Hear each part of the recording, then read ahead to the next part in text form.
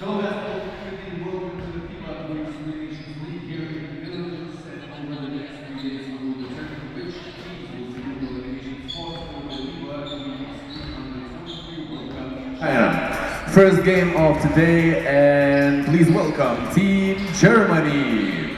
Number 12, Olivia Okpara. Number 15, Maya Manten. Number 3, Mariana Bivatov. And number 34, Lily Coopers.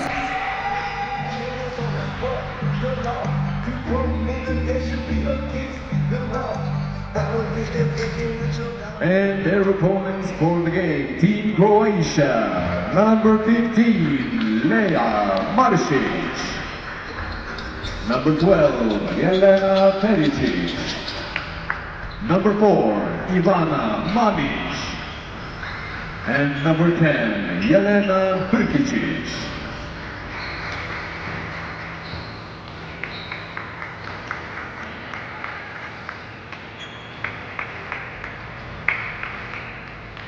And here are your referees for the game, Alexandra Rojedolgi and Cedric Rivai.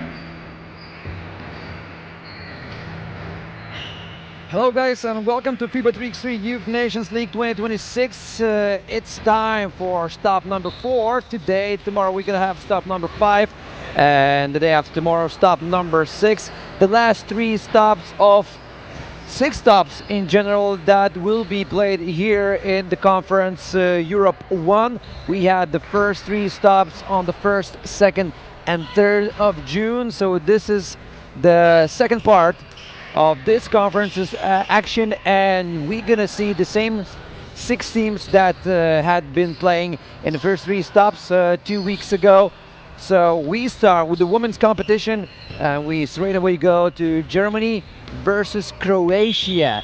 2 teams that did not play in any of the first 3 stops finals, so maybe today is the first opportunity for Germany or Croatia to play at the stop number 4 final.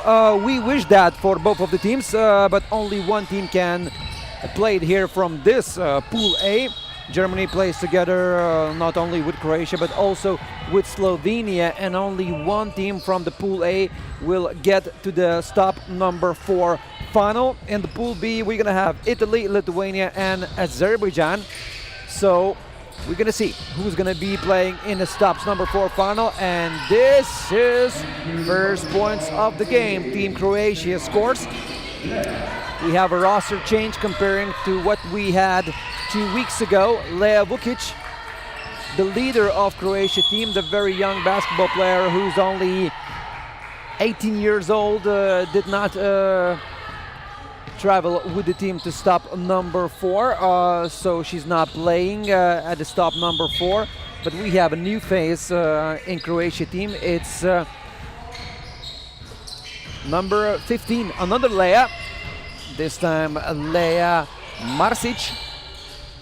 So Leja Maršić is a new player for stop number 4, number 5 and number 6, of course considering the rotation that this team can have during the whole stops, because in one stop or one rotation can play, in another we can have another set of players. You can make changes as a coach of the team. So far, after 1 minute of action, the score is tied at 1. The same story went for both of the teams during the first 3 stops. Germany won 1 game and lost 1 game during all of the first 3 stops. Croatia lost all of their 6 games in total during the first 3 stops, so all the losses, no victories. This is Mariana Bivatov. She was the best scorer in the first game between Germany and Croatia at the stop number 1. She scored 14 points out of team's 21 point in the victory, 21-16, so Bivatov scored almost the same amount of points as the whole Croatia team in that game. And Germany played another game versus Croatia at the stop number 3, also a victory, 17-12. So Germany actually seeks for victory number 3 versus Croatia, and the score is now Germany up by 2, 3-1. Ivana Mamic. Closer to the basket, and it's good. It's good. Elena Pericic with her score. Mariana Bivotov from downtown, and it's good. The leader of the team proves her worth. And it's an offensive foul. Team Croatia.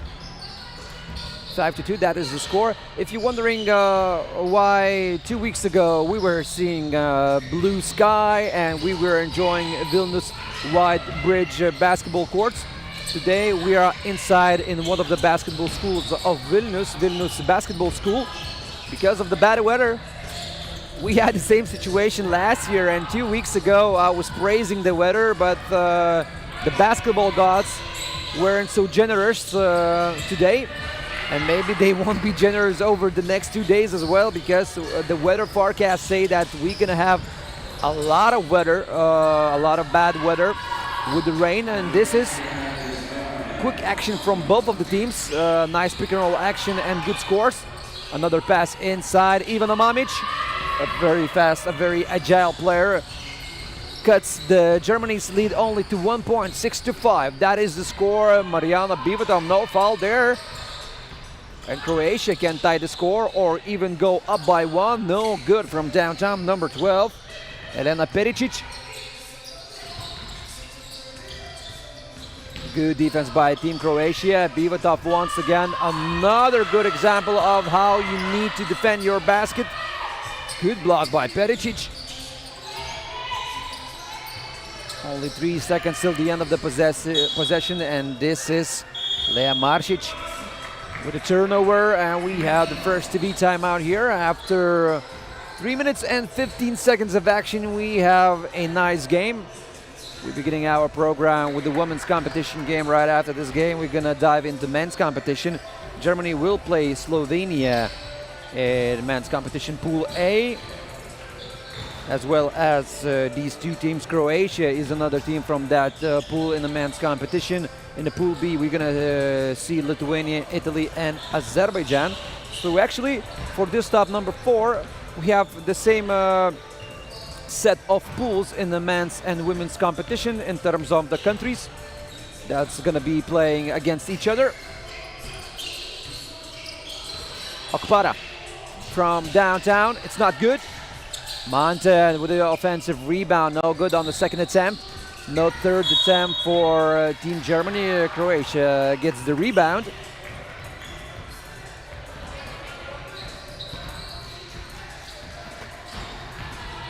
And Croatia continues the action. They're looking for their first victory in this year's FIBA 3x3 Youth Nations League Conference Europe 1. The first 3 stops were played at the beginning of June, on the 1st, 2nd, and 3rd days of June. And so far, in the women's competition standings, we see Lithuania being in the first place. But Italy is only down 10 points, so Italy can be in the first place even today if they win the whole thing, or if they finish above Lithuania in standings today at the stop number 4. But you have to have in mind that Slovenia has the same amount of points as Italy, so two teams are only down by 10 points against Lithuania in the women's competition. So a very tight race for only one ticket to this year's FIBA Under-23 World Cup that will be held in China in September, from the 15th to 19th of September. And the score is tied here. Croatia tying the score, and so far we see a nice defense by Croatia, but not on this possession of Team Germany. Germany up by 1. Croatia tried to put physicality on miniature guard Mariana Bivotov. She could handle that mismatch. 7-7, that is the score so far. Oh, nice defense by Bivotov. She blocked the entry pass to the paint. And the point is valid, yes. Croatia is up by 1 once again. Bivotov is being stopped. Her drive is being stopped, and the jump ball is being whistled here at this situation, so Team Croatia will get the ball, and they have a nice chance of going by 2 or even by 3 points after this possession. Still, Croatia is looking for their first victory in this year's FIBA 3x3 Youth Nations League 2026. Croatia is in the 5th place of the overall conference standings. If they want to go to FIBA Under 23 World Cup, they have to win it all. Not only today, but tomorrow and the day after all as well, maybe. But that could also not be sufficient, because now the difference between Croatia and Lithuania is 100 points. Germany is in the 4th place of the conference standings. They're down by 50 points against Lithuania, so their hopes are more substantial, let's just say that. But still, they also need to finish this tournament off with the good performances. And possessions like these can help you do that. Monten, second attempt points. Another pass inside, this time by Team Croatia, no good. The ball is stolen by Germany. And once again, both teams attacking the smaller guards. This time, even a Mamic was used as a target on the Croatians' offense. You have to follow those mismatches, and you have to use them. That's how basketball works, no matter if it's 3x3 or 5x5 basketball. Using those mismatches for your own good can pave you the way to the victory. Another shot from downtown, no good by Team Croatia. Germany. There should have been another pass inside, but this time intercepted by Croatia. The ball goes out of bounds of the Croatia. And a new 12-second possession for Team Germany, but this will be right after this another TV timeout.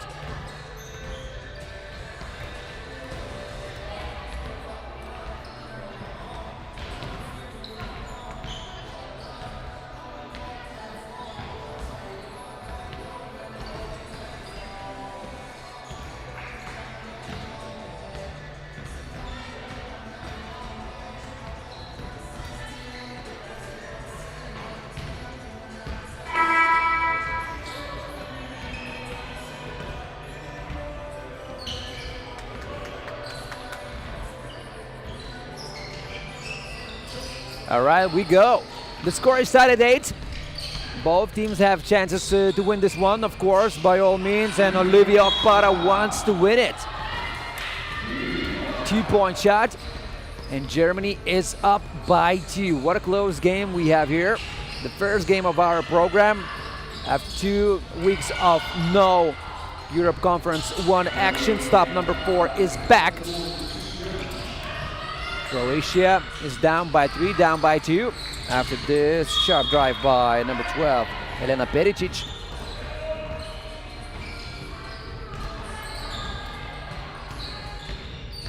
But right now, Germany is in a better situation.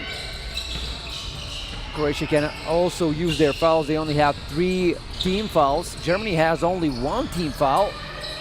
So talk about nice foul management for both of the teams. It's a shot clock violation. Croatia. They cannot stop their offense at this moment because the time is running. And Germany has a nice situation of cementing their lead. And once again, both teams forget about that out of bounds line. 11-9. Maya Monten.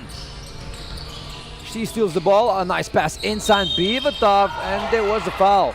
A shooting foul against Mariana Bivatov. There was clearly a foul against her. And now Croatia uses that foul a bit too late, and Bivatov goes to the line and will shoot one. Of course, in that situation, to foul on time is very hard, because Bivatov is a very smart player. She got the ball inside and she scored right away. And another score from the inside, and the score is 12-9. Perisic goes closer to the basket. She uses her body against smaller Bivutov and she scores. -2 for Team Croatia. 2 minutes 35 seconds left. Once again, long shot from Germany, no good. This time no good by Lily Coopers. And Croatia, another pass inside. They not use their outside shots. They're looking for the inside opportunities, trying to use that physicality and muscles against their opponents. Germany also relies on more dynamic offense, using two-pointers and also drives and passing inside 4 points from the paint.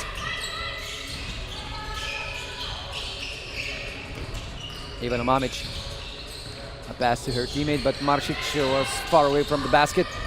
Mamic tries to save this possession, no good on the second attempt, also no good, and Maja Manton. Germany can't rely on her when it comes a talk for the rebounds. Coopers, the last 2 minutes left till the end of this game. Very tough shot by Lily Coopers off the contact against Ivana Mamic, but she scores nonetheless. 13-10. Pass inside. No foul was there, even though number 15, Lea Maršić, is not really happy about the contact that Germany provided in that possession. And we go to the timeout. Team Croatia. This team using their only one timeout during the game. Germany has still one left. And like I mentioned, do not go far away right after this game, because we're gonna dive into the men's competition. Germany will play against Slovenia. In the women's competition, Germany will also play against Slovenia as well as Croatia. The same set of pools are in the men's and women's competition, Pool A and Pool B, and only the winners of each pool will go to the stops final.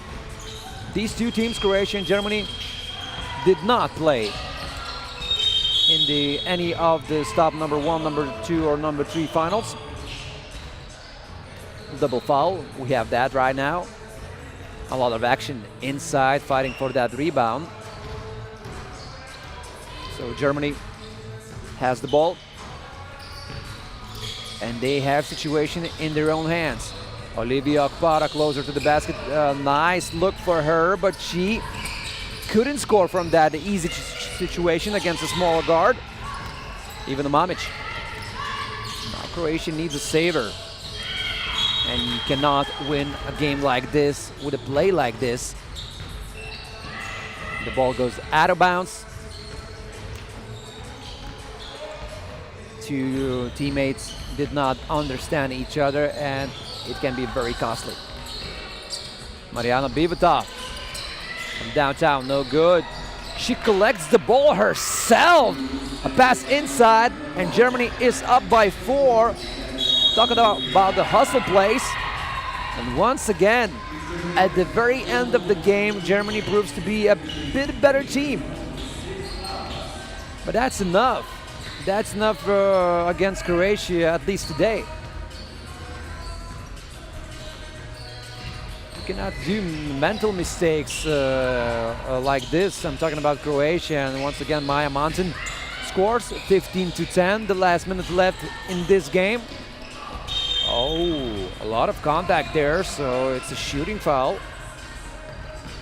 against Croatia. Elena Perisic will go to the line and will shoot one. But Croatia is not in a very good situation, to say at least. They need to score from the line, they need quick points, they need good defense. They need at least a couple of stops in the last minute of this game's action. Bivutov to Maja Manton. No stop was there for Team Croatia, and Germany just scores another point from inside. 16-11. Fake handoff. No good on the continuation of action for Team Croatia. Olivia Okpara. A pass outside. Manton can close this game, but way off the mark from downtown. No good. And still Bivutov with the ball. a true leader. Germany has a true leader in Mariana Bivatov. She does everything on the court, even though she's one of the smallest players in this year's FIBA 3x3 Youth Nations League Conference 1, Europe 1. Talk about the hustle, talk about the leadership from Mariana Bivatov. I mentioned before, she scored 14 points in the first occasion when Germany meet Croatia at the stop number 1. That happened on the 1st of June. And now Mariana Bivatov seals the deal, scores team point number 17. And Germany is up by 6. Ivana Mamic. 3 seconds left, and it is a shot clock violation, Team Croatia. No points was there. So problems are pouring endlessly for Croatia in the second part of the game, even though in the first part of the game we had a tie score of 8-8. So everything collapsed from that point of for Croatia. Olivia Para. A pass for Bivatov. She lets the ball fly, but it did not go in. So 17-11, we have the first score of our program. And now we're gonna see Germany playing against Slovenia, so stick around.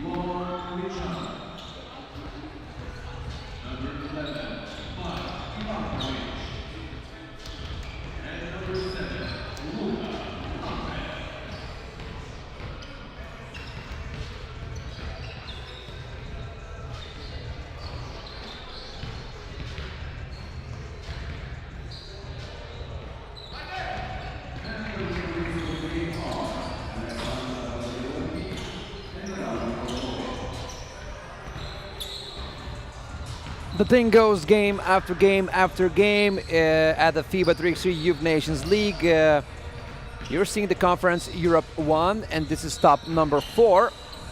And it's time for Germany versus Slovenia in the men's competition.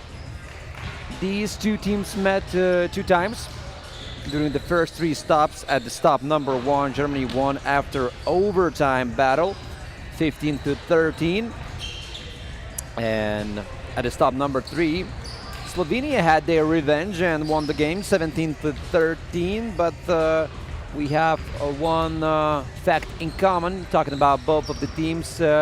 Both Germany and Slovenia did not play in any of the stops that had been held before finals. So maybe today, like I mentioned in occasion in the women's competition in the game versus Germany and Croatia, maybe Germany or Slovenia will play today at their first stop final for the stop championship title and for the maximum amount of points after stop will be played. And of course, results like these reflects on a conference standings in the men's competition. Germany is in the 4th place, being down by 100 points against the leaders of the conference, Lithuania. Slovenia is down by 110 points against Lithuania, and Slovenia is in the 5th position. But both of the teams are very talented, very physical, and I firmly believe that Germany and Slovenia can play at the stops final even today. Germany. So far, both teams haven't scored yet. Nice fake, a nice shot. Germany is up by 2 points. Joshua Higuita, no points there. And we have a new player in Germany that we did not see 2 weeks ago, number 21, Limana Lilonge Adoyi. Kilian Walter, a guard that played in the first stops, is on the bench of not registered players. So maybe he'll play tomorrow or the day after tomorrow. And Adoyi with his first score in this year's FIBA 3x3 Youth Nations League. So Germany is up by 3. Adoyi, a pass inside. And the ball goes for Slovenia. And Galusic goes off the bench. One of the most fascinating players from the stops, number 1, number 2, and number 3 in the men's competition. He can dunk the ball with an exclamation point. Offensive foul. Team Slovenia, so Germany will get the ball. And another chance for Germany to go up by even 1 or a couple of points here. Nice start by Team Germany. Only 1 minute and 12 seconds of action has been played, but Germany is trying to consolidate their lead very early on.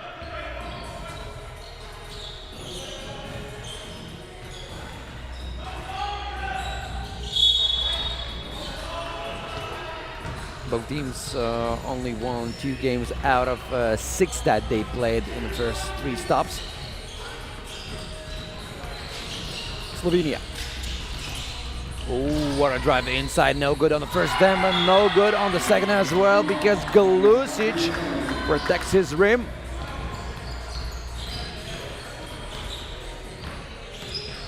Nice rim protector, David Galusic. He has long arms. Once again, David Galusic. Unstoppable force on defense, as well as the offense. Dancing with the ball, finishing with 1 point. Germany is up by 4 points, 4-0.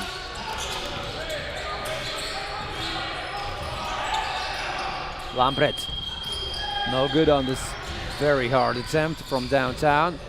He goes to the paint and he gets and 1.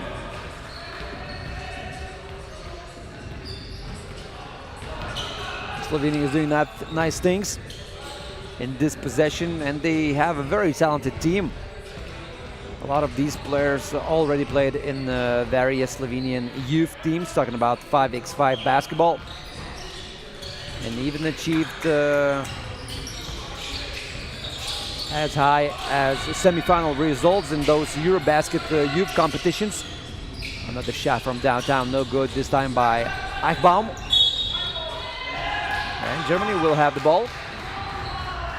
4-2. So Slovenia tries to stop the bleeding in the beginning of the game, and it goes pretty well for them. Galusic under the basket, he gets blocked. He gets his own medicine, but he scores on the second attempt. Proves his worth under the basket, even though he had a minor loss there. A lot of physicality between these two teams. Both teams has tall rotations.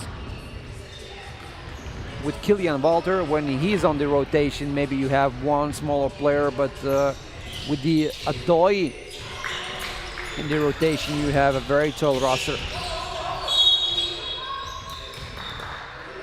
Slovenia will get the ball, even though Günther is not very happy about the call of the referee. Alexandra Roshevolgi and Rauna Kobin referees the game. Oh, we have the first dunk of the program. What a nice dunk. Mark Filip Ivankovic. Günther. It wasn't a dunk, but the same 1 point that Germany needs to maintain the lead. The lead is +3. Another foul, Team Slovenia, team foul number 3. Both teams has 3 fouls each. And I'm a bit surprised, considering the amount of physicality between these two teams. These 3 fouls doesn't look too bad.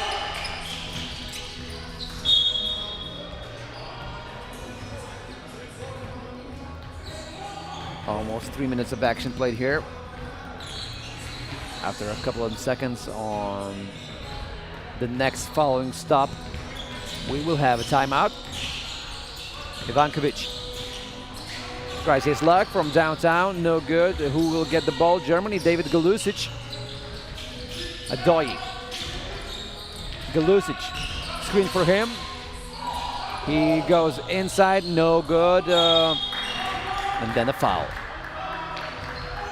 Team foul number 4 for Germany. And we go to the first TD timeout here.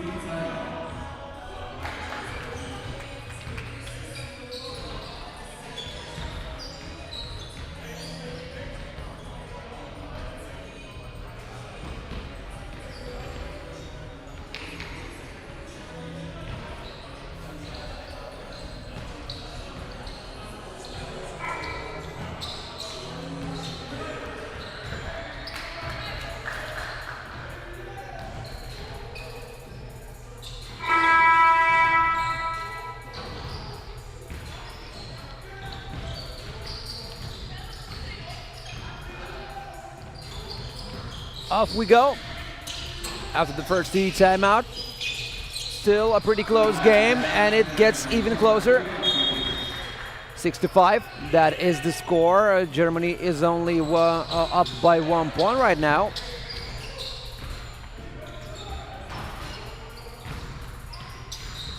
And another opportunity for Slovenia to tie the score if they have a nice stop, but they didn't have one.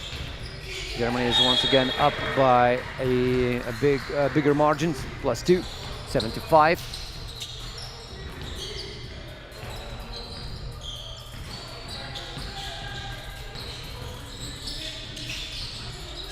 At stop number 3, Germany did not collect any of the victories that happened for the first time in this year's FIBA 3x3 Youth Nations League 2026. In the first 2 stops, they were so close at being at the final in each of the stops, but the stop number 3 was the most unsuccessful for Team Germany. And this is another foul. Both teams going closer to the bonus. But since it was a shooting foul against Adoi, he will shoot one. And he can have his team's lead up by 3. Right after this game, we can have the first 2 games from the host teams. In the women's competition, Lithuania will play against Azerbaijan. And right after that, in the men's competition, Lithuania will play against Azerbaijan. So the same set of teams will be playing in the men's and women's competition. And of course, it's always nice to see some host action. We don't have the same amount of fans that we have a couple of weeks ago when we played outside at the White Bridge Vilnius basketball courts. Today we play indoors at the Vilnius Krepšinio Mokykla, or Vilnius Basketball School, where a lot of good professionals from Lithuania started their careers in 5x5 basketball. Some of them also play 3x3 basketball as well. And here with the 5 minutes and 48 seconds left, Germany is up by 3.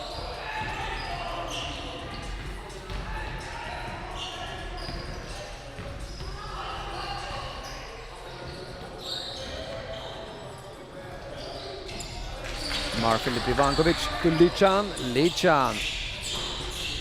Sharpshooter of this team, no good. This is Tadej Tolnaric. Bulldozes his way through Adoni. And he scores against Adoi. 8-6. Like I mentioned before, these 2 teams played 2 times already this summer.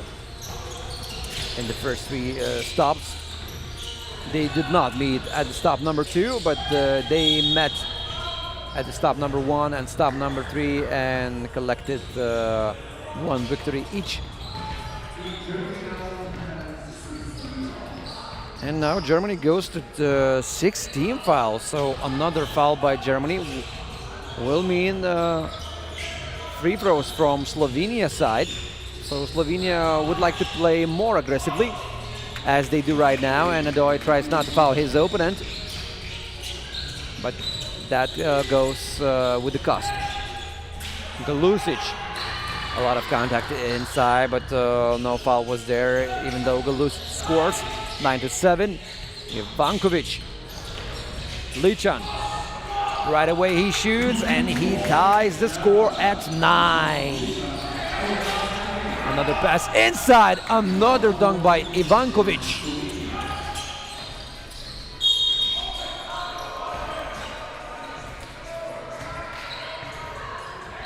Nice stretch of the game by Slovenia.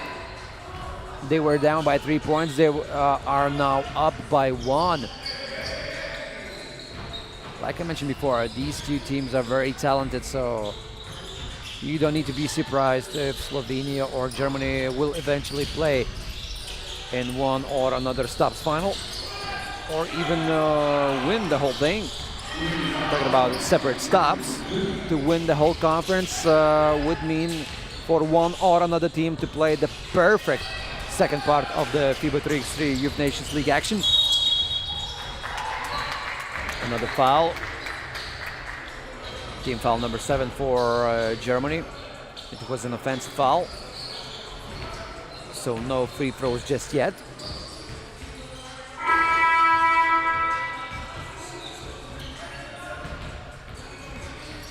And the score is tied so far at 10.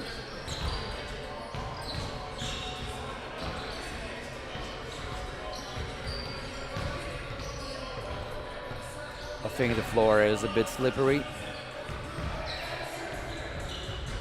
And the ref's looking for the mop, but I think we can continue with the action, yeah? Alexandra Rocha-Volgi and Rauna Kobin this game's refs. Oh, what a tough shot. Trying to scoop that ball in the basket, and finally the ball is lost.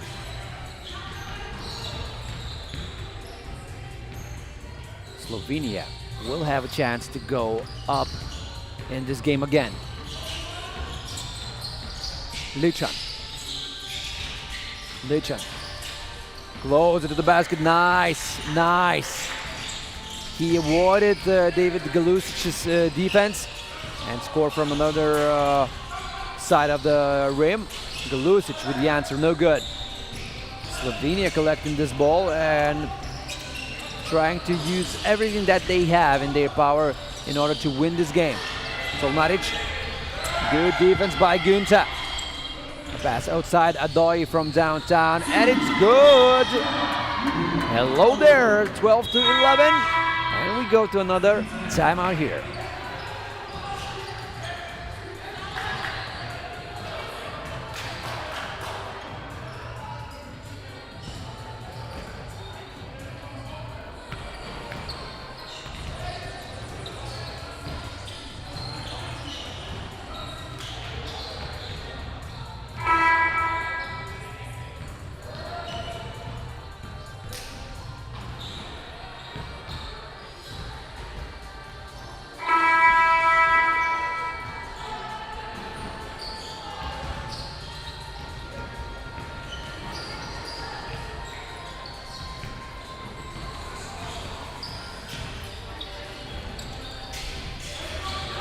We go into the last 3 minutes and 24 seconds of this game.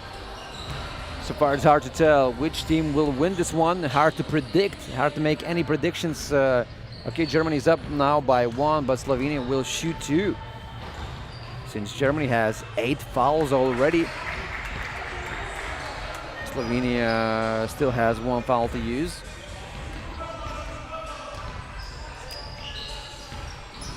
And Lapret with 2 scores from the horizontal line, and Slovenia is up by 1. Very tough shot by Akbam. The score is set at 13. What a nice game we have here. Ooh, look at the power inside Mark Filip Ivankovic. He's just physically stronger, just a bit physically stronger than Galusic. That's how he paves his way closer to the basket. Galusic, well, he has something in his advantage. Speed, nice feet, good mobility, but he did not finish on that possession. Another shot from downtown, no good. Ivankovic misses. And another foul by Team Germany. Fouls can kill Germany at the very end of the game. Team foul number 9. Another 2 shots from the line for Slovenia, and now they can go up by 3 if they make both of the free throws. Another foul by Germany would mean not only 2 free throws, but also an extra possession for Slovenia.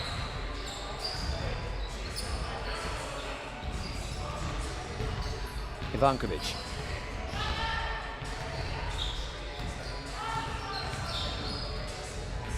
Makes the first one. Of course, when you play indoors, you cannot make any excuses because of the wind or the weather, as you could have done 2 weeks ago. Ivankovic makes them both. 16-13. Eichbaum. Easy finish. Germany still has all the hopes left, but they need stops. Ivankovic. He was stopped illegally. Adoy just jumped in his cylinder, in his landing zone. So Ivankovic will shoot 2, and Slovenia will have the ball after these 2 shots. So 17-14.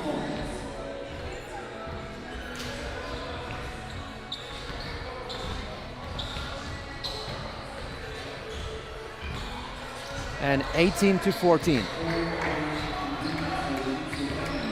That is the score right now.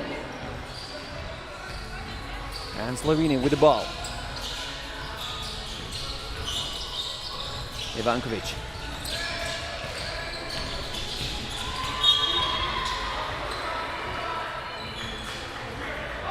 The score is 18-14. So Slovenia did not use that extra possession because of the Germany fouls in their favor. So the score remains the same, 18-14. Germany lost the ball. It seems like Germany is not only lost that possession, they can only lose the whole game with decisions like this. Lambert goes closer to the basket, and he travels. Did not maintain coordination on that one, and that's how he lost the ball. So Germany has the last 2 minutes and 2 seconds of hope here. Of course, they not only need scores, but also need stops.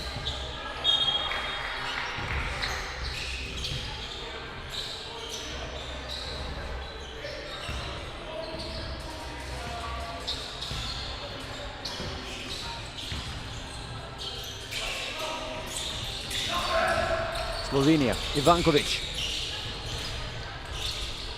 Paving his way through, not scoring in the first attempt. Solnaric scores on the second. Adoyi. A fast shot, but maybe it was too fast. He just rushed a bit and he burned that possession for his team. 19-14. And if Slovenia scores a 2-pointer here, they can win the game with 21 points. Lichan, Ivankovic. Also, Germany's foul can do that favor for Slovenia. Ivankovic, no good, way off the mark. And Ivankovic sits on the bench, saying to his teammate he didn't feel himself on that possession.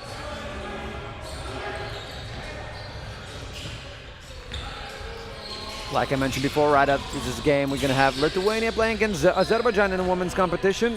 Nice defense by Slovenia. And according to the rules, even if the ball touched the side basket, that is not used, the ref has to give the ball to the other team. But nonetheless, Germany did not use that present from Slovenia, and they lost the ball themselves. So that just shows that a lot of said and done in this game.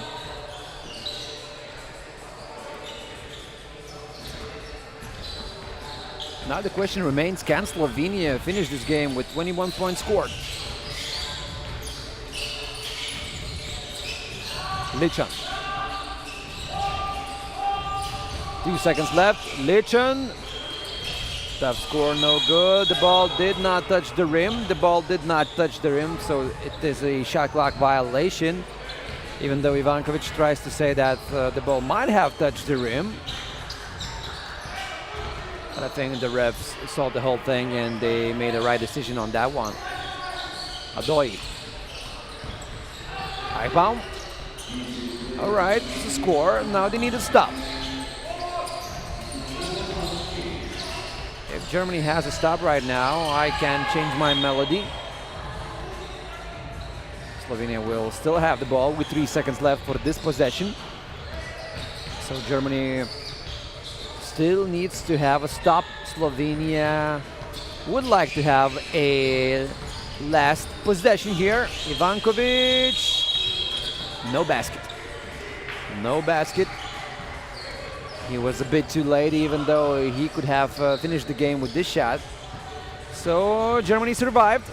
Now they need a score. Günther. Closer to the basket, Günther, and it's good. Germany is down by 3 points. Another stop is desperately needed. No fouls should be used. No fouls were used on that possession by Slovenia. Eichbaum. Adoy close to the basket, no good. And Slovenia, will they finish with 21 points? No, but they score nonetheless. 20-16.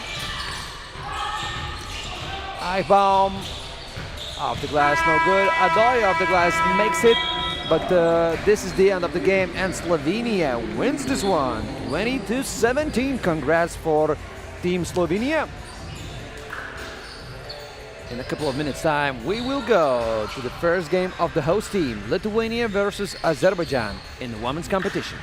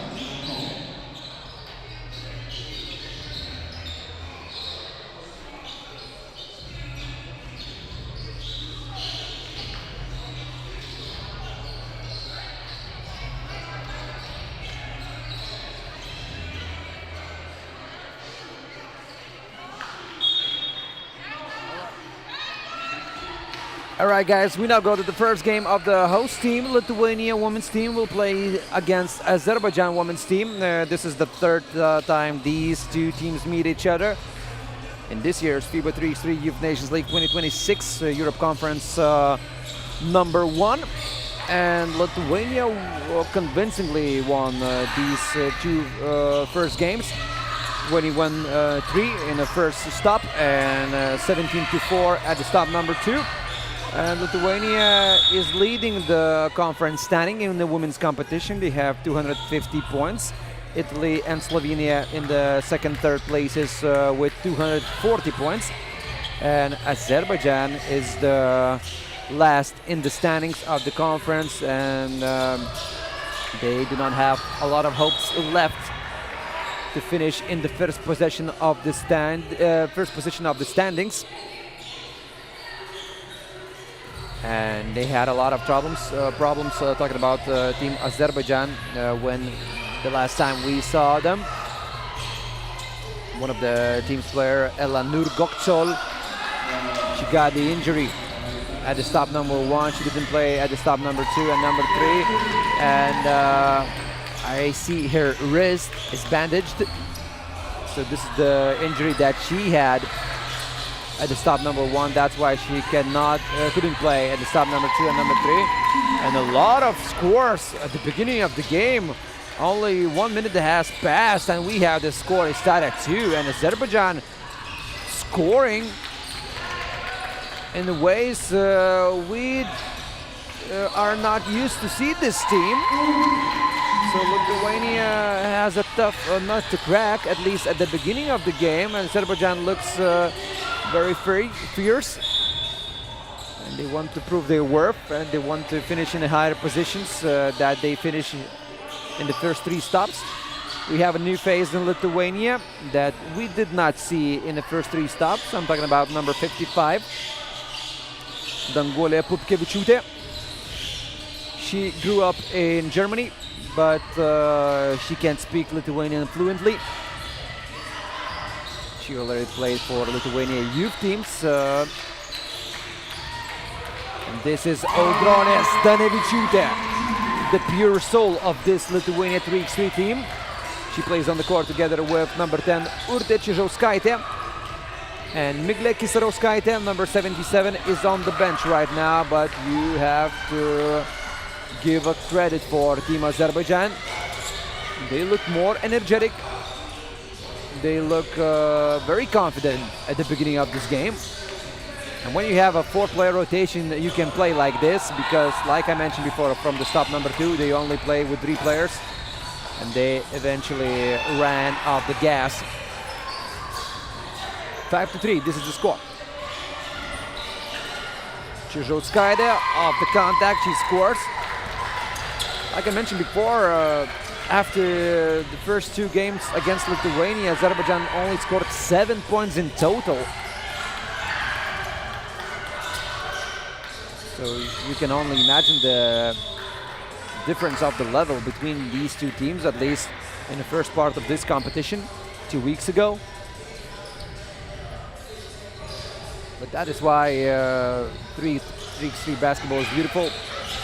You can play one set of games and be better than the other team, and after some time out, when these two teams meet again, another things can happen. But Danguolė Pupkevičiūtė, with her first score from downtown, does not want any surprises, and she steals the ball. So after a good offense comes a good defense by Danguolė Pupkevičiūtė. And Lithuania is up by 5, and with her help, that lead can be even bigger. Stanevičiūtė from downtown, another long shot by Lithuania. Another stolen ball by Lithuania. Unsportsmanlike foul from Azerbaijan. What is happening right now here? The storm is outside, the green-white storm is inside, and we have the first TV timeout here.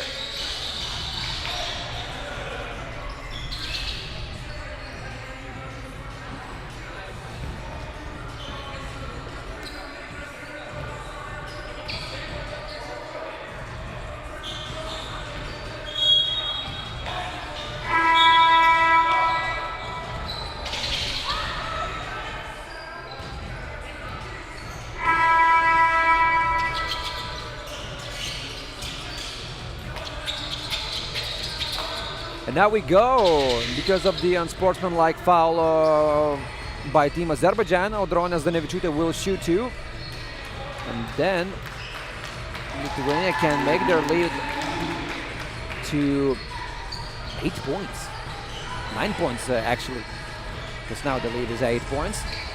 And Audronė Stanevičiūtė has another chance from the line. She scores them both. So after a nice start by Azerbaijan, Lithuania just hurricanes through the opponent's defense, and now the score is 14-3. How quickly the score went from tied to double-digit lead. Kisarauskaitė, no good. This time the ball is collected nicely by Azerbaijan. Sarmanes Ramazanli, the leader of this team. No good from downtown. Team Azerbaijan misses. Čižauskaitė to Kisarauskaitė to Zdanevičiūtė. Zdanevičiūtė goes inside. She could have done N1 play, but she missed after the foul. But she will shoot one or not? No, it wasn't a shooting foul. The foul was on the floor, and Azerbaijan is not in the bonus just yet. Butkevičiūtė, a pass inside, and the ball is lost. Urte Čižauskaitė shows to Danguolė that the pass should go higher.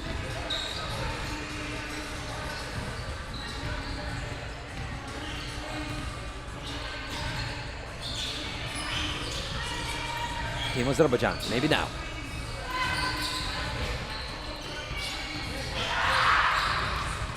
They need something, but I think the ball was touched by Urte Čižauskaitė. She blocked the shot with her fingertips, and Azerbaijan is only having 3 seconds in this possession.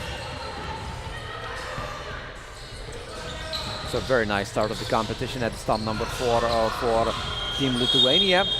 They will also play against Italy in this Pool B, and only the winners of the Pool B will get to play versus the winners of Pool A for the stop number 4 winner's title and the maximum amount of points after stop number 4. The winners of each stop gets 100 points. Lithuania already won stop number 2. They played in the final of stop number 3 and finished in the 3rd position of stop number 1. So they're the leader of the conference.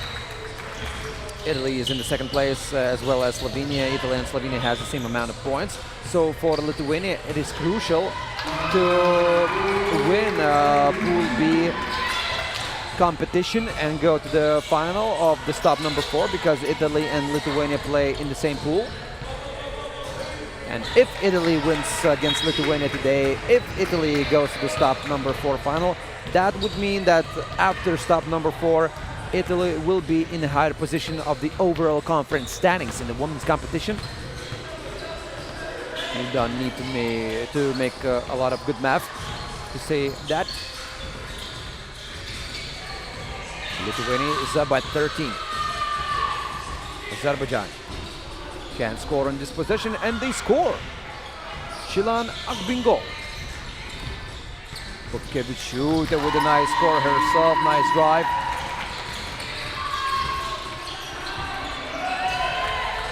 And Butkevičiūtė steals another ball. Čižauskaitė will shoot one. Team foul number 5 for Azerbaijan. Miglė Kisarauskaitė goes on the bench, and Audronė Zdanevičiūtė is back into the action. Urte Čižauskaitė back in 2019. She became the Eurobasket champion of under-16 tournament with the Lithuania's team.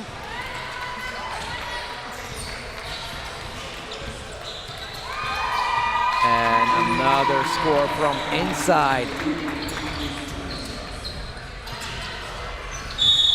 90-4. So only one question remains. Will Lithuania score that 21 point?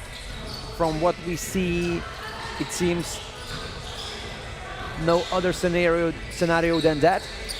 Oh, Azerbaijan! Team point number 6. They get their record of scoring against Lithuania. And Audronė Zdanevičiūtė finishes it off with a G-pointer. Look at her. Look at the emotions from Audronė Zdanevičiūtė and the whole Lithuania team. The host team wins the game 21-6. What a domination by Team Lithuania. And we say sveikiname Lietuvą, or congratulations Lithuania. And now we go to another host game. Lithuania against Azerbaijan in the men's competition. Just in a couple of minutes.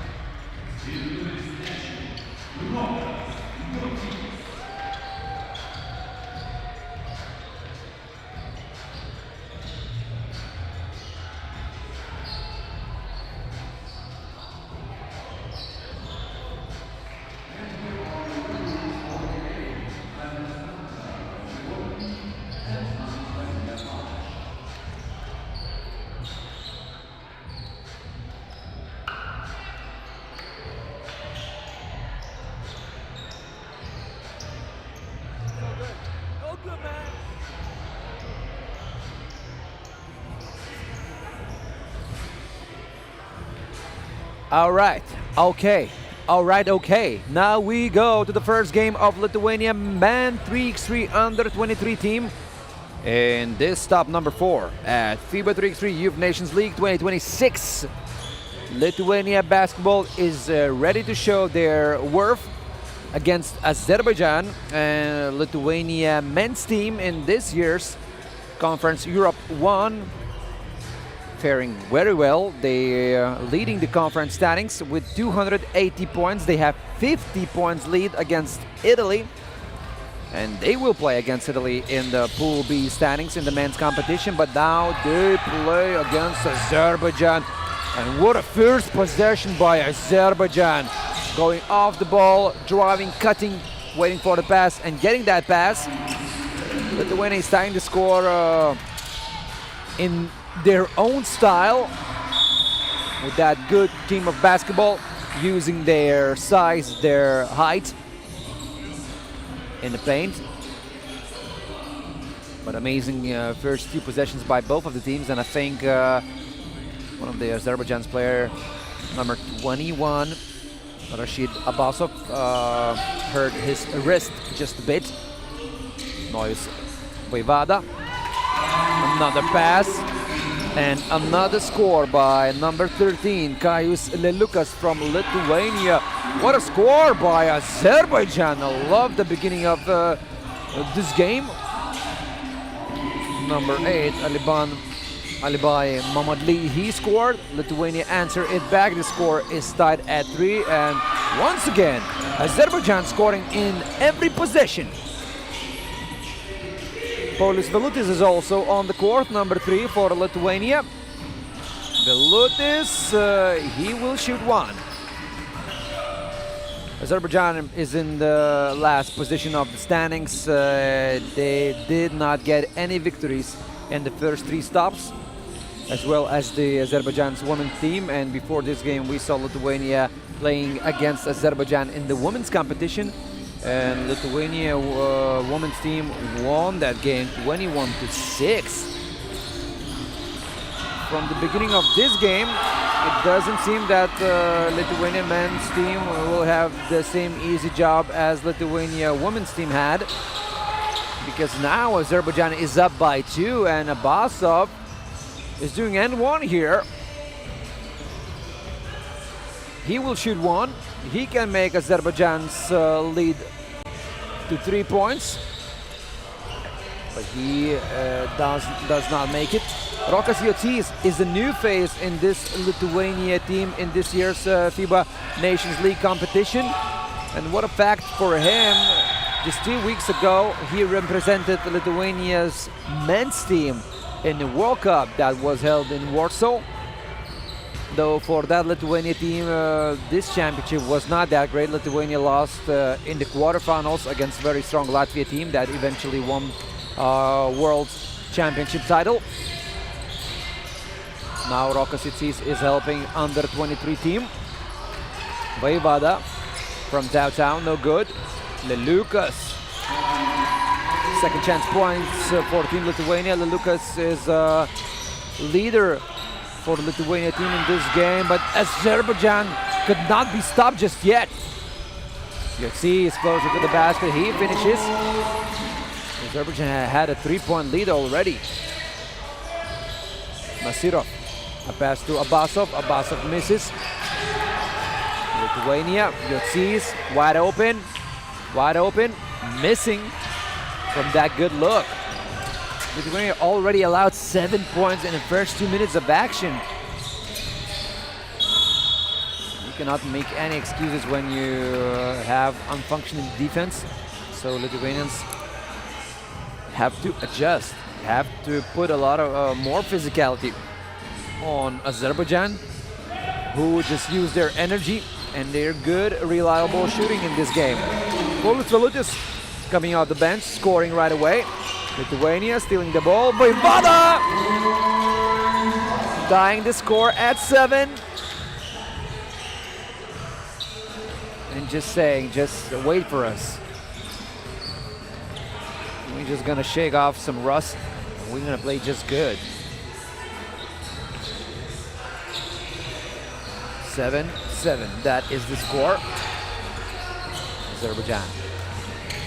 Abbasov. Oh, Azimov did not understand what Abbasov was thinking in that possession by Azerbaijan. Abbasov wanted to make a sharp pass inside, unexpected pass, but nobody expected, even his own teammate.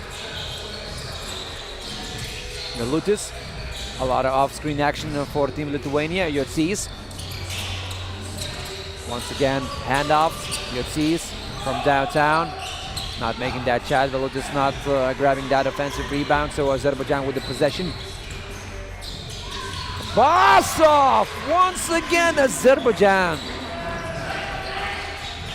You cannot not love them for the beginning of the game. Lithuania once again scoring. Lithuania is just doing Lithuania things, but Azerbaijan trying to jump just a bit above that what they showed in the first 3 stops and play even better, even energetic, and even more accurate. We see a foul. And we go to the first TV timeout here.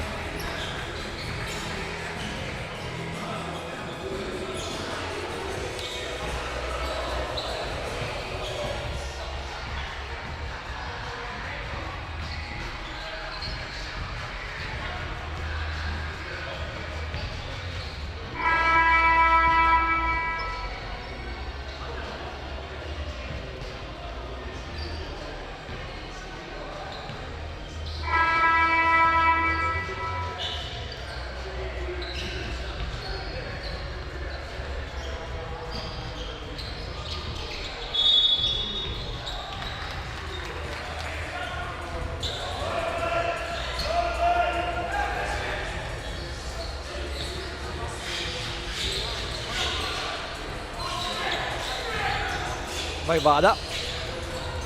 Oh my goodness! If you don't love this, you don't love 3x3 basketball. Noise Vaivada with another dunk in this year's FIBA Nations League competition. Oh my goodness, oh my, another dunk. Woo! 10-9 for Azerbaijan. I just want this game to continue for more than 10 minutes or more than 21 points. If we can have that, please. Oh my goodness! So much stuff happening. Both teams cannot stop. Are we playing 2x speed right now? I don't know. 13-11. Vaivada. Tying the score at 13.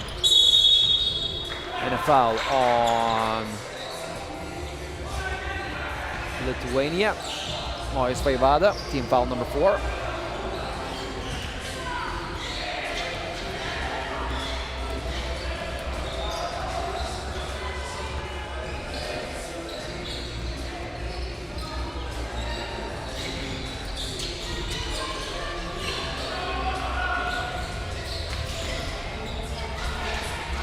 Azerbaijan, no way, no way, no way. You can score from that.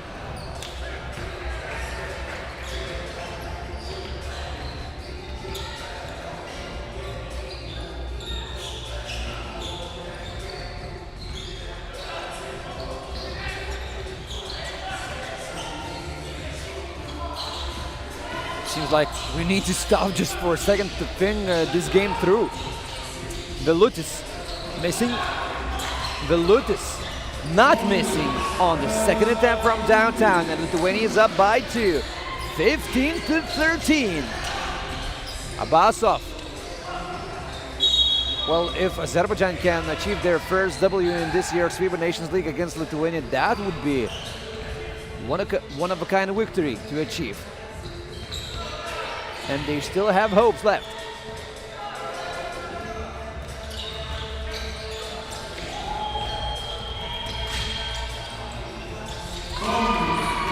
And another shot from downtown by Lithuania. 17-13. Lithuania is only 4 points away from the victory.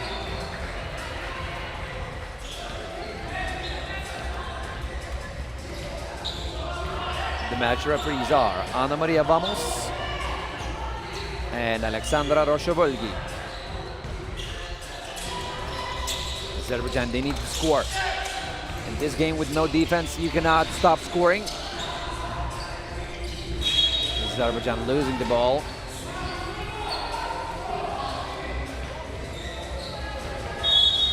And we go to timeout.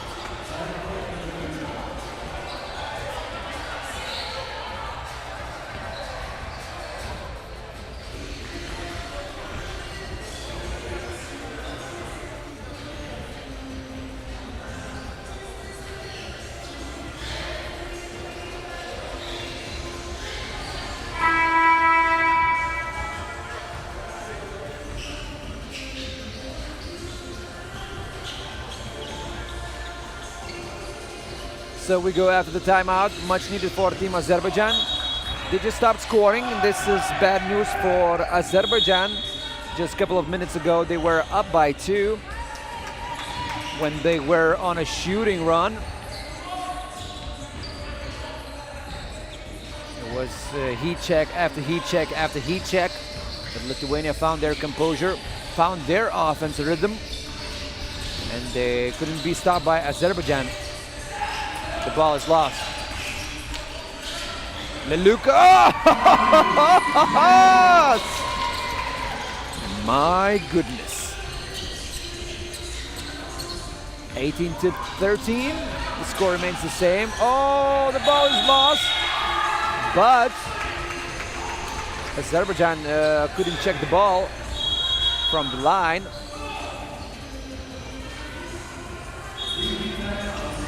Now we go to the second TV timeout here.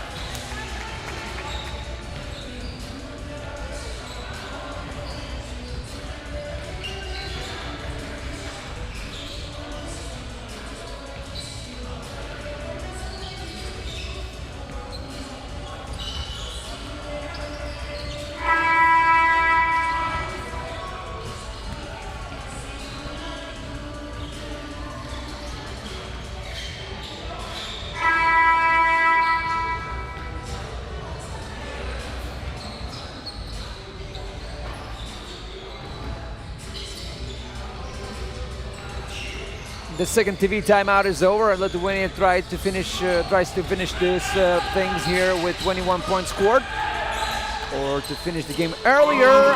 Vilnius making the first part of the plan easy. 20-13. Now Lithuanians are on a big run here. Vilnius, and now we have it.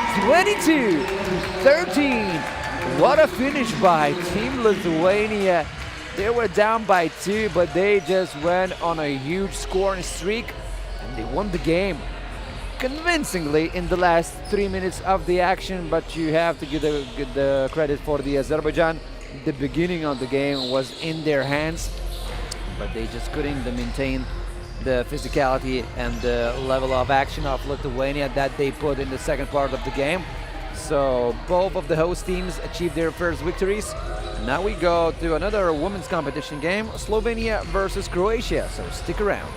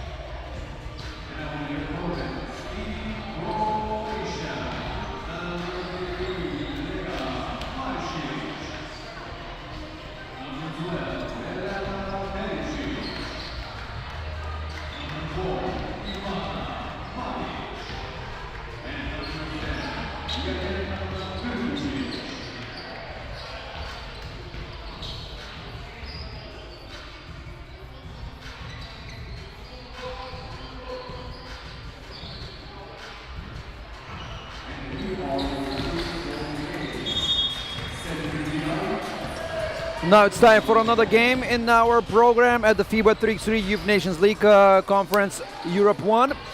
Stop number 4, and I'm gonna say only one thing. Kdor ne skače ni Slovenc. Or who's not jumping, not Slovenian.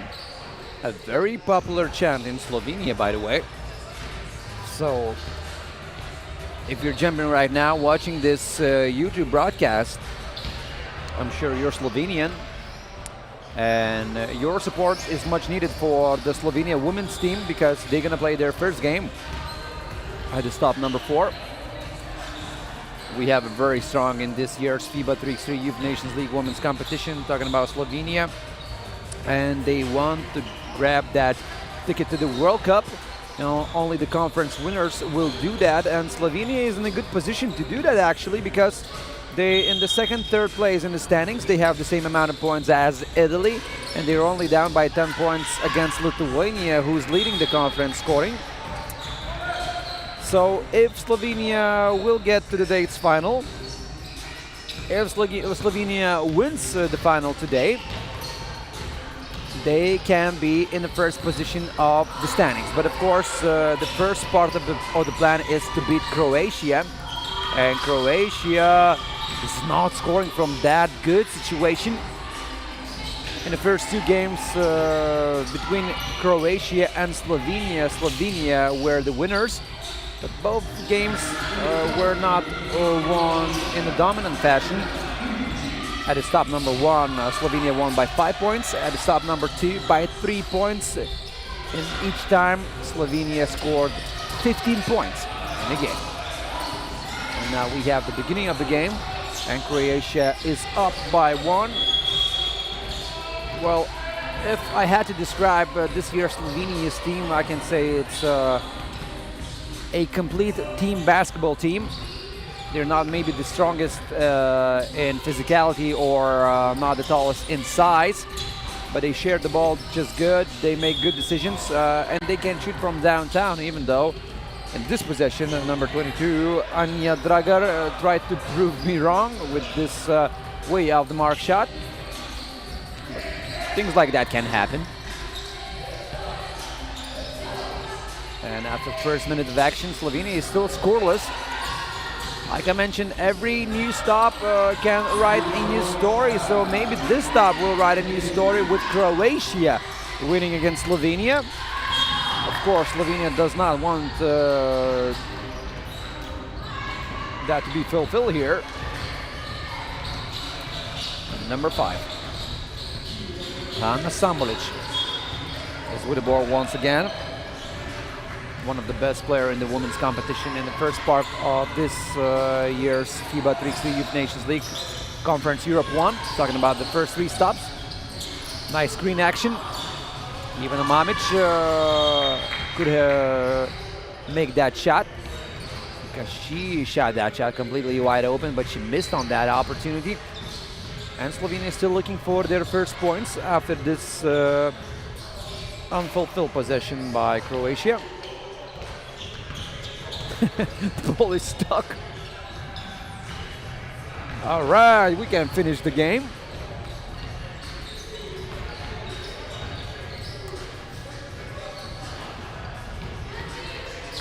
Slovenia. Oh, what a block! What a block by Croatia's number 12, Ilana Pericic. Ilana Pericic makes that huge block.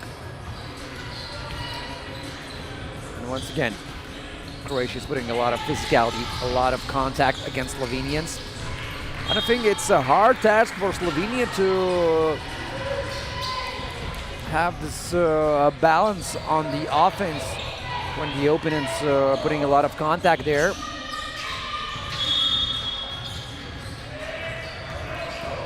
It's a warning for a potential technical foul.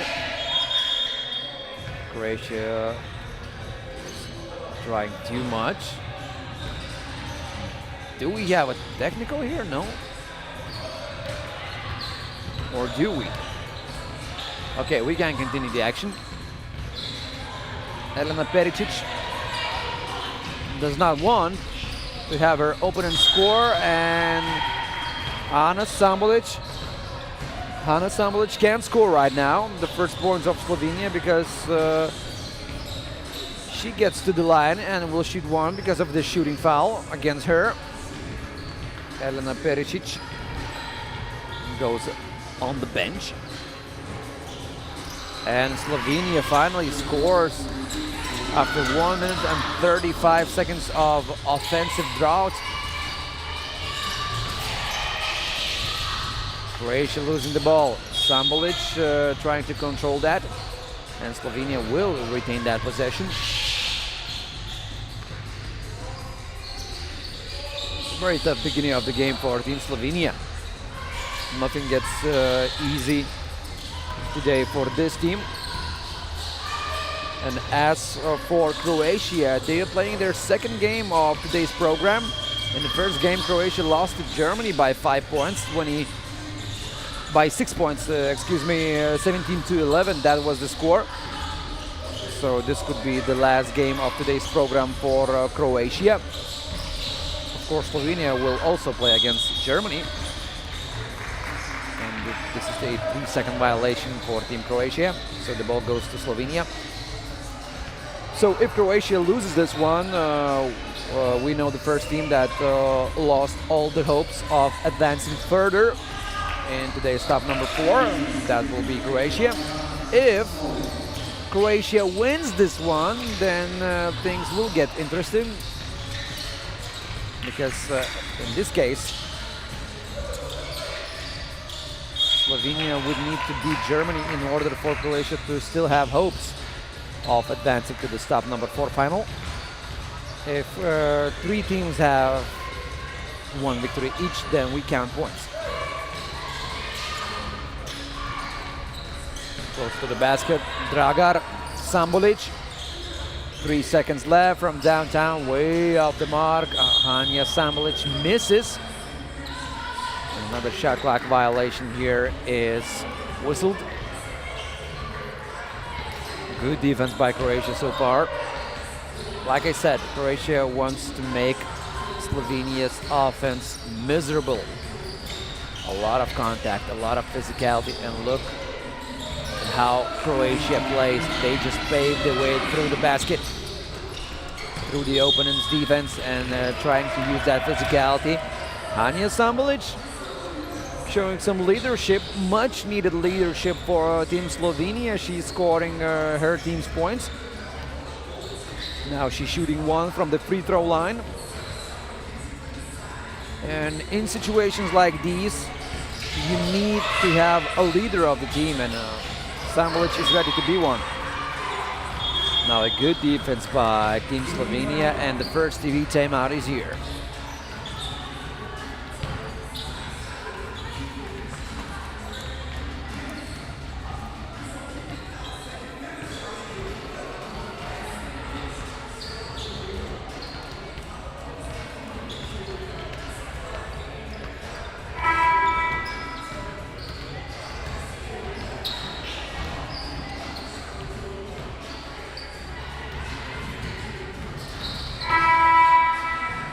Aide, or come on.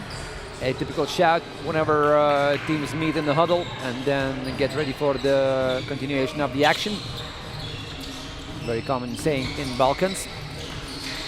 And now Slovenia, Dragar. Shows some fierceness, going closer to the basket, no good on that attempt. Slovenia, Sambulic. Again to Dragar, Dragar in the paint. Another shooting foul by Team Croatia. Well, the problem is not the amount of fouls, but when these fouls are being whistled against Slovenia, maybe third shooting foul, even though Croatia is still not in the bonus. They still have one foul to give. But a lot of those first 5 fouls were shooting fouls. You don't want that. You don't want that. The score is already tied, so slowly but surely Slovenians adjusting to the physicality of Croatia, finding the ways to score. And now Slovenia gets warning for a potential technical foul. Croatia.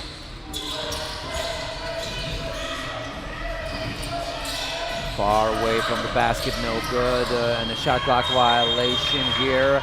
Team Croatia. Good defense by Slovenia, and they say that okay, you can defend, but we can also do that just pretty well. And the first task for Team Slovenia is push their opponents far away from the basket, not let them score from the inside. It's another foul, team foul number 6 for Croatia. And now Croatia cannot foul anymore. They're in the bonus right now. And Slovenia has 0 fouls. Talk about tough beginning, but then thinking the things through. Another shot from downtown, this time missed by Tina Tomšić. Ivana Mamić for Croatia. Under the basket, the first shooting foul for Team Slovenia, the first team foul. And it's a shooting foul like I just mentioned. Croatia's number 10, Jelena Brkičić, can once again make her team lead by 1 point.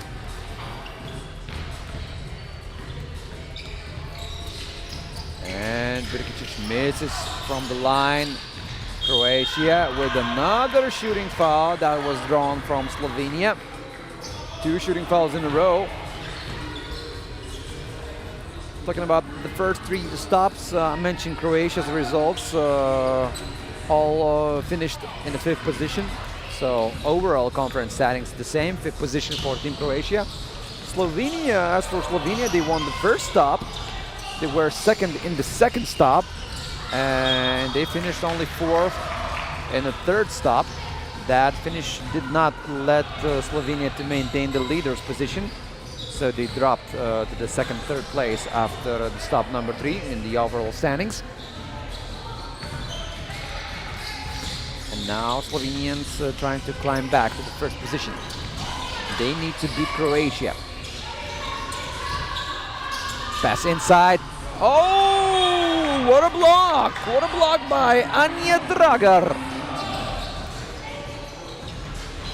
Nice roll inside on the offense, but even nicer block by Dragar. From the land of dragons, and what a shot, Croatia! Nice.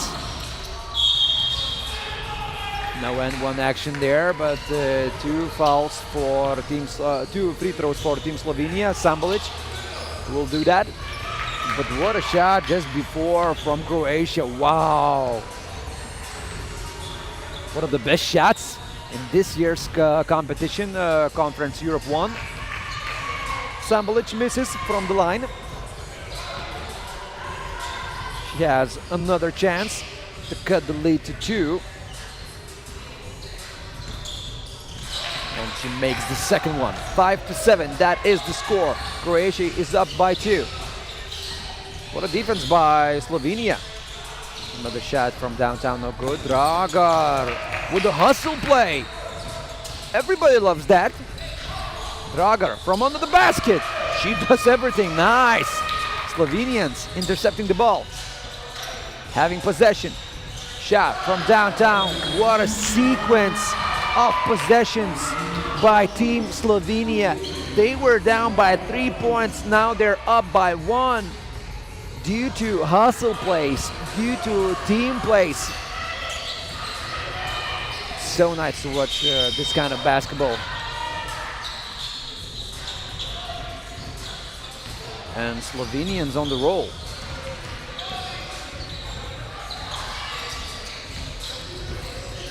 Less than 5 minutes left till the end of the game. Another pass inside. This time caught by Ilea Maršić. And she manages to score on the last second of the possession. The score is tied at 8 and will remain tied at 8 because Slovenia just lost the ball on that possession. And Hana Sambolic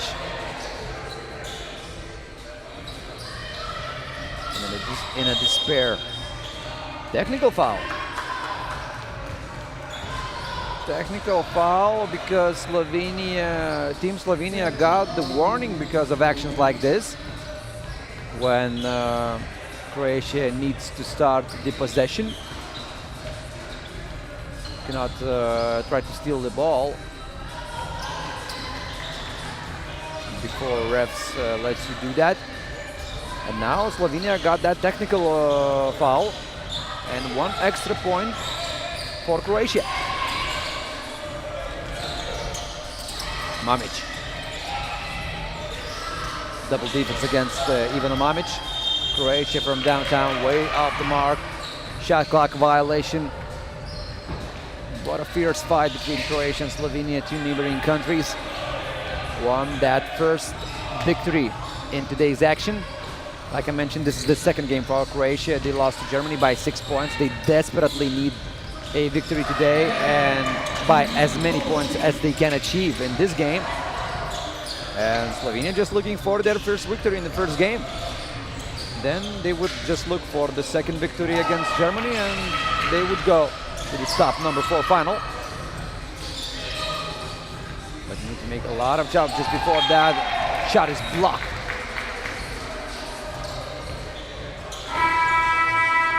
And we got the second TV timeout of the game.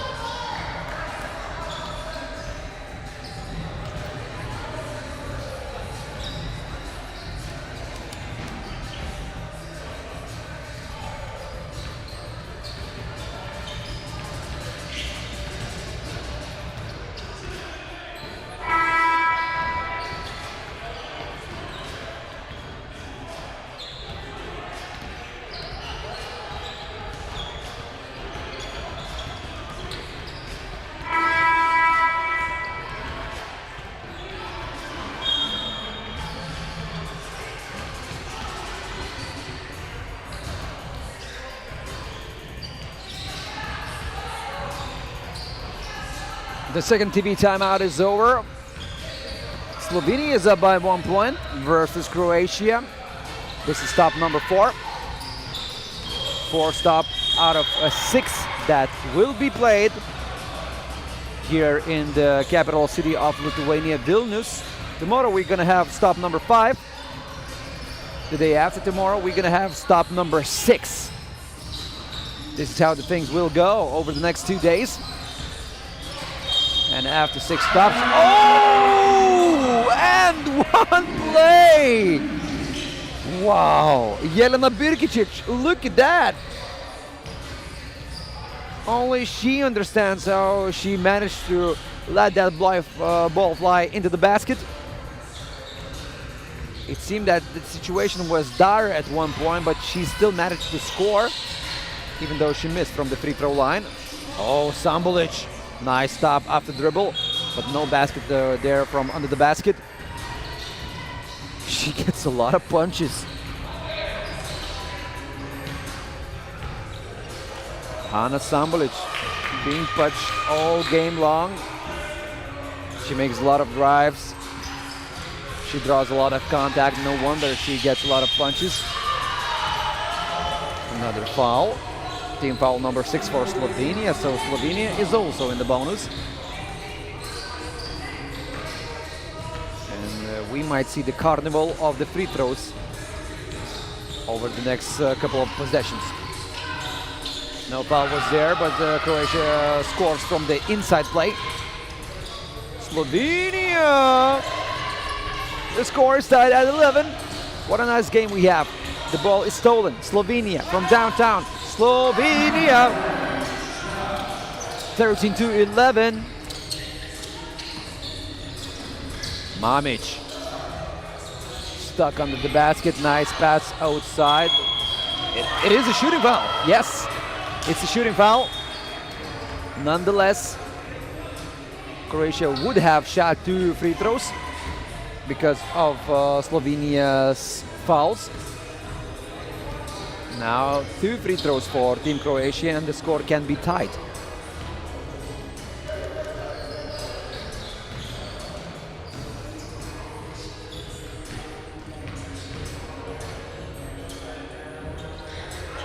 But the first shot is missed by Pericic. Elena Pericic needs to make at least 1 point.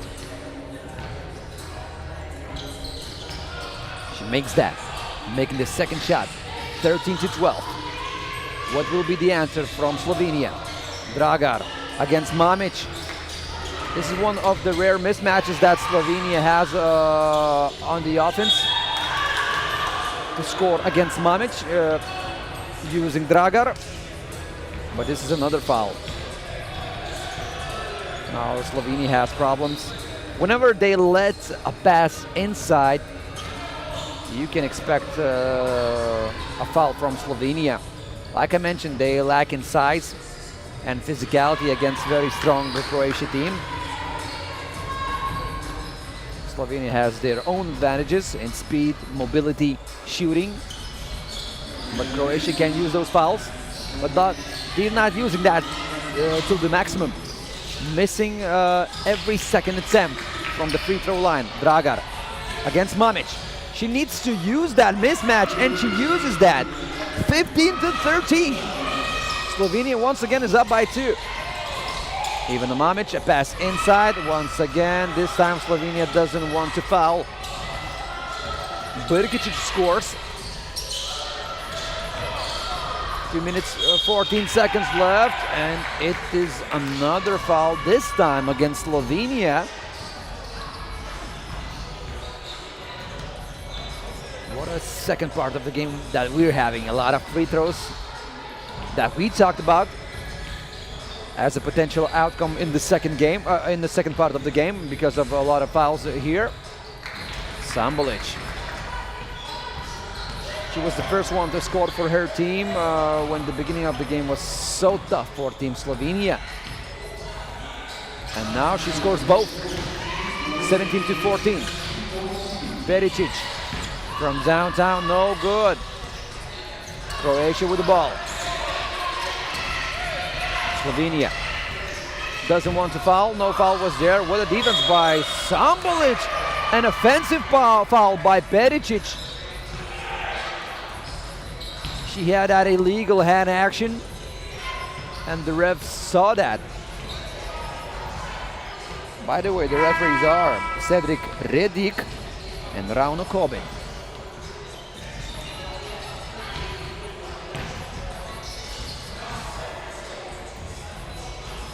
We're at the sub 2 minutes mark at the end of this game. 17-14, that is the score right now. Slovenia is finally in a bigger control of the game. Croatia were in that situation in the majority of the minutes that already passed, especially in the first part of the game. They controlled everything, but Slovenia took that from the Croatians' hands. Dragar missing from a good look, no good. Croatia from downtown, also no good. Who will get the ball? Slovenia does that. Sambulic from downtown, and she makes it. The leader speaks again. 19-14. And now the situation became from bad to worse for Croatia. From worse to worst for Croatia. With every possession, they are getting closer to the loss. I'm talking about, of course, about Croatia. Slovenia only needs 2 points. Maybe now? Yes! We have a W for Team Slovenia. Tomšić seals the deal. And Team Slovenia will play against Germany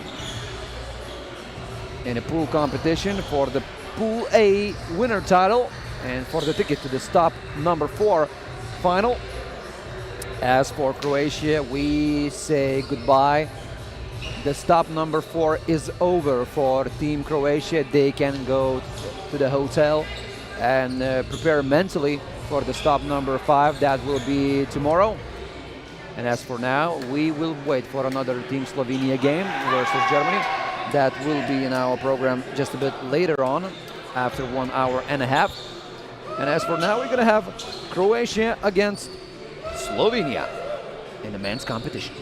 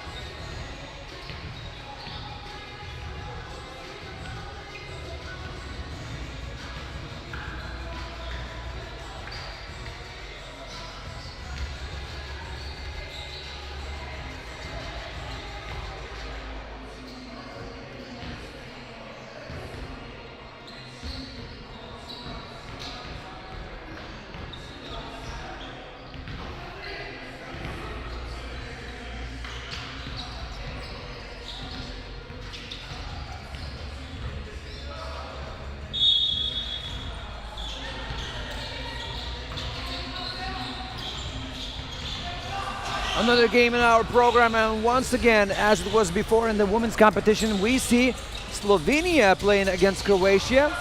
And of course, this is the men's competition that we're seeing. And both teams have a lot to improve in overall conference standings. Slovenia is in the 5th place of the standings, and now the first score of the basket. Croatia's situation is way better. They in the 3rd position of the standings. They're down against Lithuania by 60 points. Lithuania is leading the conference standings. Croatia, by the way, won the first stop on the 1st of June. They were only the 5th at the stop number 2, and at the stop number 3 they finished in the 3rd position. So Croatia already knows what it takes to win at least one stop in this year's FIBA 3x3 Youth Nations League. As for Slovenia, their best finish was 4th place in stop number 2 and number 3. And Slovenia already played the first game of today's program, and they won against Germany. And if Slovenia wins against Croatia, which is a completely possible task, knowing how talented Slovenians are, they could play at their historic this year first stop final. So we're seeing Team Croatia for the first time today at the stop number 4. Of course, they will also play against Germany. And Team Croatia, number 15, Toni Devic Obradovic, number 11, Luka Petranovic, number 10, Patrik Čavar, number 9, Marko Malekinušić. Slovenia, number 36, Tadej Colnaric, number 13, Lon Ličan, number 11, Mark Filip Ivankovic, number 7, Luka Lampret. Slovenians almost scored 21 points in the game versus Germany. What a fascinating game that was. 20-17 the final score. And the last 3 games actually in our program finished with teams scoring 21 or even 22. In the case of Lithuanian men's basketball team against Azerbaijan. Now we have 2 free throws very early on in the game. Patrik Čavar, one of the best scorers in the first part of this year's FIBA 3x3 Youth Nations League Conference Europe 1. Slovenia is up by 1, now up by 2. What a size of today, Zolnaric, and he used that perfectly. Obradovic also does that. 2 big fellas going closer to the basket. And once again, a lot of size in Team Slovenia, and they try to use mismatches. Of course, Patrik Čavar is a very nice player, quick to score, can shoot from outside, can drive to the basket, but he's a bit shorter than his teammates. So that is what Slovenians looking for on the offense of their own. Try to target Patrik Čavar, try to attack him whenever Croatian switching on the defense.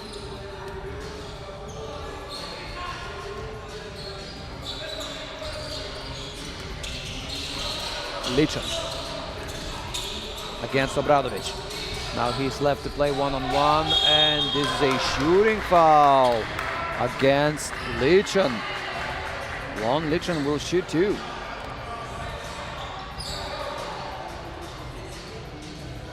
Obradovic just jumped on Long Ličan. Obradovic tried a bit too hard on that situation. Of course, Ličan is a bit quicker player, has a quicker feed.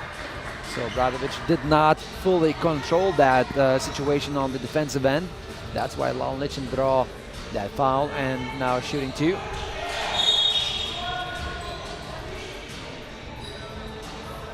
He will have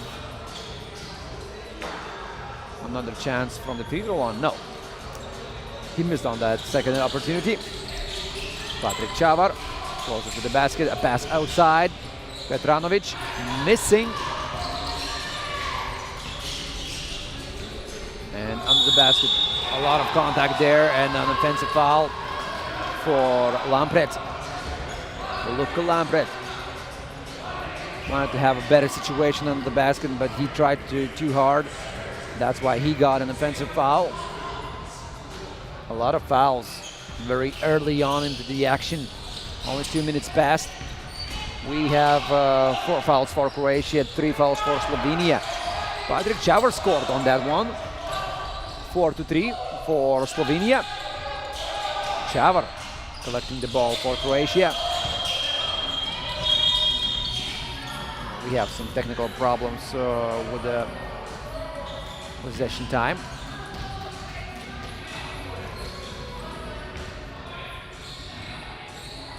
And now we can continue with the action. 5 seconds left for Croatia.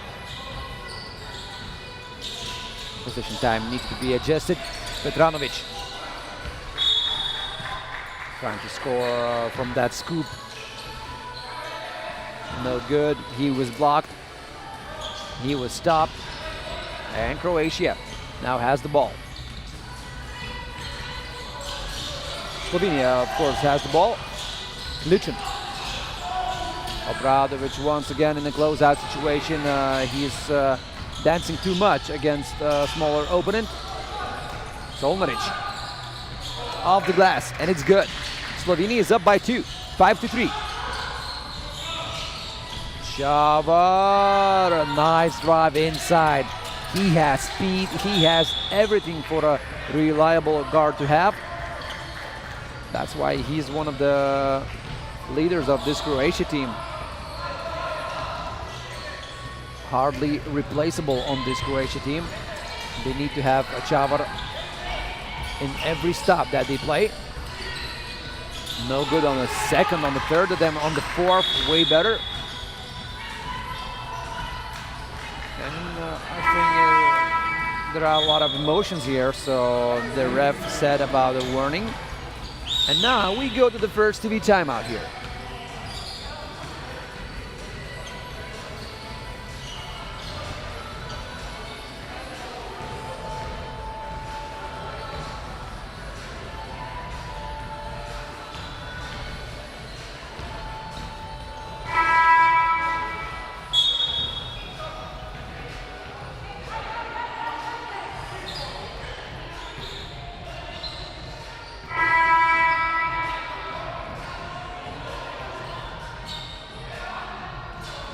We go back after the first TV timeout here, and Slovenia is up by 2. Obradovic. Nice basketball surname to have, considering a lot of famous Balkan basketball players and coaches, of course. Shot is missed from downtown. Another foul here on the floor. Team foul number 5. Number 6, excuse me, for Team Croatia. So Croatia is in the bonus already. Slovenia has 3 fouls to give.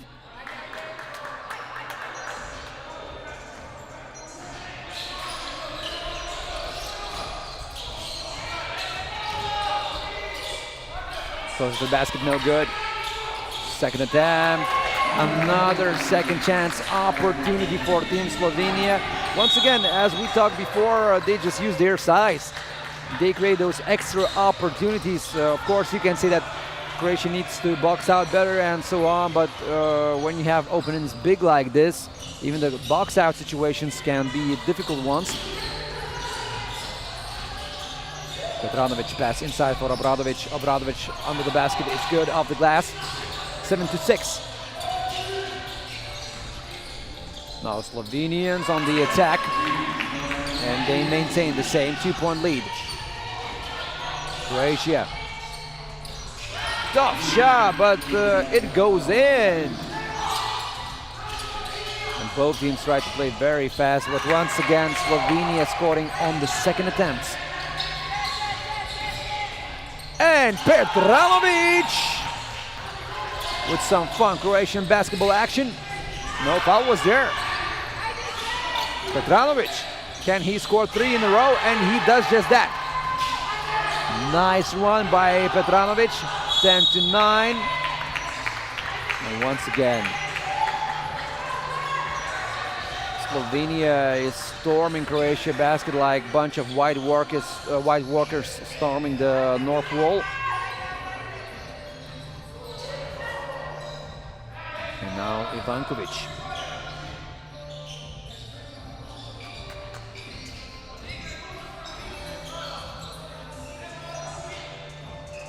Missing on the first opportunity. Croatia already has 7 fouls.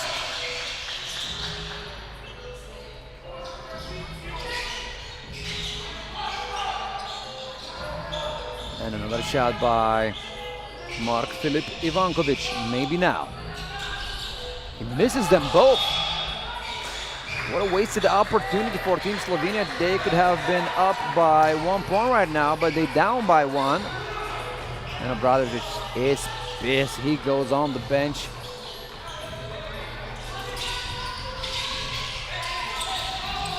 Lichin.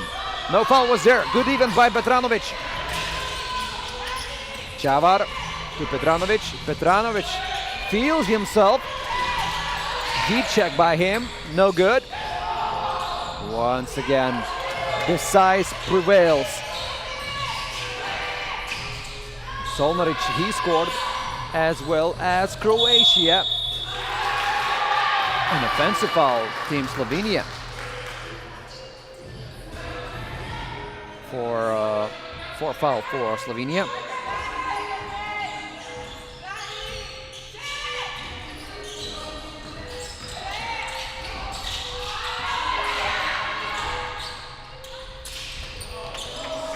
Slovenia, Lichin, closer to the basket, wide steps, Euro step, and 2 free throws for him.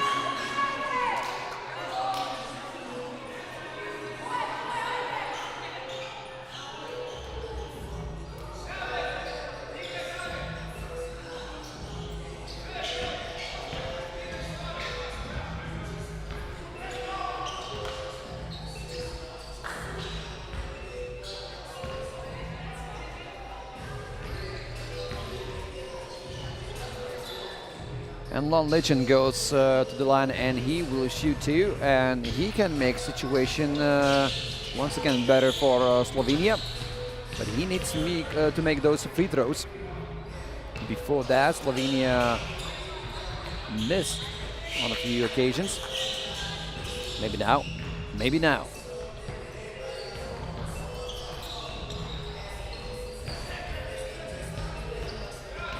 First shot is good. The score is tied at 11. The things are getting more and more interesting in this game. And he misses on the second attempt. The drama continues here in Vilnius. Vilnius Basketball School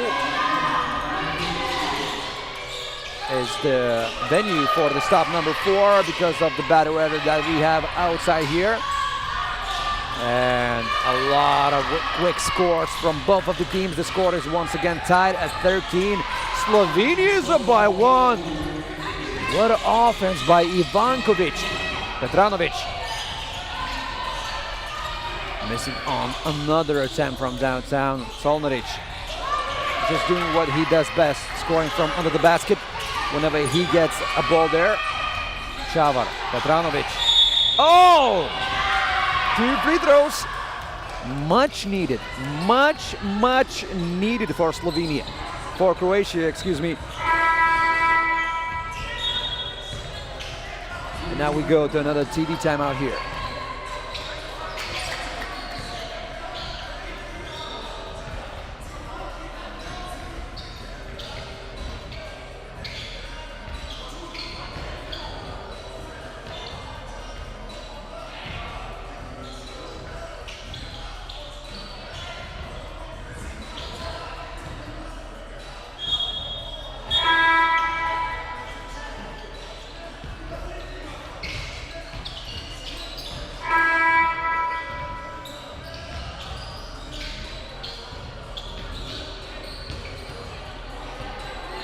Now Croatia.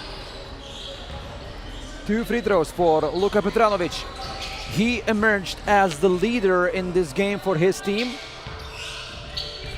He had that nice sequence of points when he scored 3 in a row, made Croatia up by 1. Situation changed from that point. But now he had an opportunity to score 2 from the free throw line. He missed the first one. He made the second one. Croatia is down only by 1, but they're still down in this game. Oh, what a defense by Petranovic. Nice pick and roll action on the offense. Nice pick and roll defense on Croatia's stop. 4 seconds left for Slovenia. Oh, going till the end. Mark Filip Ivankovic. Patrick Chavar off the glass. Sir Chavar with the point. A foul for Croatia. I think Patrick Chavar got a hit in the face.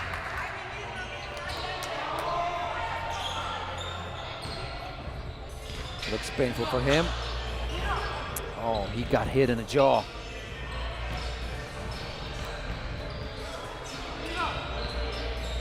He might need a timeout, medical timeout. Oh my God. You can hear the painful screams of Patrick Chavar. Let's just hope everything is good for this young fella. One of the leaders for Croatia team. He cannot continue play this game. Oh my. The worst thing is that in that situation, he got punched off that contact, but Ivankovic is the one to shoot 2 free throws.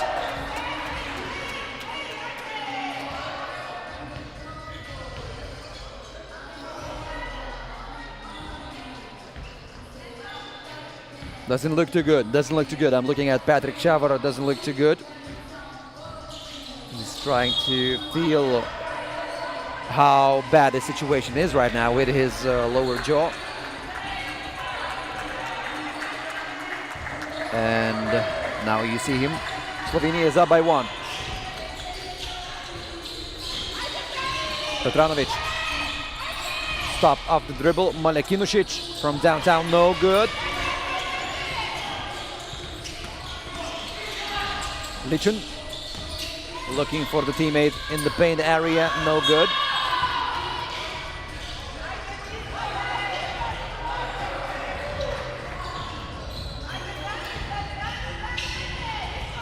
Patrick Chavar is still checking his jaw, but I think the worst pain is now over. So good thing, good thing. And he's even now supporting his team and watching the game continuing. The score is tied at 16. Closer to the basket, and Croatian stop was perfect.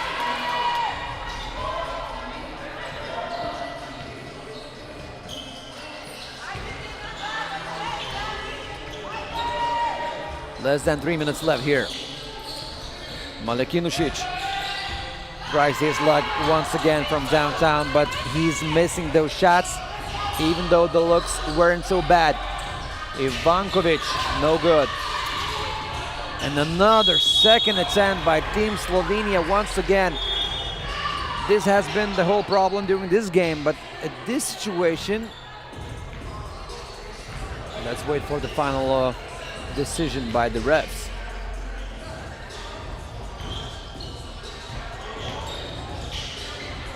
Patrick Chavar is back onto the action.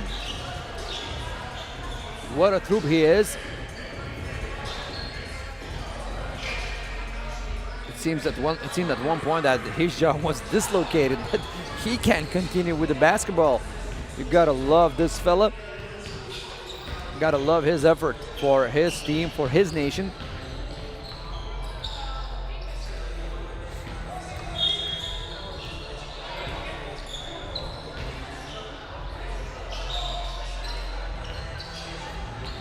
The score is tied at 16.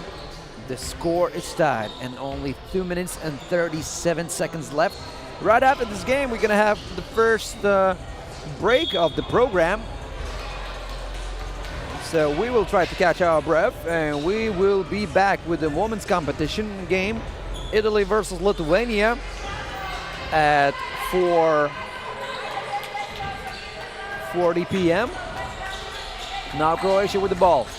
Petranovic for Chavar. Chavar goes closer to the basket. This is Patrick Chavar once again. He's back and he scores. Slovenians trying to look for better shooting from outside, but whenever we talk about inside scoring, we have a lot of good action. Technical foul for Colnaric.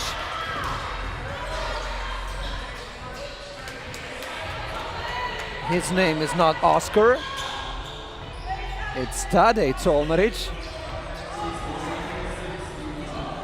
He won't get Oscar for that possession.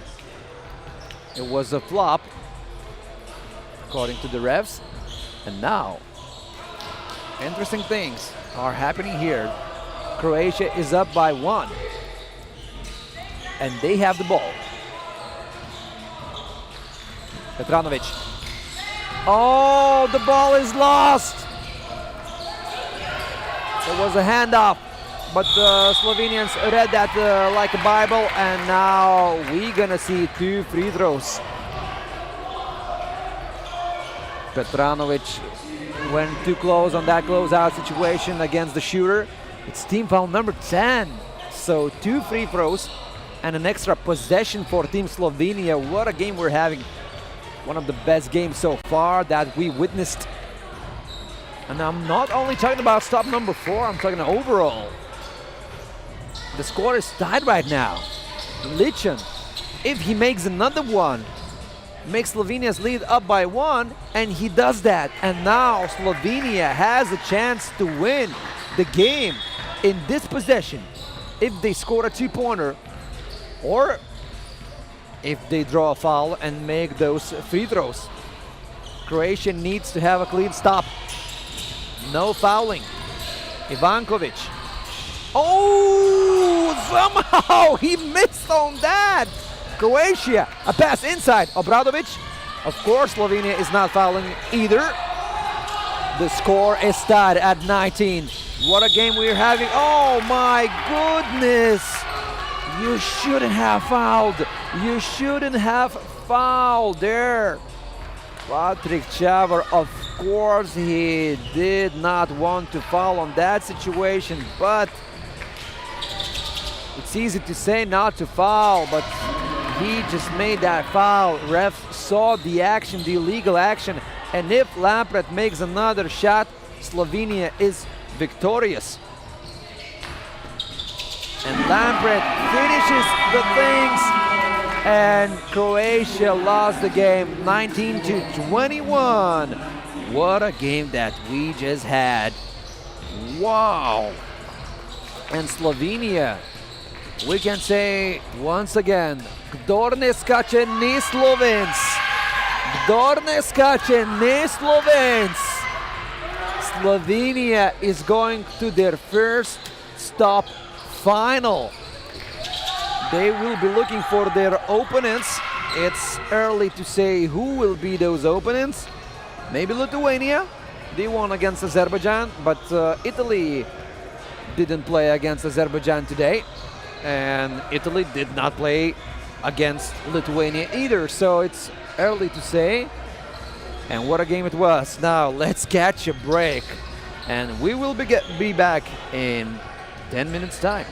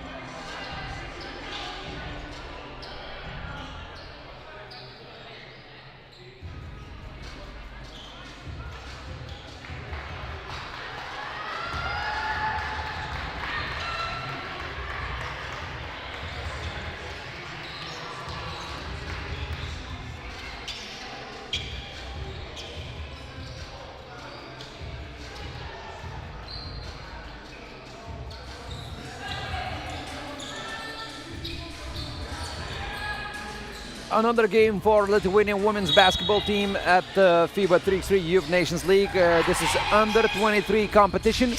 And for the first time today, at the stop number 4, we see Italy's women's team. They hasn't played a game just yet, and now their first test is versus Lithuania. Lithuania won their first game against Azerbaijan with an amazing score, 21-6. And now the toughest battle for both of the teams.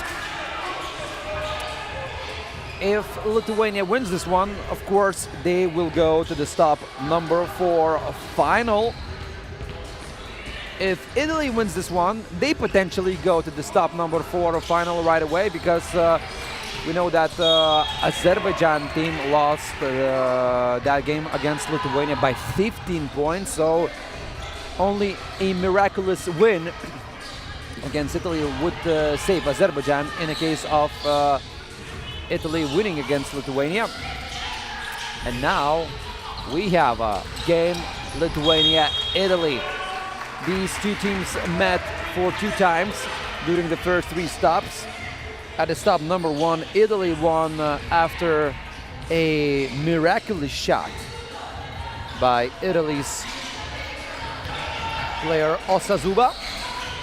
She saved her team's basket on the second attempt in the last second of the possession of the game. Kristina Osazuba is the leader of this team, and you can see her play under the basket. Another tough shot by her on a second attempt, right how she did on that first game versus Lithuania at the very end of the game. Now she does at the very beginning of the game.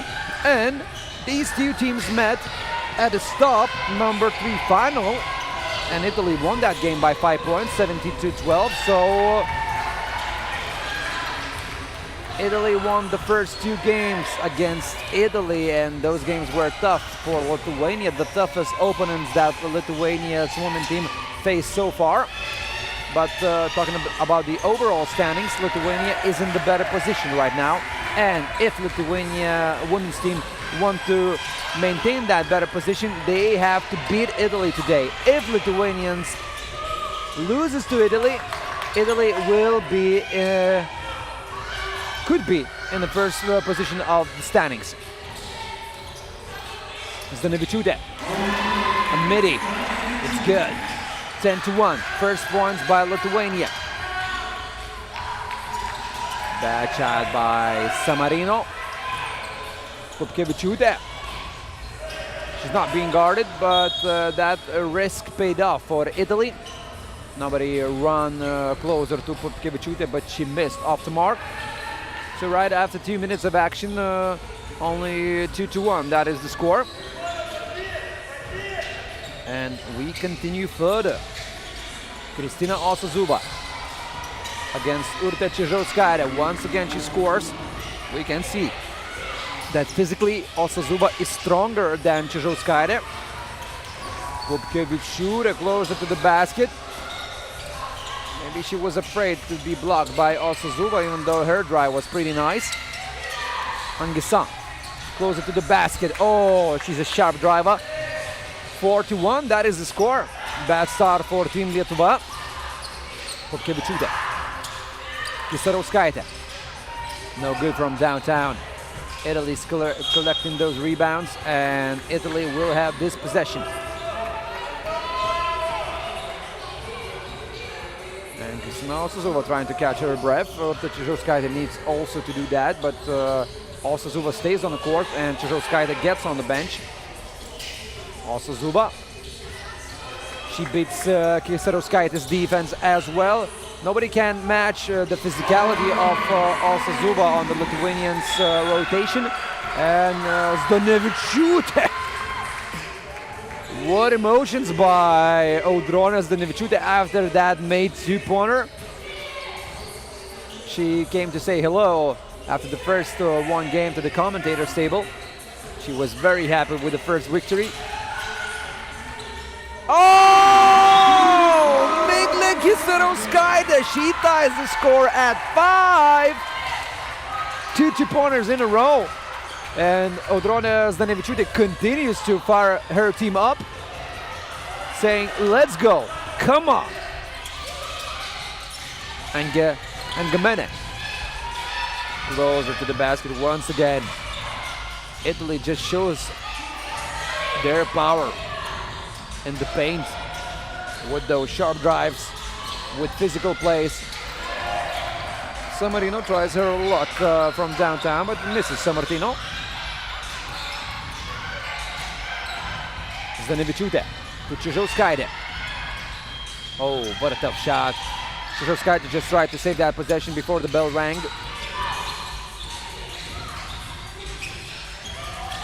Another sharp drive by Team Italy. Loredana Gamene scores. Italy is back to 2-point lead. Čižauskaitė. The ball rattles out of the rim. Sammartino. Off one leg. Very tough shot. And now we go to the first TV timeout here.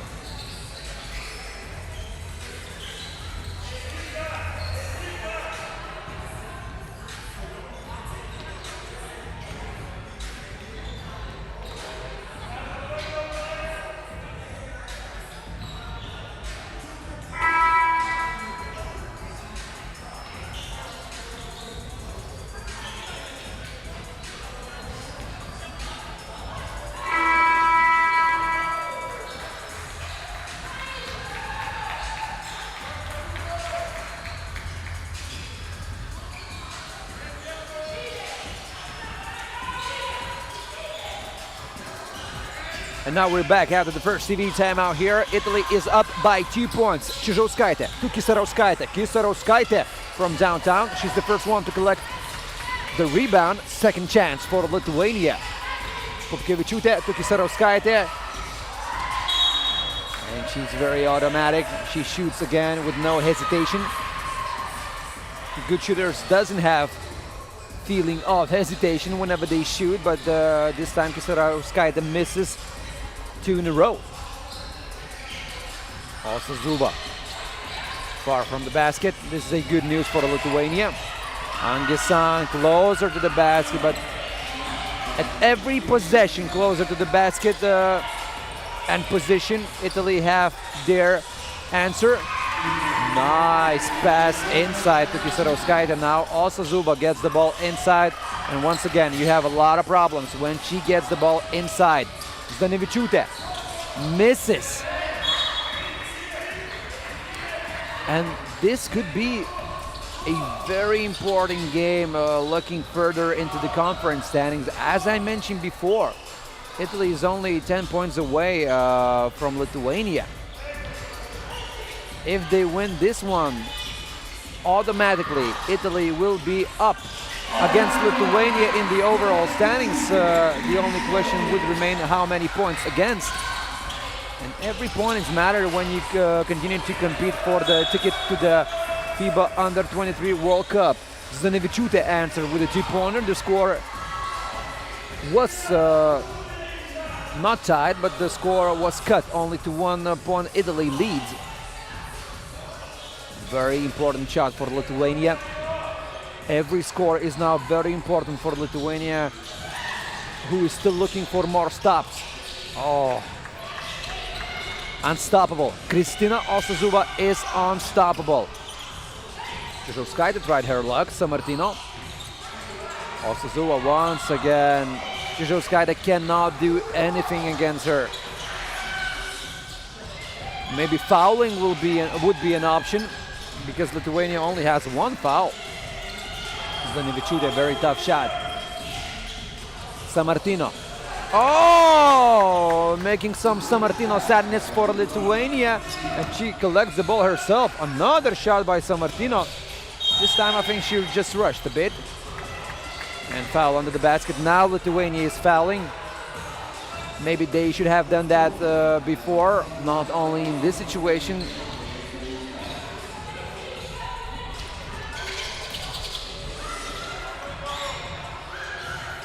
But it's a shooting foul. Okay, I thought the foul was on the floor.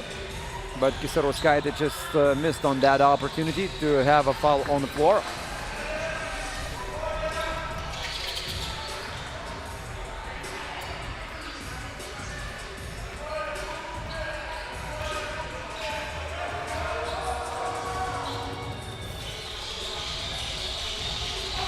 this could have been a sportsmanlike foul because Engamene shoots 2, makes them both. Italy's lead is now up by 6. Popkevičiūtė. Oh, missing that good opportunity from under the basket. Devastating loss on that possession for Lithuania. Now shooting foul. Loredana Engamene will get to the line and will shoot 1. And this looks like Lithuania is collapsing.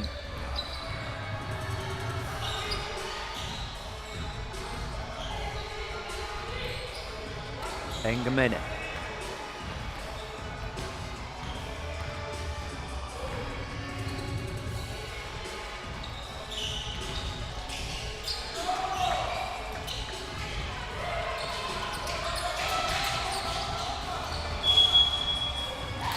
Offensive foul, and Italy is joyous. And we have another TV timeout here.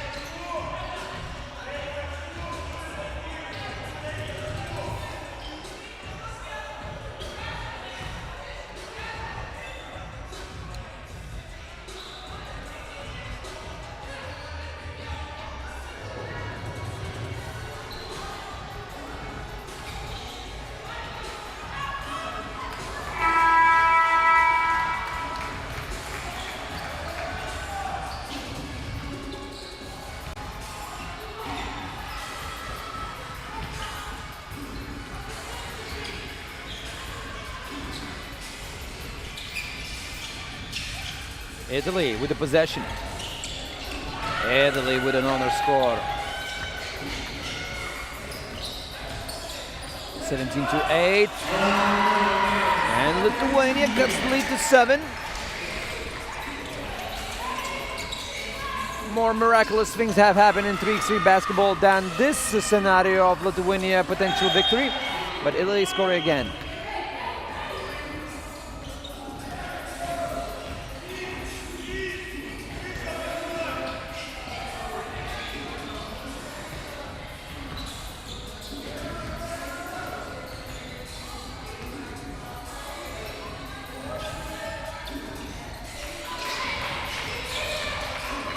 Lithuania, they need to score. Kisarauskaitė misses.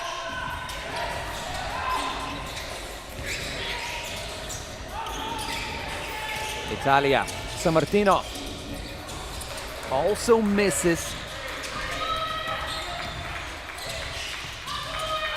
3 minutes left. Kisarauskaitė, the Lithuanian desperately needs to score, but all the shots are being missed. Engesan slipped on the floor.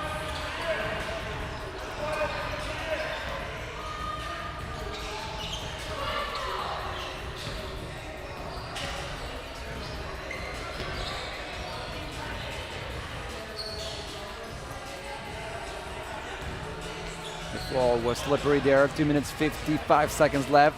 Italy is up by 8. Not much room to wiggle for Lithuania.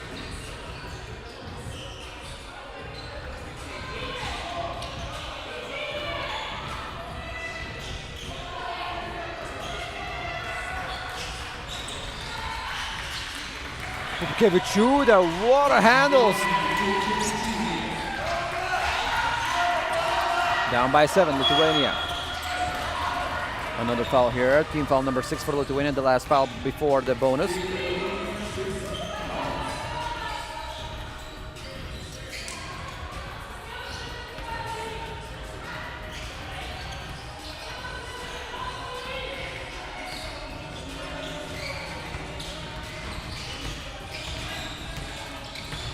Engesan. Also Zuba. She made a couple of twos in the first 3 stops for the big surprise of opponents. This time she misses.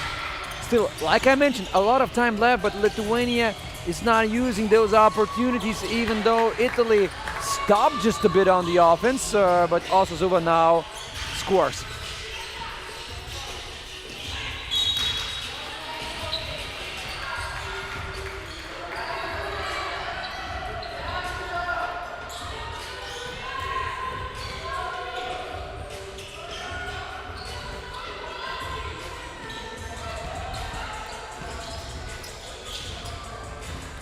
Zdanevičiūtė. No good from downtown by Audronė Zdanevičiūtė, the leader of this team.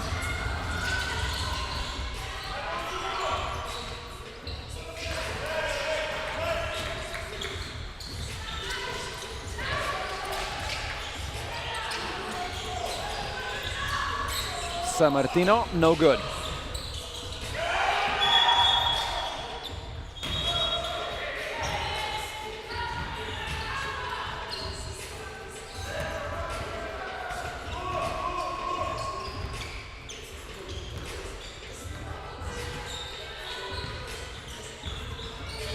Less than 2 minutes left.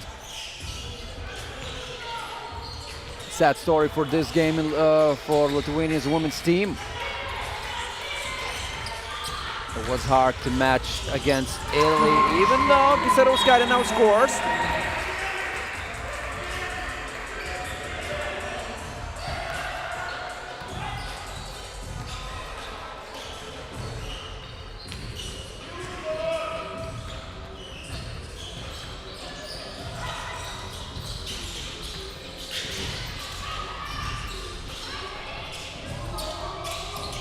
And also Zuva, team point number 20.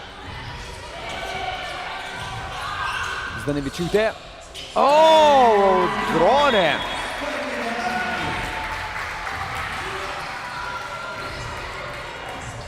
She hasn't put her weapons down. Still active. Still fierce. Still wants to win this one. But Italy needs only 1 point. Also Zuva. And she finishes Lithuania off. Once again, Italy is a bit too much to handle for Lithuania.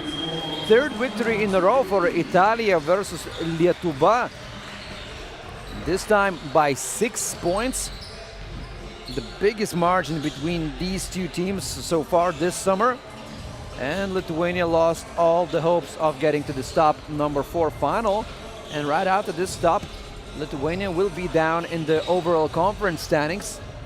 How down this team will be, we will see after the final, and tomorrow we will have all the results.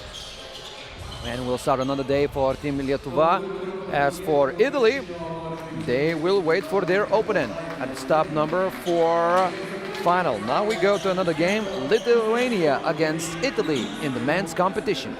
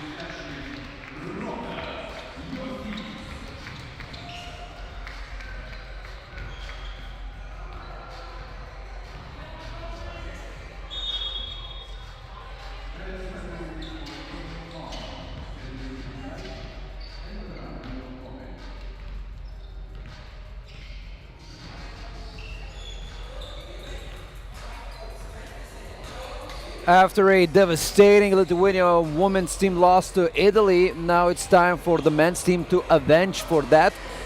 Lithuania men's team against Italy men's team at a stop number 4 in the FIBA 3x3 Youth Nations League 2026. These two teams met at every previous stop that had been held before, and Lithuania won all of the 3 games. The last 2 games were in the final of stop number 3 and stop number 2. Lithuania won these 3 games with the average difference of 7 points.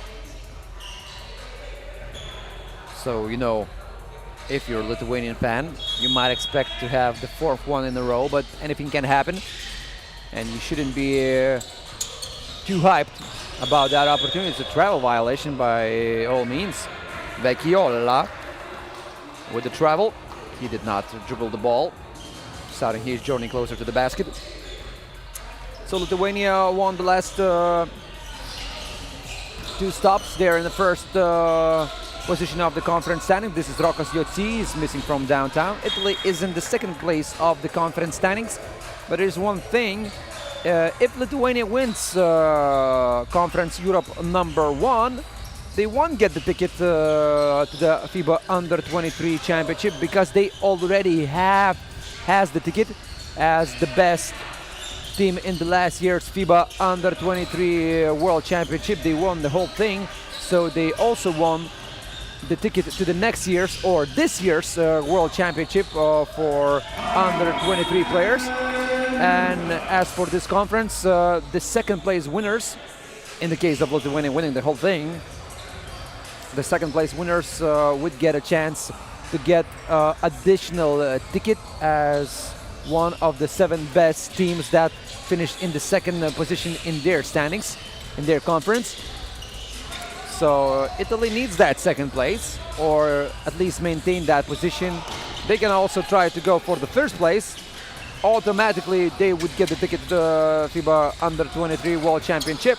But as I mentioned before, if you score big amounts of points at every stop, if you finish 2nd, you have a lot of chances of advancing to the World Cup for Under 23 players. The game started with the Lithuania lead 2-0. Tiaganda Tio closer to the basket, shooting foul against Tiaganda Tio. Very physically strong player. You can see that just by looking at Tiaganda Tio. He's very fierce, very competitive, very strong, very fast, and he can dunk the ball just pretty nice.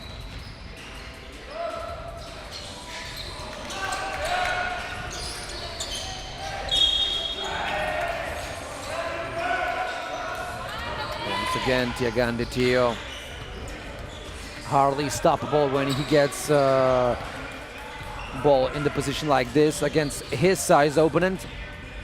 If you want to stop him, you have to be bigger, tougher than Tiaganda Tio, and even in those situations, he can find a way to score. Vilnius.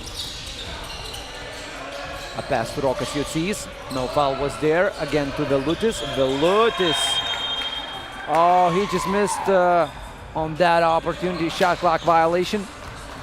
Lithuania with a turnover, even though Vilnius made that shot.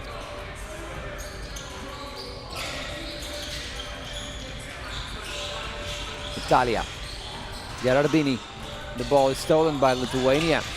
Good pick and roll defense by Lithuania. Vaivada, Vilnius. 5 seconds left. Vilnius once again from downtown, and he makes it. Paulius Vilnius. Whenever you need the points the most, Vilnius can offer his help.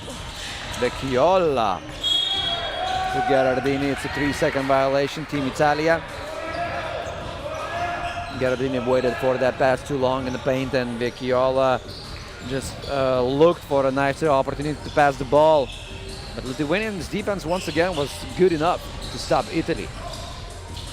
Jotsys to Lelukas, Kaius Lelukas, world champion from the last year's edition, scores from under the basket. Tio, Rokos steals the ball.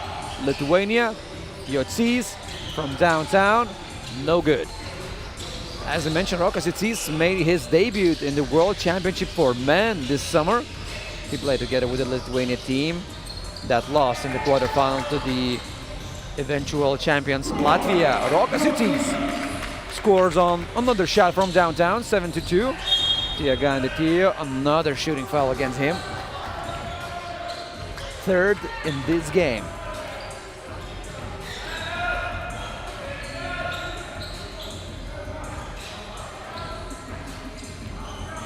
And Tio with another shot from the line. Right after this game, we're going to have Germany playing against Slovenia. Decisive game in the women's competition in a Pool A phase. Whoever wins that game will get to the stop number 4 final. That will be interesting to watch. Yotzis with another, this time he misses.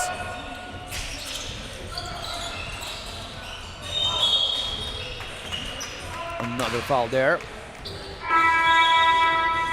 And we go to the first TV timeout.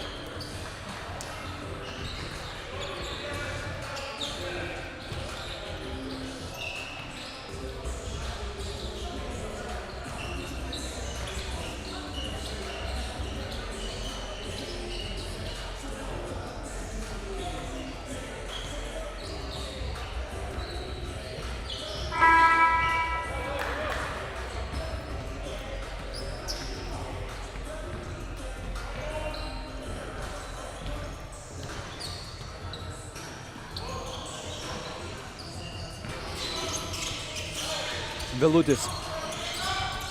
Lelukas missing from downtown. An offensive foul, Team Lithuania.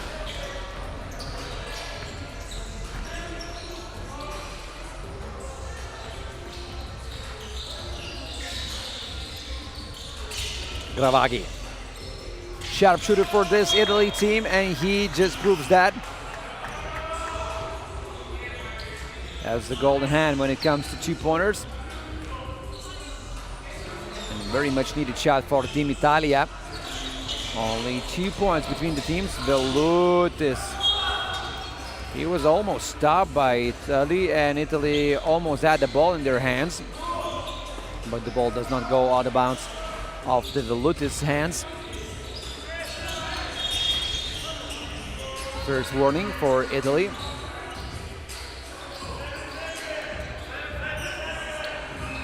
And the ref is explaining for Vecchio that he needs to pass the ball.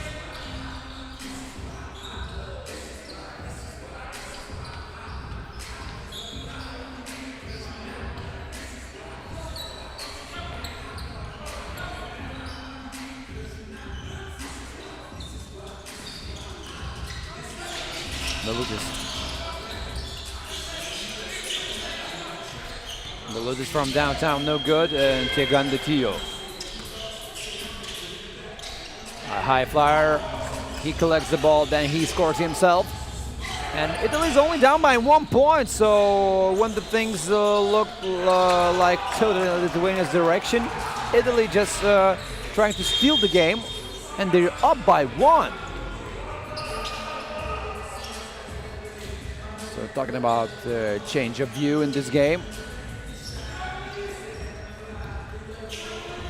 We were talking about Lithuania's revenge in the men's competition for that women's loss against Italy, but now it seems that Italy can have 2 victories in a row against Lithuania. And if Lithuania loses this one, Italy will get to the stop number 4 final.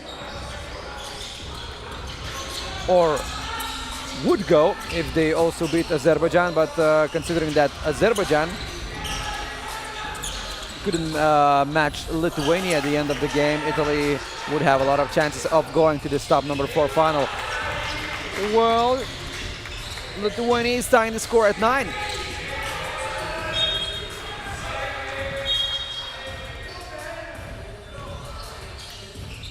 Right after this game, we're gonna have the last 4 games of the pool phase.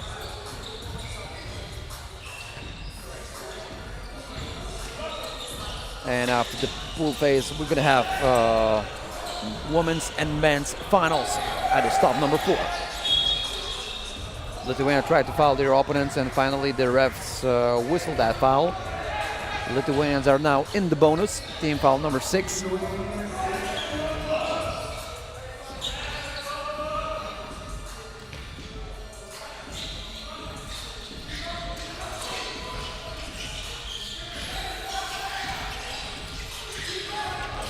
Vecchiola closer to the basket.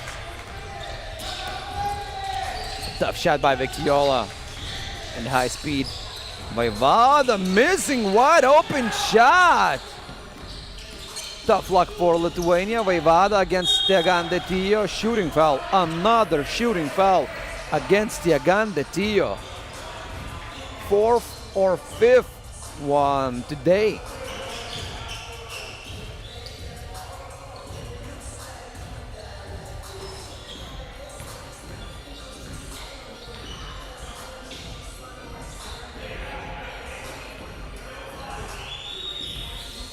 And Tiagande Tio scores from the line, the first one.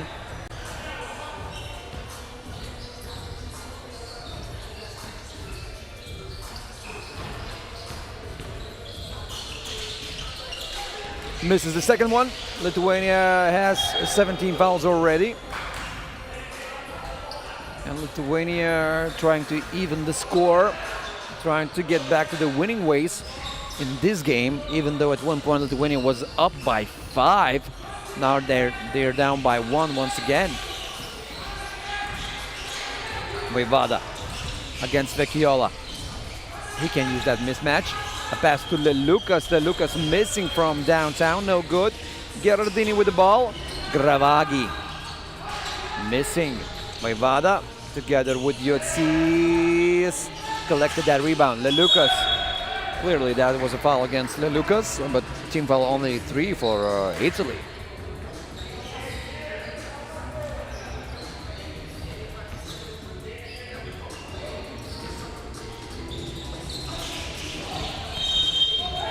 An offensive foul, and Italy is celebrating that. Lithuania cannot find the rhythm.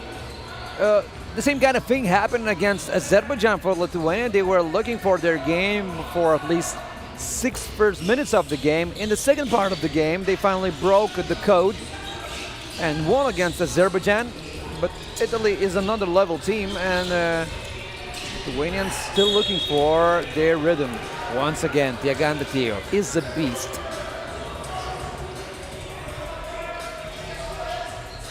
He just does whatever he wants when he gets closer to the basket. With a muscle power like this, he's able to do that.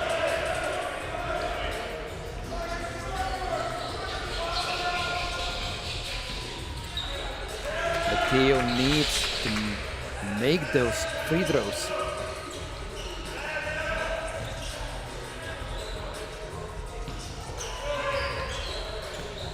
If he continues like that, maybe Lithuanians will use Hack-a-Tio tactics. But Tio missing only first one out of 2. The second one he makes. Off-screen action. Oh, beautiful play by Team Lietuva. Vaivada with a dunk. And Lithuania steals the ball, then a quick foul by Tiagande Tio. Not the worst decision. Not the worst decision, even a good foul by Team Italia, because Lithuania could have tried to look for a quick score. Lietuva missing. Rokas Yotsis, Vilnius with a high jump. The ball was collected by him, but he misses himself. A lot of missed shots by Team Lietuva, even though it's a pretty good, pretty decent shooting team. Tiagande Tio further from the basket. Vecchiola, no foul was there against Vecchiola. Once again, what a possession by Italy. Vilnius missing. Tiagande Tio, no good, a lot of contact. Who will get that ball? Italy. Lietuva. Yes, Now it's Lietuva. Yotsi is wide open. Finally!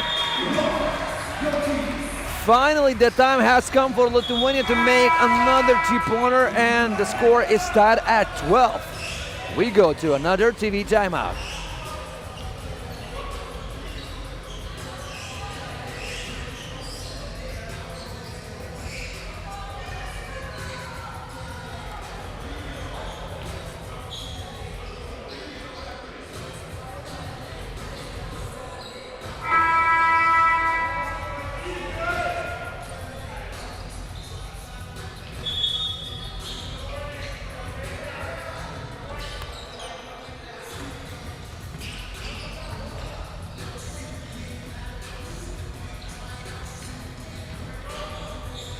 Let's go.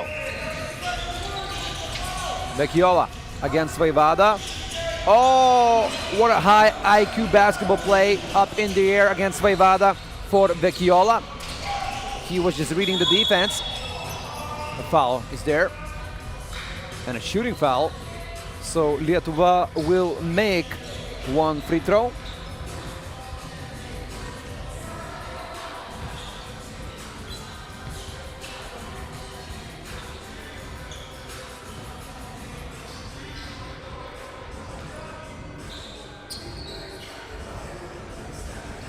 Another opportunity for Lithuania. Kaius Lelukas. Babyface killer, but he misses on that shot.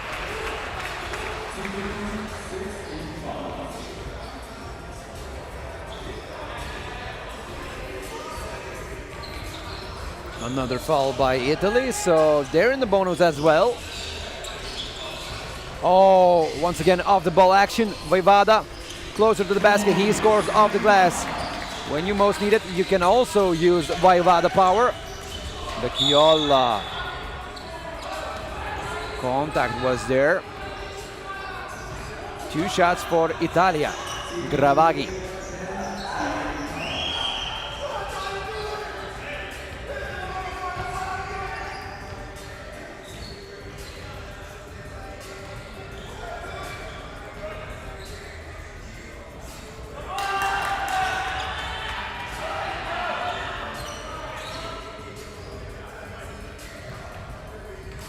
Gravaghi misses the first one. Missing the second one. Italy will also have the ball.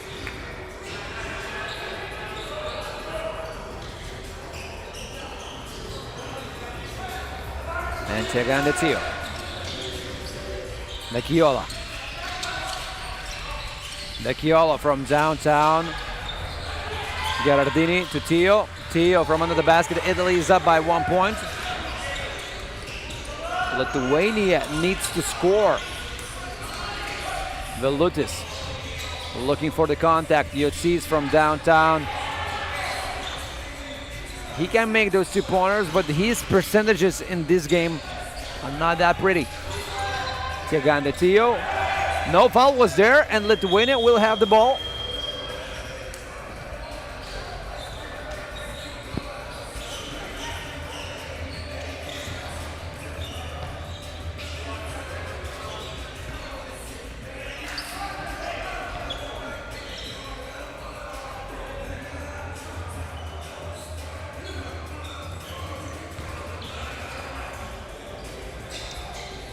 Two minutes and 7 seconds left.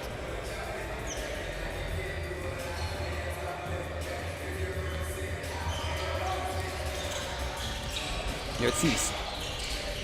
Vaivada, once again off the ball action. Vaivada is very good at this, as mini version of Sasha Bezenkov for the Lithuania's team, only playing 3x3 basketball. Amazing stop after that.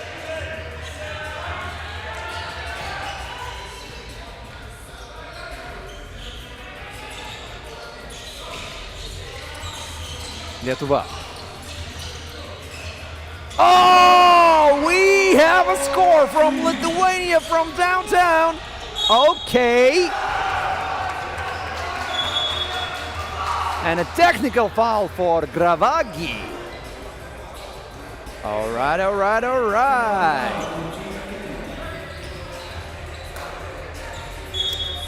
What a sequence of action. Not in Italy's favor. Now we go to the timeout.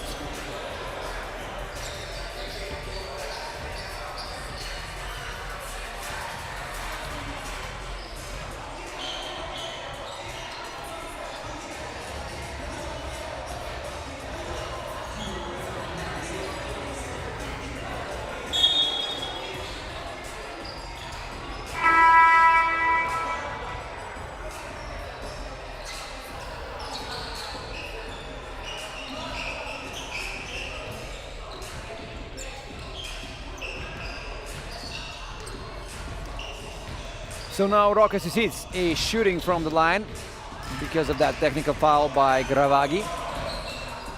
Lithuania will also have the ball.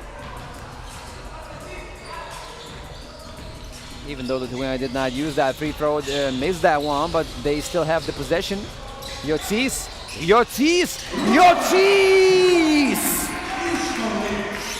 18-14. Italy. Vecchiola. Va bene. Vecchiola scores. Italy don't want a foul. Vecchiola just said, "Mamma mia."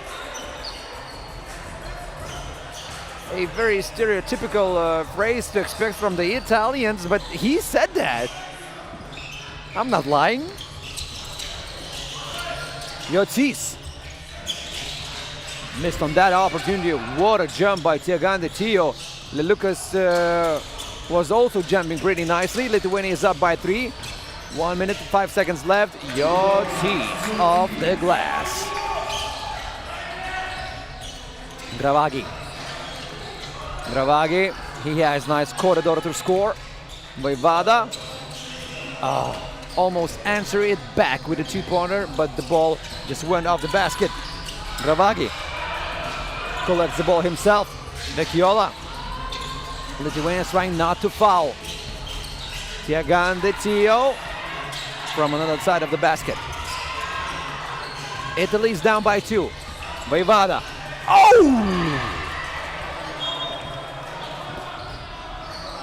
He tried to hammer it down. Vojvada. He missed on that. That could be costly. He just needed to score. He wanted to make a flashy dunk. We will see if it's gonna be costly. Gravagi, way off the mark.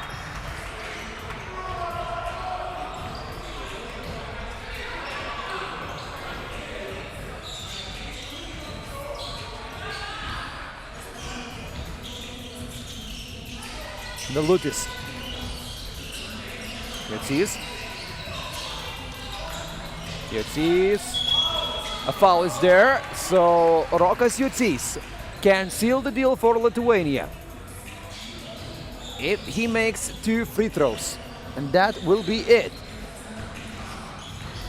If he misses them both, then we will still in the game. Jocis making the first one.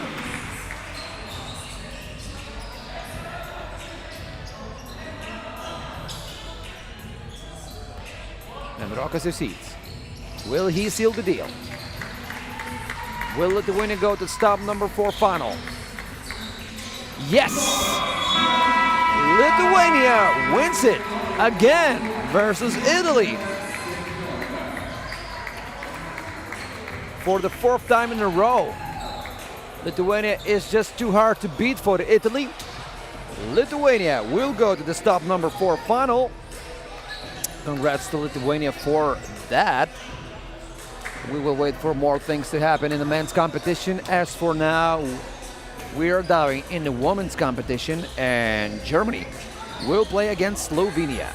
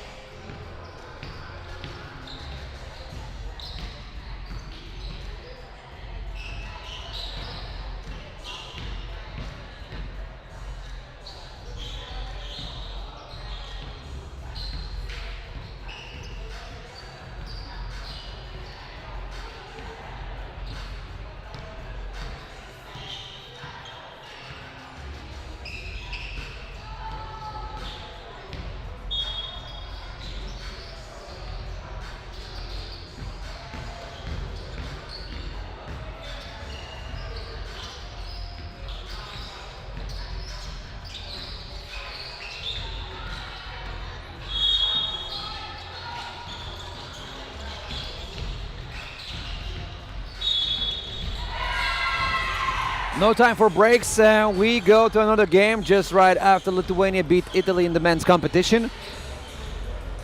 And now we go to the women's competition.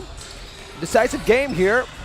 Germany versus Slovenia. Both teams beat Croatia by 7 points, so it means whoever wins this one will get to the stop number 4 final as their pool winners. Pool A winners, to be exact.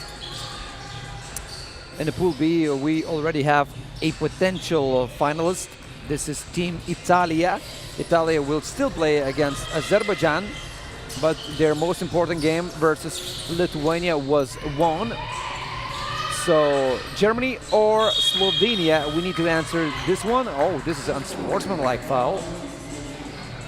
Olivia Okpara is very happy with that call. And Sambolic is very sad about this ref's decision. Olivia Okpara will shoot two. Only 24 seconds into the action. She misses the first one.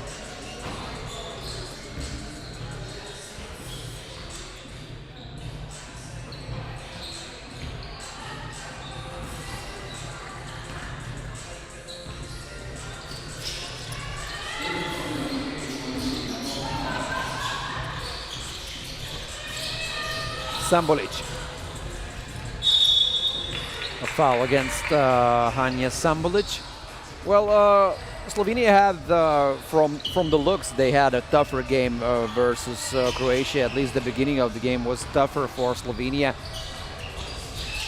It took like 1.5 minutes to finally find a way to score for Slovenia, but with the lead of Hania Sambolic, slowly but surely, Slovenians took the control of the game into their hands, out of the Croatia's hands, and they won the game 21-14.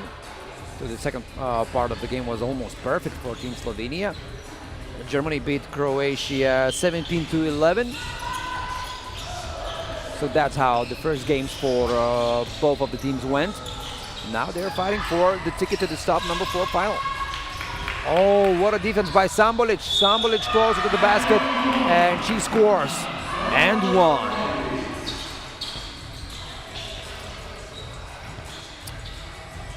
And Slovenia, of course, wants to use this opportunity because we already know that Lithuania won't play in today's stop number 4 final. So both Italy and Slovenia still have chances of winning the whole thing at the stop number 4. And if Slovenia finishes up higher in the standings today than Italy, Slovenia would become the overall leaders of the conference standings after this day is over. Italy, of course, will be close, or would be close. A lot of things needs to happen still, but Slovenia has a chance of being conference leaders after this day. Well, as for Germany, they need the victory because now they're down by a bigger point of margin against Lithuania, Italy and Slovenia, and this day can make Germany into this mix, closer into this mix. A foul against Tomčić. And Olivia Okpara is not happy with that call. She follows the ref with a smile. But as for this game's start, we see Slovenia being up by 4. Tomčić, quick score, maybe too quick. Slovenia had 7 seconds left, and Olivia Okpara with the easy layup. 5-2. Hania Sambolic. Spin move, a shot, and a make. One of the best players in the women's competition by far, Hania Sambolic. She does everything, even though she's not the tallest, not the strongest player of the competition, but she has a lot of skills in her arsenal.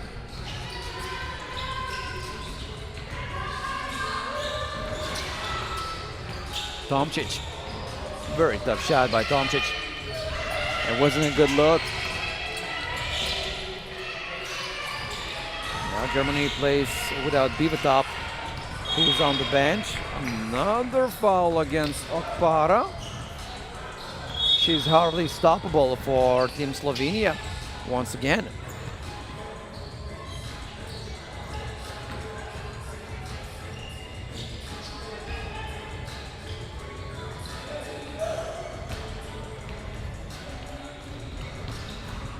Now Olivia Okpara can't cut Slovenia's lead to 2, and she does that.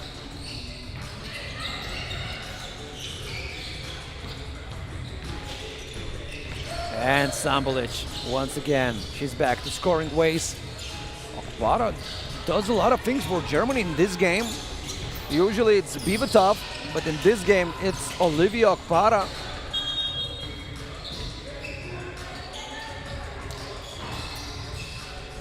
So a lot of things to happen in this game. So still.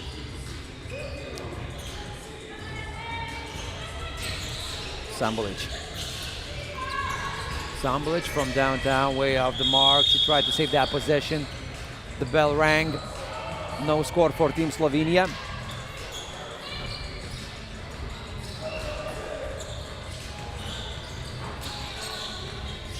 Bivotov to the right side. Stops with the ball. No good. Very tough shot against Dragar.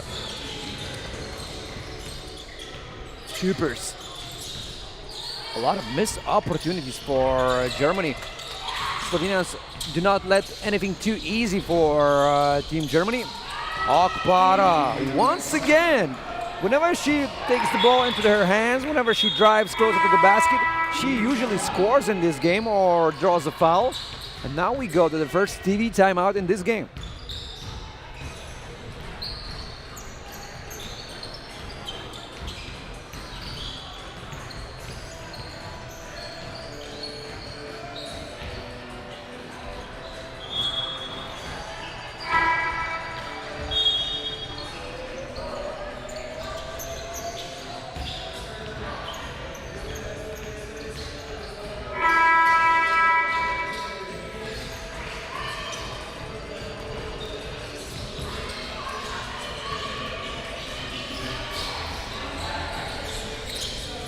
'75, Bivotov. Oh! Mariana Bivotov making the score tied at 7. And almost 4 minutes into the action. She lost the ball. Germany lost the opportunity to be up at least by 1 point.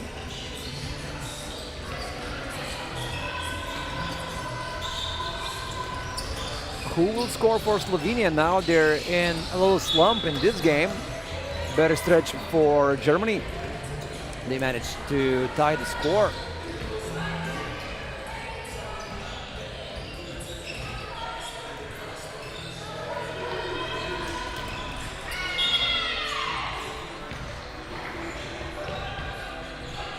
And I got to touch the game ball. It went to commentator's table. 7-7, that is the score. Dragar, and she gets blocked by Olivia Okpara. Not in my house, she says. What a block by Okpara. My oh my. Bivotov. Oh, she could have passed that ball, and she wanted to do that, but the ball stuck while she did that move behind her back. Missed opportunity once again. Both team misses those opportunities now under the basket. No good.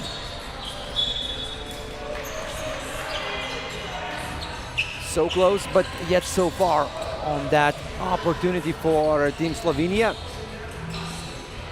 But they still have the ball.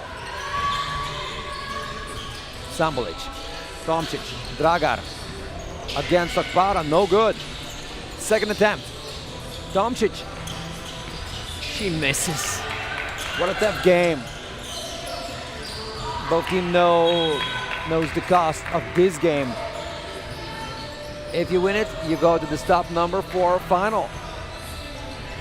If you win this game, you not only have the opportunity to fight for the stop number 1, winner's title, but also have a better position in the overall standings.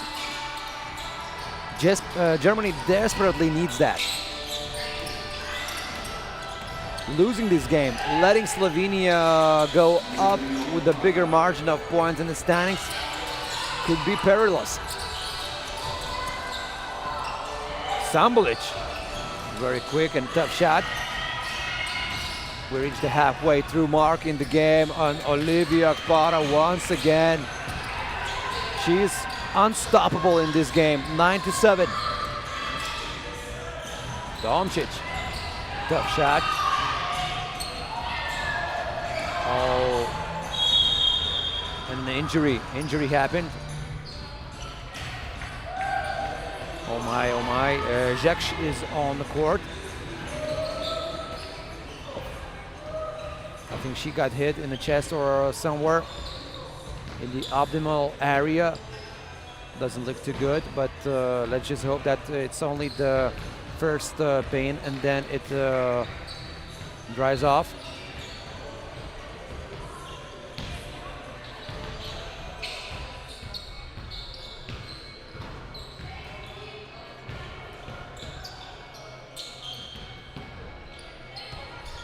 We didn't see the exact moment of the contact, but something happened in the pain area and Žekš was there.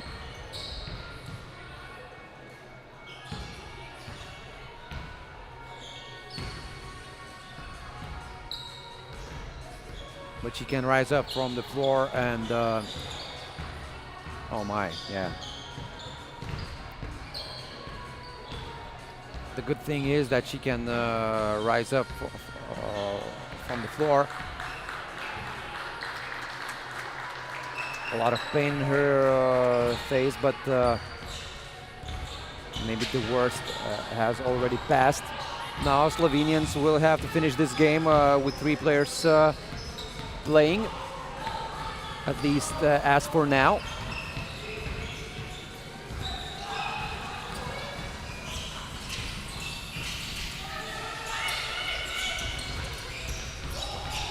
Slovenia with the ball, Domčić. Dragar spinning, not making that shot, but it was a foul against Dragar. 6th team foul for Deutschland. And Anja Dragar, she will shoot 1. And she makes that one.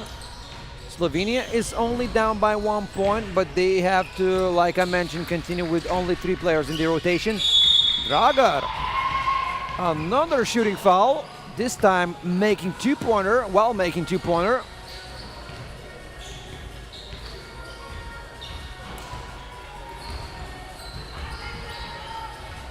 Now Anja Dragar has a chance of tying the score at 10. She makes the first one.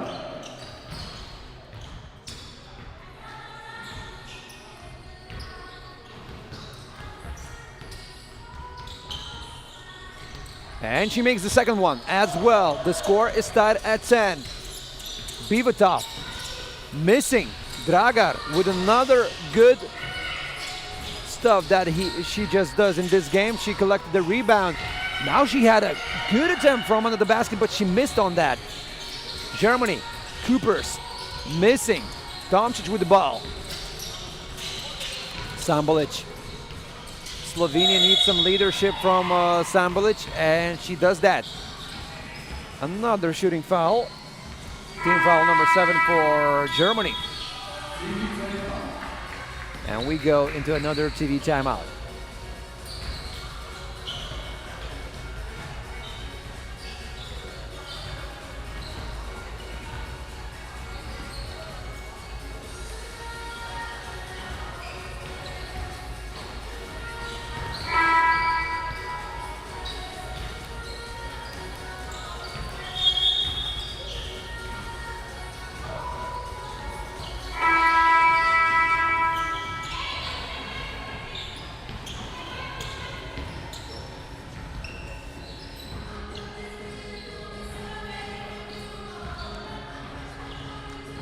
I don't know if Mia Žekš will continue playing in today's tournament if Slovenia wins, but the good thing is that now she can watch the game.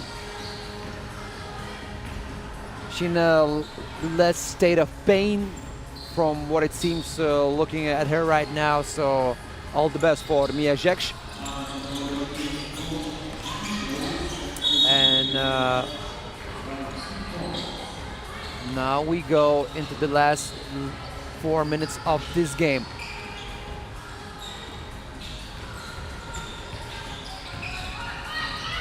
Slovenia is up by 2. What a heroic effort by Team Slovenia. They don't have the full personnel. They have to continue with the 3 players. And they continue on doing so well. 13-11. Bivatov. No foul was there, but we have a point scored by Mariana Bivatov. And an offensive foul, Team Slovenia. A lot of contact was there, and Anja Dragar suffered because of it, but an illegal move by Team Slovenia. And Mia Žekš continues to support her team. Bivatov off the ball action. Foul against Sambolic. Olivia Okpara asks, what did I do?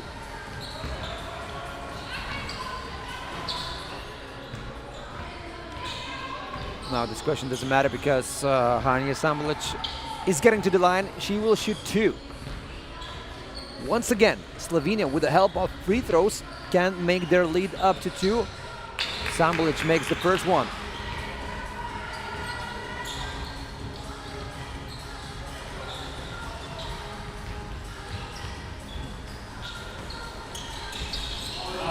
Sambolic makes them both.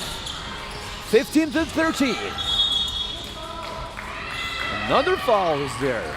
This time for Slovenia. So it means Lily Coopers is getting to the line. Now she will shoot 2. Foul after foul after foul. Coopers misses on the first one.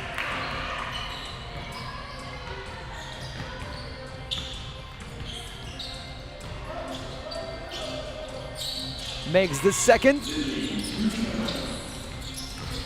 Slovenia is only up by 1. Sambolic to Dragar. Dragar is trying to target Bivatov. Oh my! Anja Dragar missed from that good look. Coopers tying the score at 50. Amazing game that we're having. Now all good from Dragar. Playing against Bivatov once again with no mistake in this one. Bivatov. She likes that spin move. Then to shoot off the glass. This time she misses. Sambolic collects the ball herself. To Dragar. Dragar. Dragar! With a 2-pointer. 17-15. Okpara from downtown. No good. Slovenia is up by 3. They're in a perfect situation of winning this one once again. With the attacking of Bivatov, Slovenians build a lot of capital in this game. Of course, Bivatov has her own answers. And Mia Žekš is back into the action. What a tough player she is.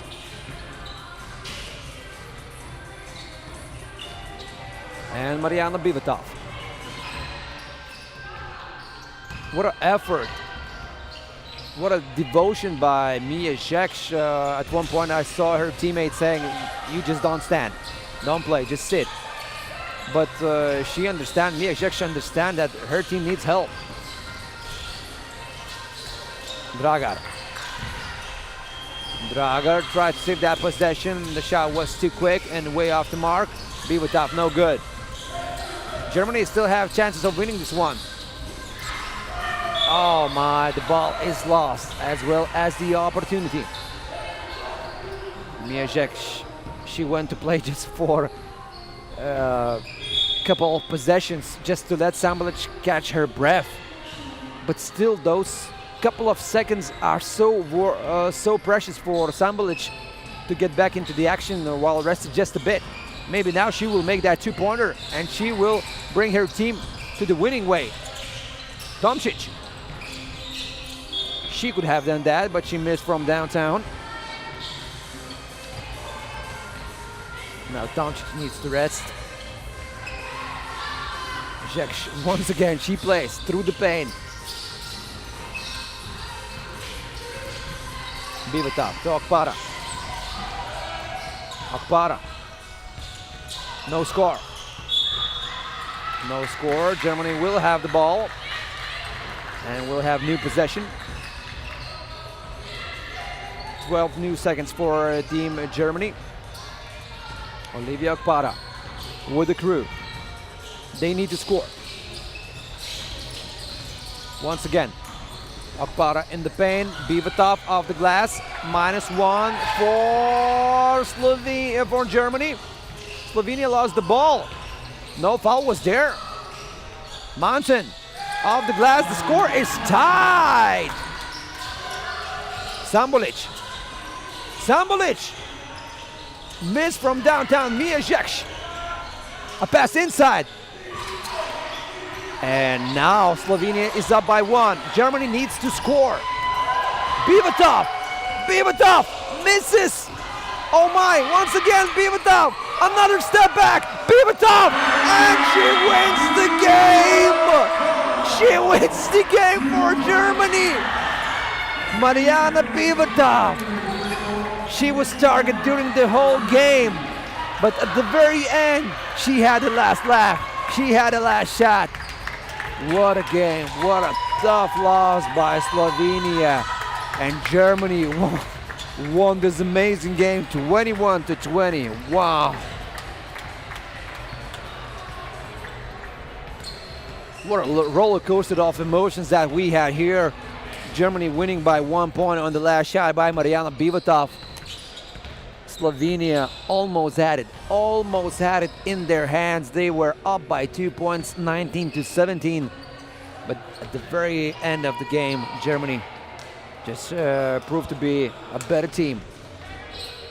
And now we will go to Germany versus Croatia in the men's competition, so stick around.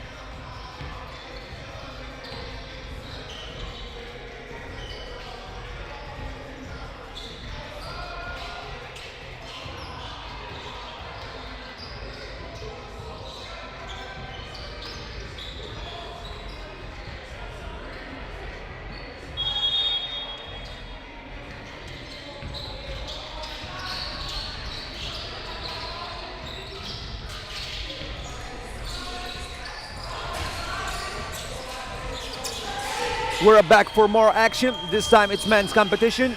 Germany against Croatia. We have the first two scores of the game. Both teams scored. And Croatia is up by one after that two-pointer. And already, what a fight, what a physical fight between these two teams. We also have Slovenia in this group. And Slovenia actually won the games versus Croatia and Germany, so they already have ticket to the pool from the pools A phase to the stop number 4 final. And they will play, Slovenia will play against Lithuania. These two teams, Germany and Croatia, fighting for more points in the standings. You don't want to lose this game, even though it doesn't mean that by winning you'll get further. But if you win this game, you can get more points in the overall standings of the stop number 4. And maybe these couple of points at the very end of the tournament would mean a lot to you. Fighting for that first or second place in the standings. As I mentioned before about the situation, because in the men's competition we have Lithuania as the last year's winners of Under-23 World Championship, so they already have the ticket to this year's World Championship for Under-23 players. Oh, quick foul.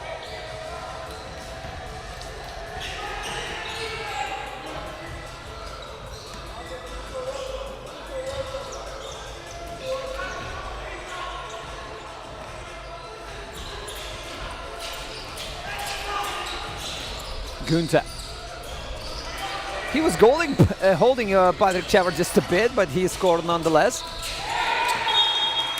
A lot of contact today. We saw Patrick Cevert getting hit in a jaw in the last game versus Germany and Slovenia. We got Mija Žekš knocked down on the court. So when the teams got back to play the second part of Europe's conference basketball action at the stop number 4, number 5, and number 6, all of the teams got back with the one thing in common: victories, no matter what cost.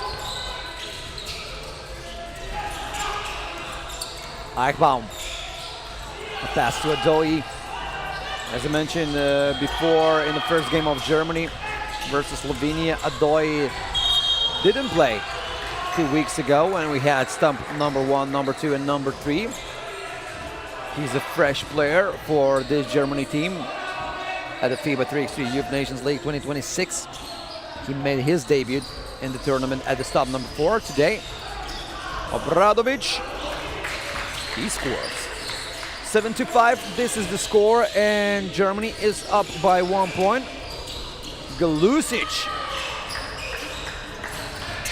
finishes his journey to the basket with 1 point. Obradovic once again showing all of his might. Just lacked a bit at the finish of the possession. Oh, some nice handles. Günther. And another foul, this time for Galusic. Team foul number 3 for Germany.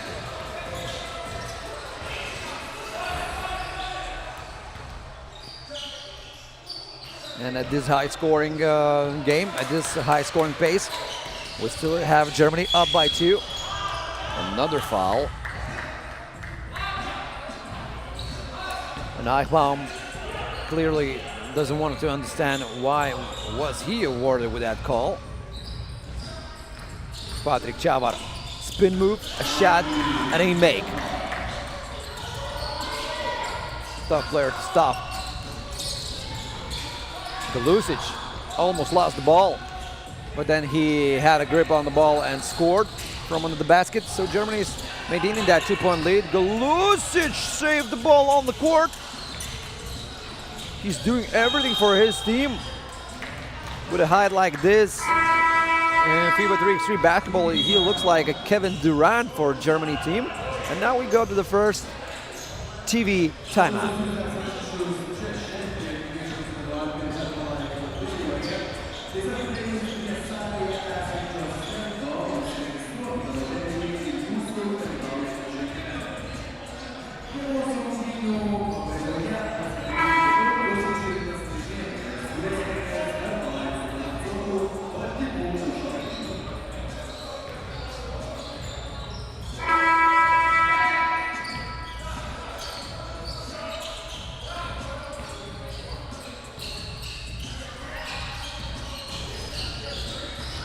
Croatia, Malekinovic.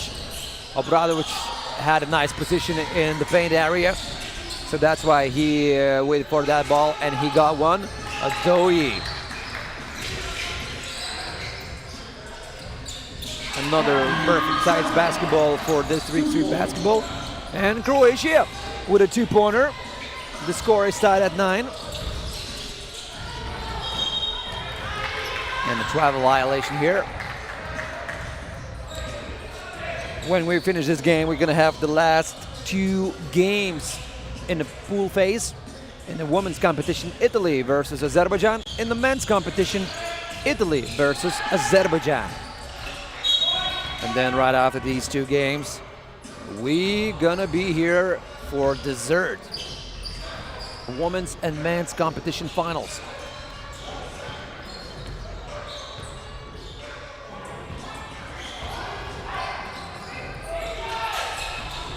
Galusic from under the basket, he scores.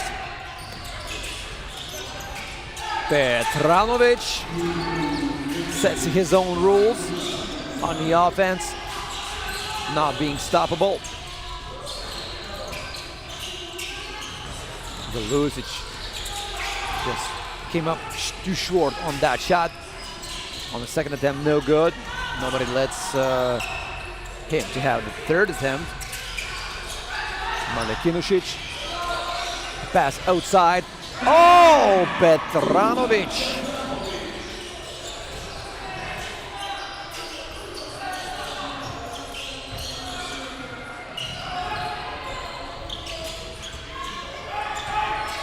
(11-12). This is the score.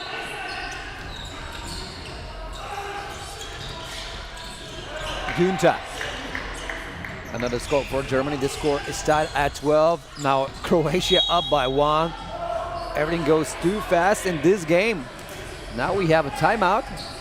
No, we just have a subs here going on.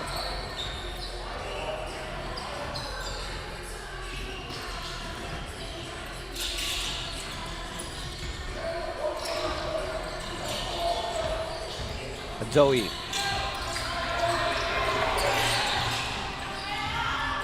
A pass to Obradovic inside.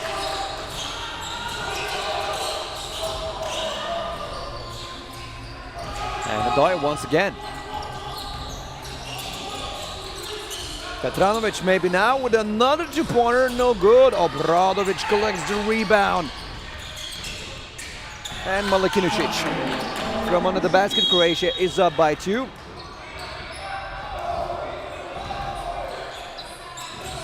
Adoyi sits on the bench as well as Petranovic.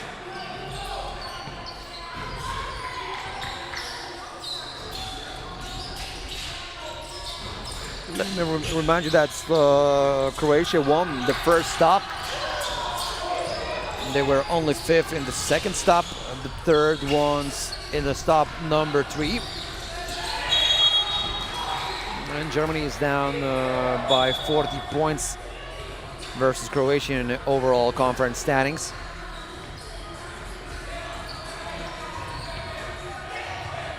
And if Croatia wins this one, then we will compare their points to Italy, because Italy won't go to the final today. So potentially Croatia can finish in the 3rd position of the stop number 4 standings. And if they get more points than Italy, they can tie the score at the overall standings of the conference. So a lot can happen still in this conference.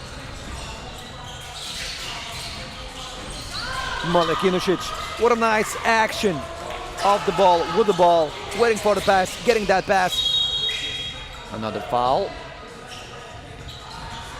With a high pace scoring basketball like this, we can surely have 21 points scored by one of the teams. And now we go to another TV timeout.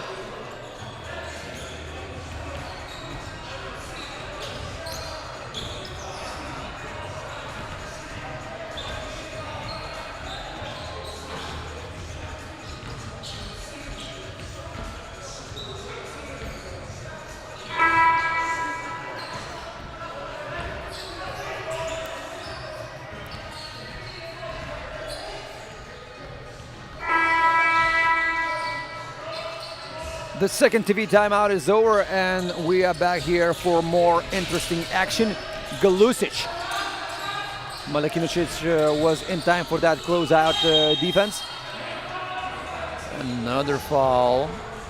Well, with a high-scoring basketball like this, we don't have a lot of fouls. That also comes naturally when you have basketball, unstoppable, high-scoring basketball. Both teams has 4 fouls each. Günther. Eichbaum. Travel violation. He just played too much with that pivot.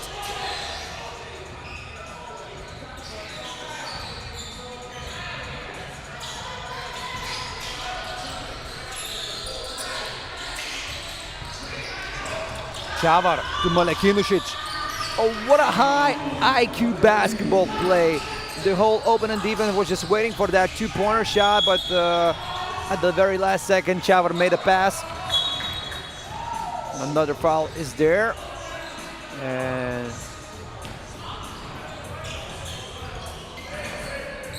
we don't have a timeout here. That's what I thought. Both teams just automatically went for the benches.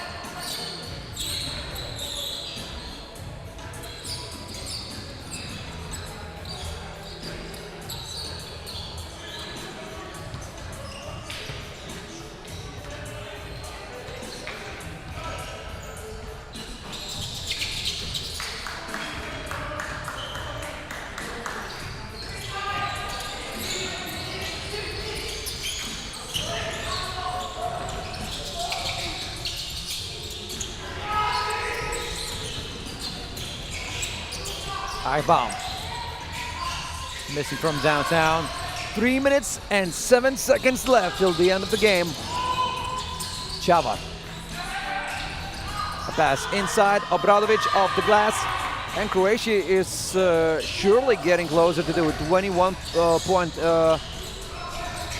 mark. Also to the victory as well. And then we will look to the scores of Italy today. Like I mentioned, to finish in the 3rd position of the standings, you have to be a better second-place team than the other pool's second team. In this case, from what it looks, Italy will be the second-place team. Of course, if they do not lose to Azerbaijan in a couple of games. Croatia scored a lot of points against Slovenia, 19 points.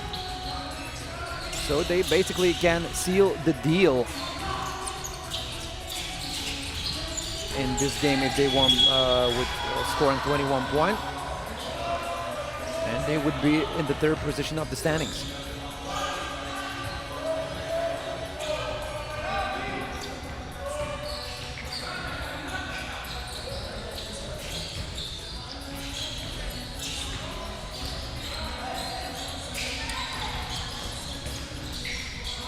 Obradovic.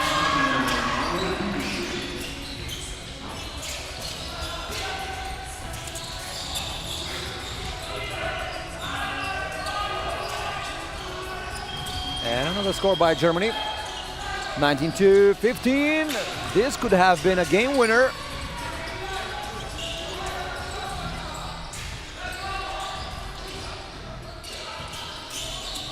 Galusic.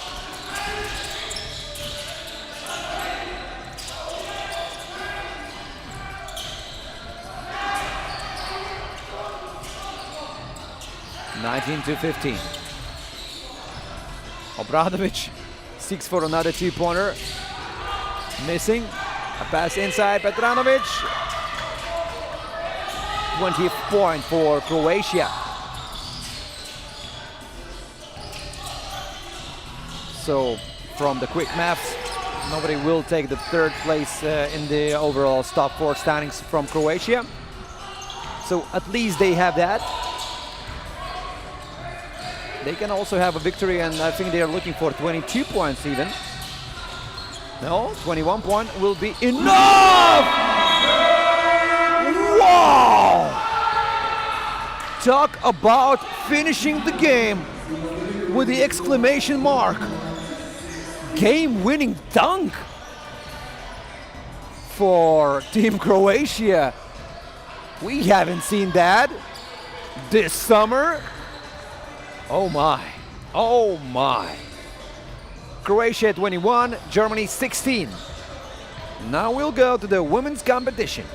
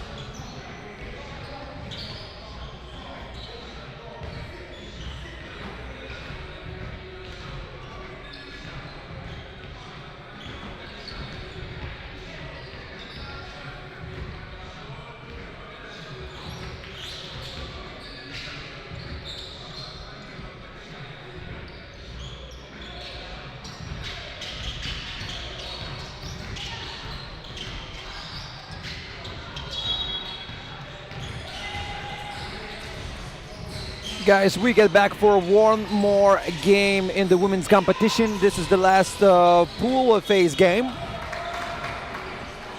Italy versus Azerbaijan. Italy already collected the most important victory in the pool's phase. They beat Lithuania. Now they need to be done with the formalities. They need to at least to have 1 point victory against Azerbaijan, and that would be it for Italy. They can even have a loss, but a high scoring loss, and that could also be it for Italy. But I think, knowing the capabilities of this team, they are here for a huge W.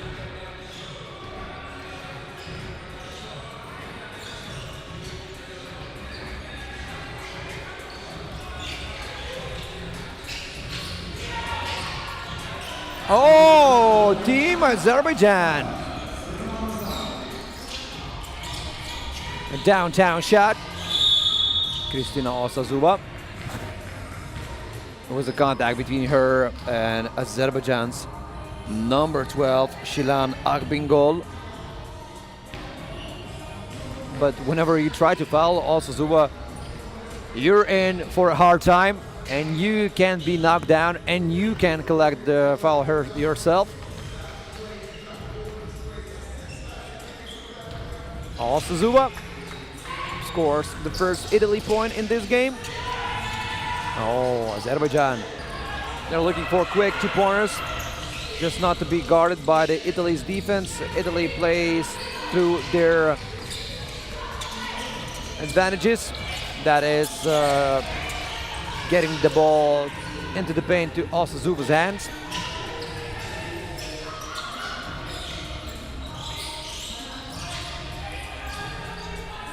Sammartino. Va bene, Sammartino. She scores. The score is tied. After this game, Italy in the men's competition will play against Azerbaijan.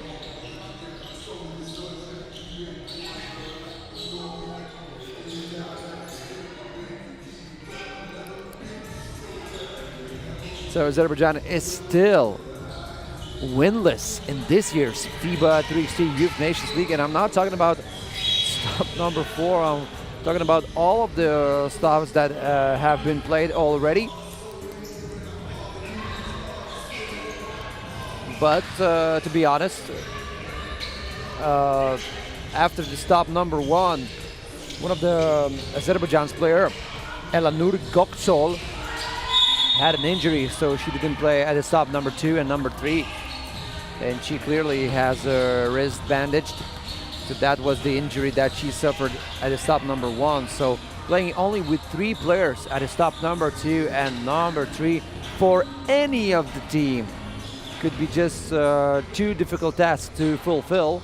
And Azerbaijan had to finish the first stops with only 3-player rotation. Osazuva.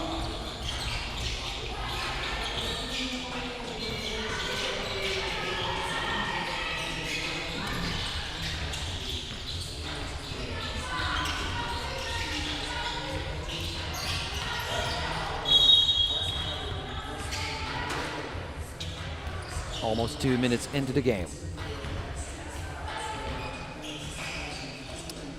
And Italy will be facing in the stop number 4 final. They will be looking for that another victory. And stops number 4 finals will be after 1 hour or so in our program. So stick around for that.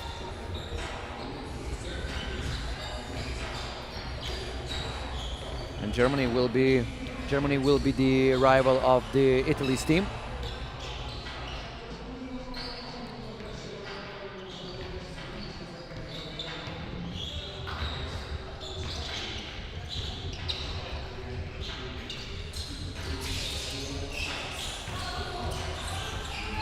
Azerbaijan. Another very tough shot. Italy knows how Azerbaijan plays. They try to look for those downtown shots and they try to score off fast. So Italy just guards their perimeter and sends the ball to Osazuva on the offense. This is the winning recipe for Italy by all means, but this time nobody was guarding the perimeter. And Salminas Ramazanli scores. The score is tied at 4. Osazuva, oh my!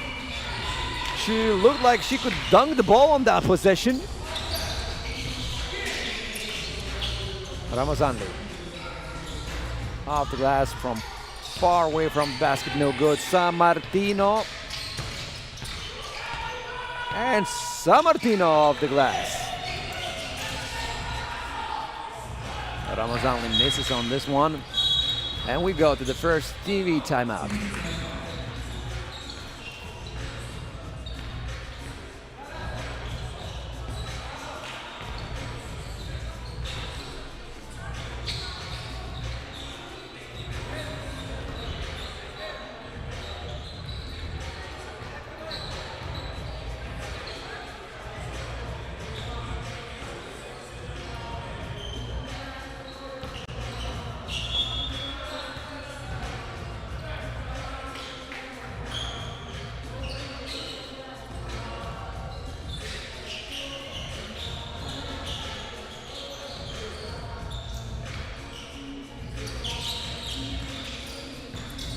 Angisan driving close to the basket. Oh, whenever you have Angisan on the court, you just can't expect for those drives to happen. And one just happened right now. Agbin goal. Once again, whenever Azerbaijan has a ball in their hands, they look for the 2-pointer. Then, if there's a slim chance, they can look for the drive, but all the lanes are closed by good defense by Italy.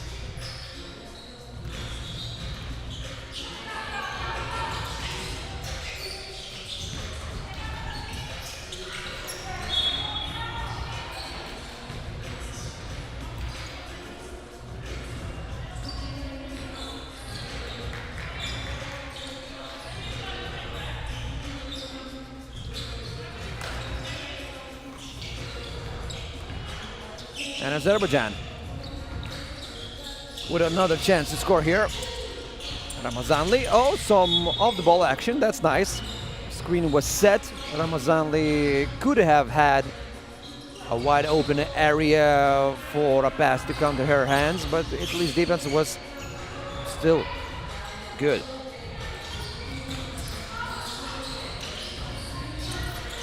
And Gasson under the basket, no good. Another hit in the face. Agbingol, I think she got hit in the face. Doesn't look too nice. I think she just needs to sit on the bench just a bit. Just in order not to see those stars flying around her head.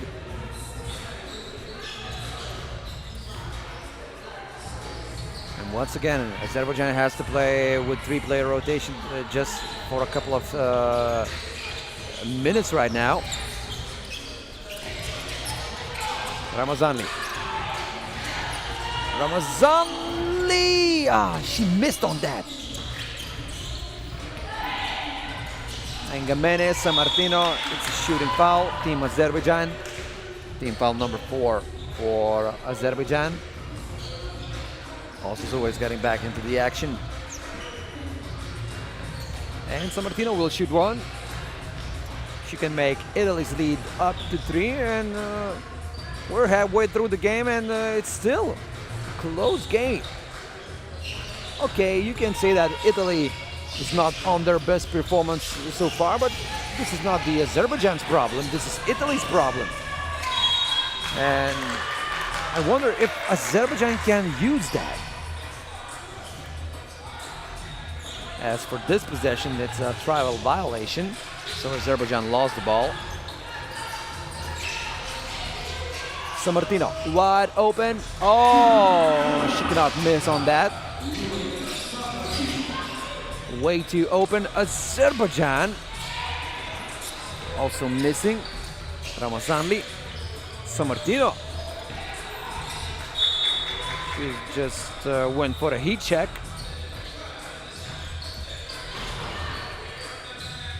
And Azerbaijan still playing with the 3-player rotation because Shilan Agbingol got hit in the head. Maybe in the eye, it's hard to say, but it doesn't look that she can continue just for now to play. Yeah, she got hit in the eye.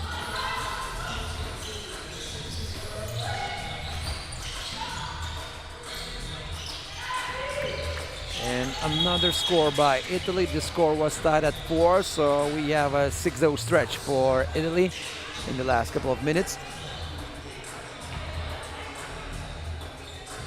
And 5 minutes and 2 seconds left till the end of this game. Right after this game, we're gonna have Italy playing against Azerbaijan. This will be the last game before the finals in the women's and men's competition. That game for Italy won't mean anything because, well, in a way it will mean something because Italy will still fight for the victory. But we know that Croatia will probably finish in the 3rd position. They scored more points than Italy can score. So it's not a good day for Italy's men's basketball team. They won't get to the final. Italy's women's team can continue their march in the women's conference and women's competition and to the 1st place standings. Women's team will play against Germany.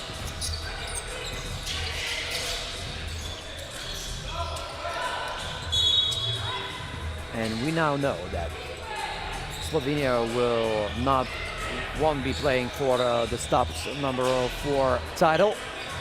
So Slovenia is out of race for the 1st place today. So that means Italy will be the leaders of the conference in any scenario that will happen today. They have a 40-point difference between Germany.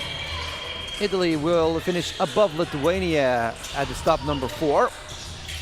And Italy will finish above Slovenia at the stop number 4. So after this day, Italy will be the leaders of the women's competition conference standings. Osazuba, block, pass for San Martino. San Martino misses. Osazuba collects the rebound herself. Misses on the second attempt. Ramazanli. And Azerbaijan with another score. Sammartino. Oh, Sammartino. 16-6. Oh, Azerbaijan. 3 points in a row. Nice scoring by Azerbaijan, but Sammartino just having a two-pointer party for herself. Maybe another score by Sammartino. Why not? Why not? She's on the roll. Azerbaijan missing. And Sammartino asks for a sub. And we go to the second TV timeout here. Italy is only 2 points away from the victory.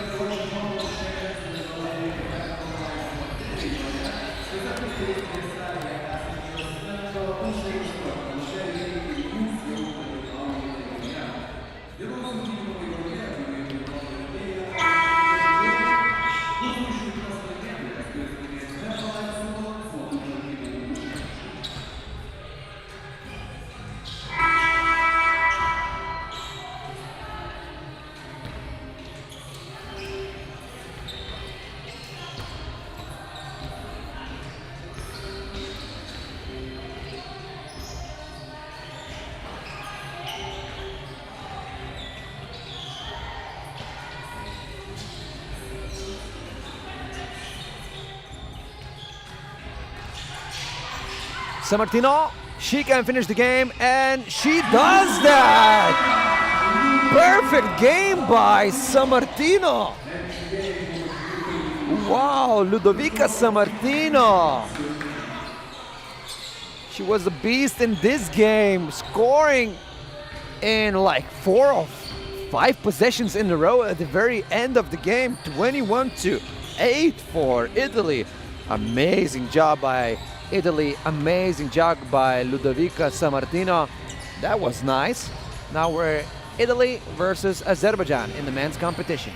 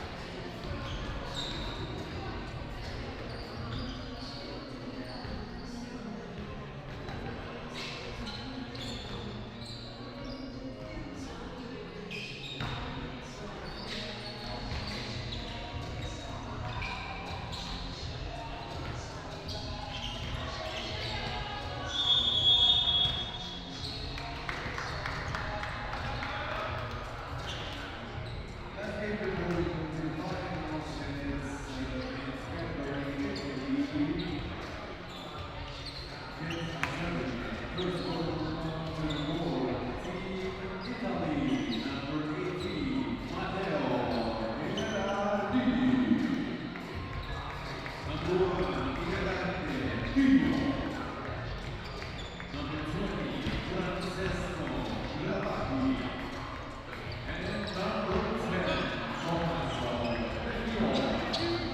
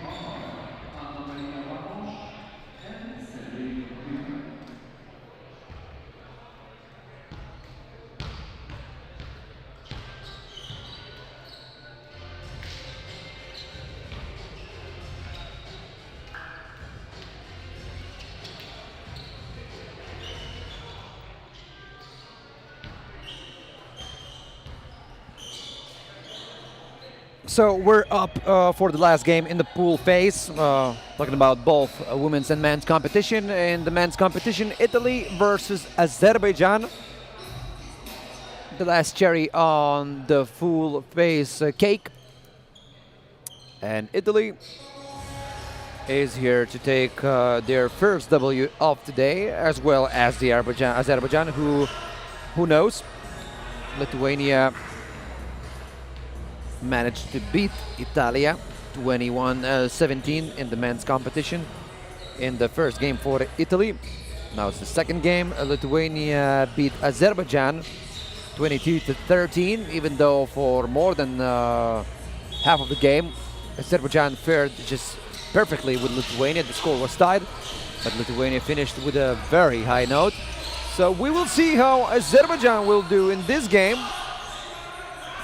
And the first possession just proved that Italy is with the highest possible motivation here. Good defense and one right away. Gherardini. He scores. And Gherardini will shoot one.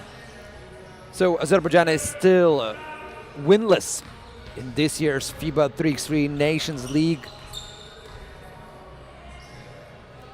And Italy won't be playing in the final today, so both teams shouldn't be very happy about stop number 4 performance.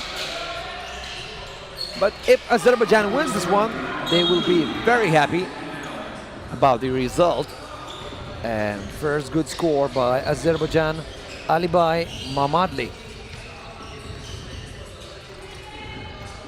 Vecchiolla.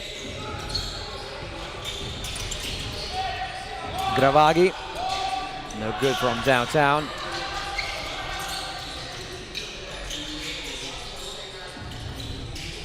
Masirov, he misses.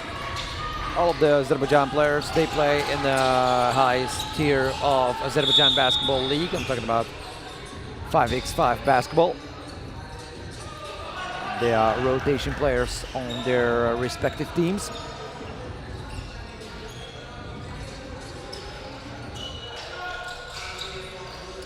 Vecchiolla off the ball, he waits for the pass and he gets the ball into his hands. 3-2, that is the score.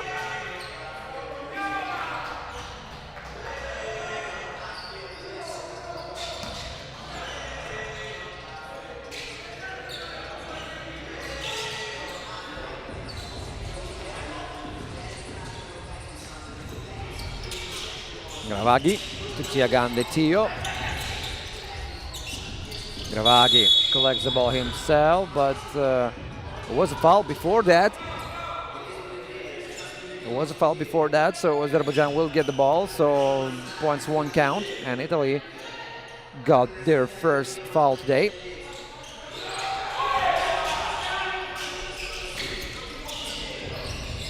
Abbasov misses from downtown. Tio, Gerardini, closer to the basket. He's very long, he has long arms, he can jump very high, so he's a huge threat. Closer to the basket, I'm talking about Gerardini. So if you stop him, just make sure you're stopping him with no shooting fouls, but it's a very hard task, and it's another shooting foul against Gerardini.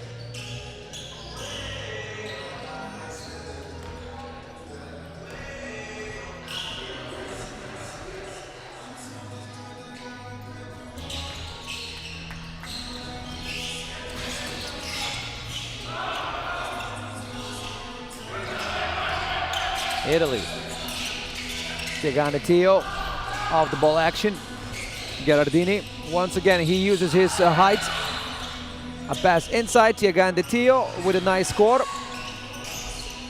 Nice ball sharing in the paint. Italy can do that, reading the opponent's defense. Tio saved the ball. And this possession is good because of Tio. What a hustle play. Azerbaijan, Nasirov. No good on that attempt, Mammadli. And it's a shooting foul against Mammadli.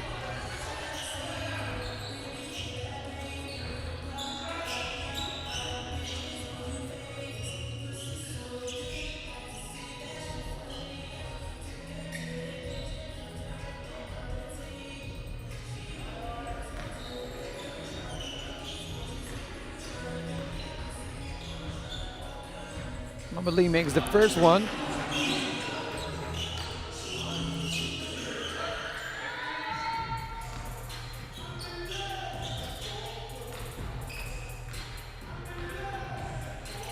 And he makes them both. 6-4, that is the score. Italy once again looking for open opportunities, but they look for those everywhere they can. Gravaghi makes two-pointer. Abbasov to Nasirov. Nasirov from under the basket.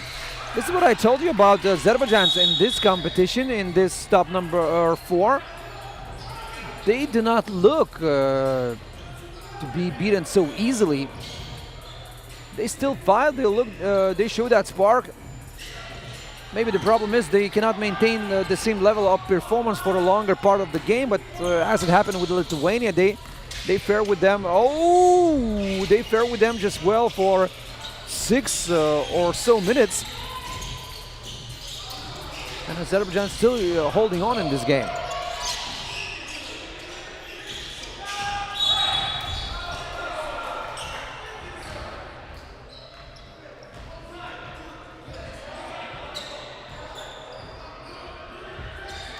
Here's we have another foul.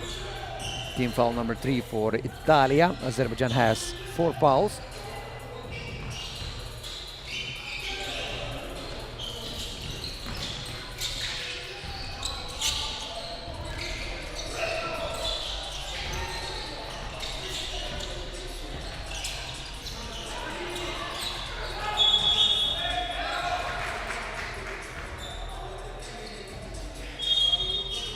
And now we have the first TV timeout here.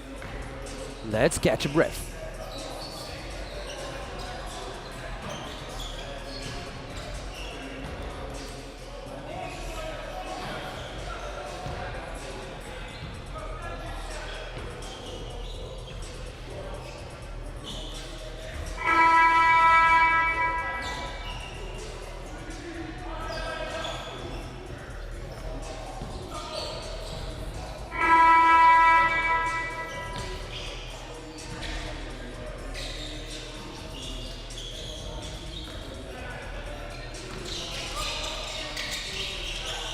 We go back to the action once again. A nice idea on the offense, and Nasirov shows how the ball should have been passed to him. Off the floor, not straight away to his hands, just to avoid Gerardini's hands. Once again, moving without the ball.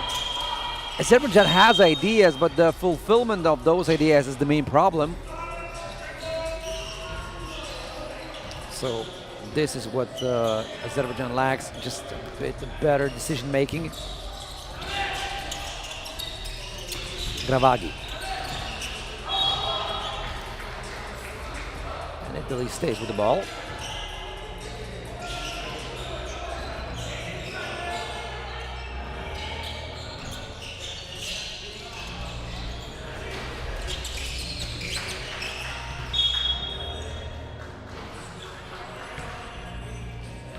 So 10-5, that is the score with a 6 minute 23 seconds left till the end of this game, the last game in the pool phase today. Right after this game, we're gonna have a small break, and starting from 7:20 p.m. we're gonna have the first final, women's competition final. There we're gonna have Italy playing against Germany, and in men's competition final we're gonna have Lithuania playing against Slovenia. And Slovenia will be playing in their first final this summer at the FIBA 3x3 Youth Nations League stop. As for the women's competition, Germany will get to their first final as well as the Slovenia in the men's competition case. And Italy in the women's competition tournament will have a nice opportunity to solidify their lead as overall conference leaders after stop number 4. Masirov. It's very hard to score against Tiagandati, or maybe you need to use floater, not to drive just close to the basket, because Tiagandati is a perfect rim protector. Even though he's not the tallest person on the floor, but he can jump very, very high. Tiagandati. Becchiola. 5 seconds left. Becchiola pushes it through with a successful possession. 12-5. The difference is growing and growing with every latest possession by Italy. Maybe now, Azerbaijan. Nice score. Azar Azimov. Becchiola to Tiagandati. Nice action.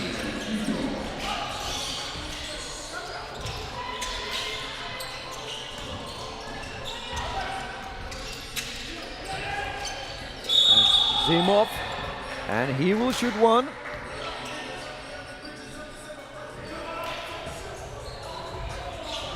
He has a chance of cutting Italy's lead to 5 points. That's not the worst situation for the Azerbaijan to be in.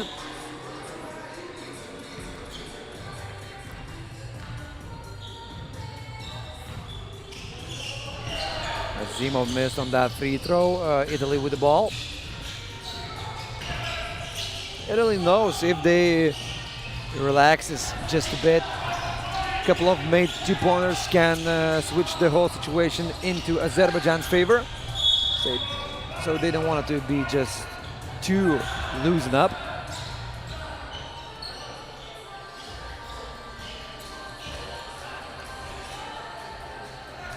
Just before this stop number four, 2 weeks ago, Italy played in the 2 finals in a row at the stop number 2 and the stop number 3.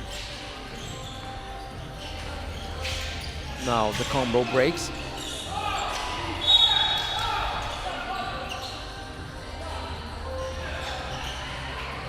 Now we're gonna have 2 free throws here. Team Azerbaijan finally can use their fouls of Italy and make free throws. Finally, they can have something out of this situation. Nasirov at the line. He will shoot 2, and he misses the first one. The same situation goes for Azerbaijan women's team. They haven't achieved victory yet, as well as the men's team. And now Nasirov makes 1 out of 2. Oh, once again. Tiagan Teo, whenever he goes closer to the basket, he's a threat. He's a threat. All of the teams know that. It's one thing to know that, another thing is to deal that in practice.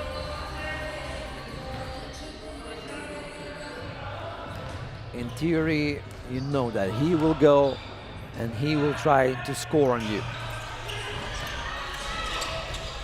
-6 for Azerbaijan. Another foul. A lot of fouls. Well, if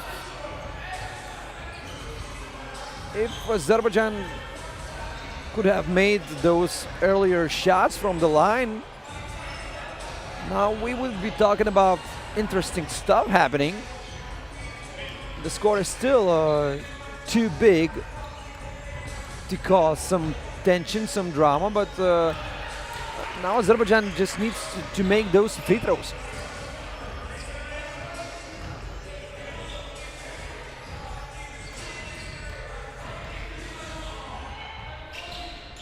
Nasirov makes them both.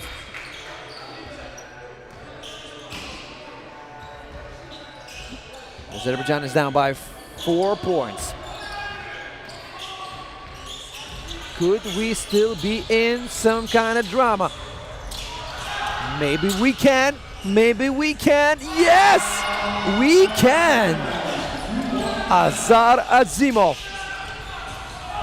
And Italy almost lost the ball. And a much needed second TV time out for Italy to find their composure. And a technical foul? Was there a technical foul? Yeah, I think it was. For Gravagi. I think he was chirping too much and the ref heard that. Anna Maria Vamos just gave a tag for Gravagi, and one of the Azerbaijan's players will shoot 1 free throw for that technical foul.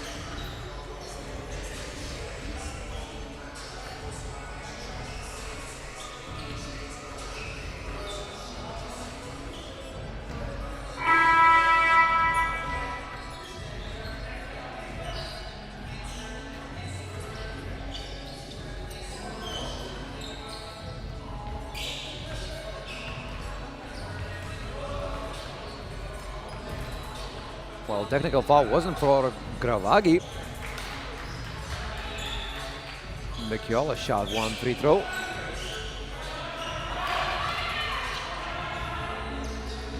So, what could have been a -1 point for Azerbaijan wasn't +3 points for Italy as well, because Italy missed from the free throw line. Bekiola missed on that.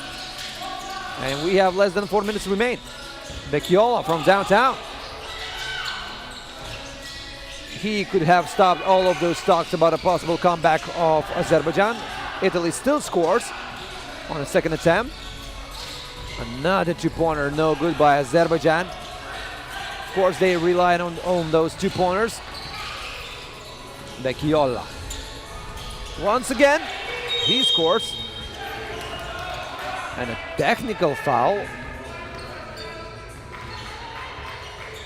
Technical foul. Now surely Azerbaijan will shoot 1.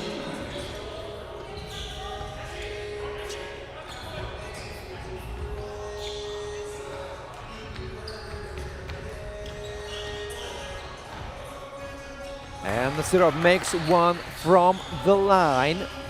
Still an interesting game. Even though it could have looked that Italy will just here for walking in the park. It's not like that. Tiagan Teo, block shot. And Tiagan Teo lost the ball himself. New possession for Azerbaijan. New hope for this team to make something more interesting in the last 3 minutes and 12 seconds of the game.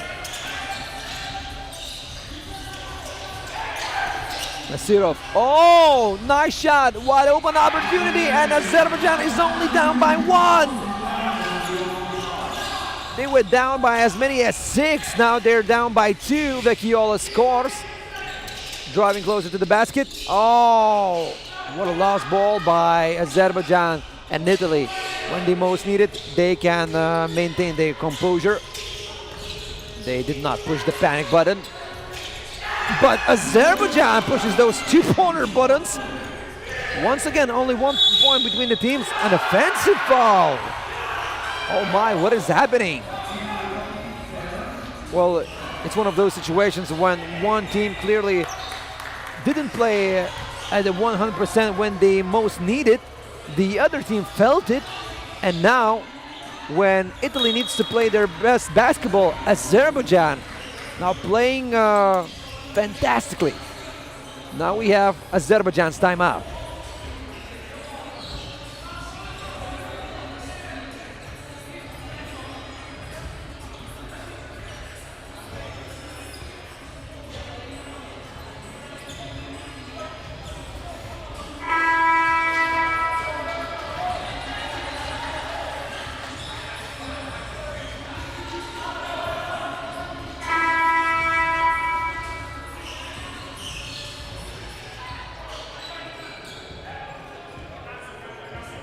So we're back. Italy is only up by 1 point, 18-17, a lot of time left. Abbasov. Oh. He could have made Azerbaijan up by 1. He missed on that. Vecchiola. Portiaganda Tio. Tio. Further from the basket, but he just still goes where he wants. Italy +2. Abbasov against Gherardini. Good defense by Gherardini. Abbasov almost lost the ball, but somehow he fishes this foul out of Gherardini. Oh my! And you know what? Now Azerbaijan will shoot 2, and they will have extra possession. Oh my goodness. Gherardini could have stayed against his opponent in that close-out situation, but he wanted to be a bit closer than it's allowed. Abbasov misses from the free throw line. That's not good. That's not good. Abbasov, oh my goodness, misses them both. Talk about unfulfilled opportunities. Gherardini can say ball don't lie. Azerbaijan. Another long shot off the glass, no good. Italy can finish this game. Once again, they're not into the game. This is not how Italy usually plays. They play with a minimum of turnovers. But in this game, they already gave too much for Azerbaijan. Basov against Gherardini. Nice footwork. Italy lost another ball. Looked like Christmas in June. From how many opportunities Italy give for Azerbaijan. But Azerbaijan needs to take something themselves. Another missed shot. Vecchiola, oh, clearly that was a foul. And one unsportsmanlike foul against Vecchiola. He was grabbed by the neck. And that was a quick decision by the referee. Now Vecchiola just needs to make one free throw, and this will be it.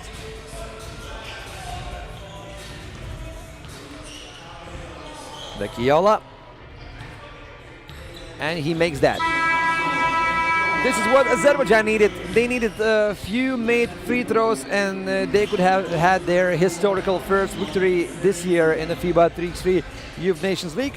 Azerbaijan doesn't look too sad because they had a nice game. They had a nice game for themselves. They were close to an unexpected victory against Italy, but Italy closed the game. They did not let anything funny to happen for them, and they are out of the stop number 4 with 1 victory and 1 loss, so they don't go to the stop number 4 final, and we will go to the women's competition final, Italy versus Germany. Stick around with us.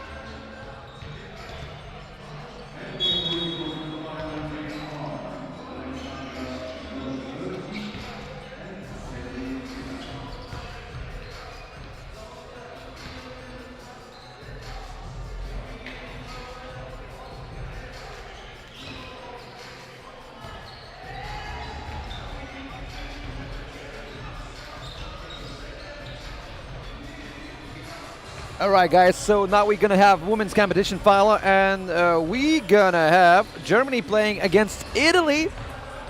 Italy knows what it takes to play in a stops final. For Germany, it's the first occasion to play this summer at one of the stops finals. I just remind you the fact that last year Germany won their conference that was held here in Lithuania, and they went to the World Cup that was held in China later on. So yeah, Germany knows what it takes to win things like this, like FIBA Nations League stops. But this year's team haven't won the final just yet, and the first points in the final at the stop number 4 and final are scored by Germany. Kristina Osazuba off one leg, no good. Germany. A pass to Maya Manton. Maya Manton just missed from under the basket.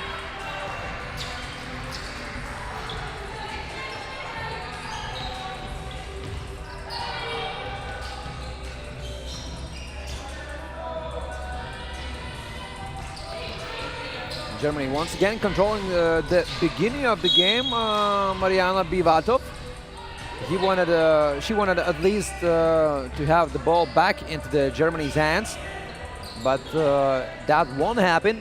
No foul was also there. And Gamene closer to the basket. Oh my God, she missed on that opportunity. She had everything there. Bivatov misses from downtown.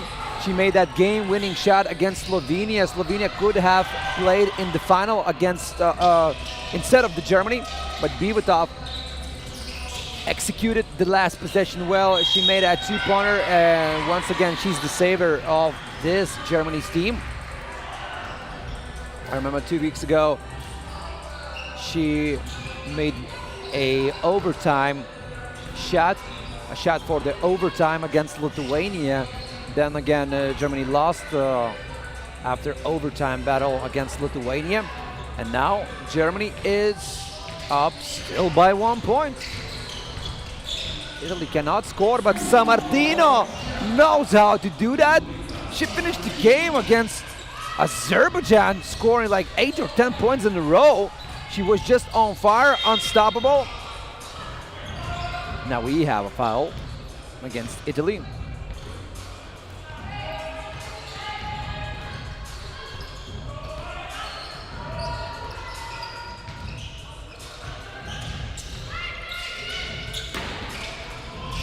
Italy closer to the basket, shooting foul.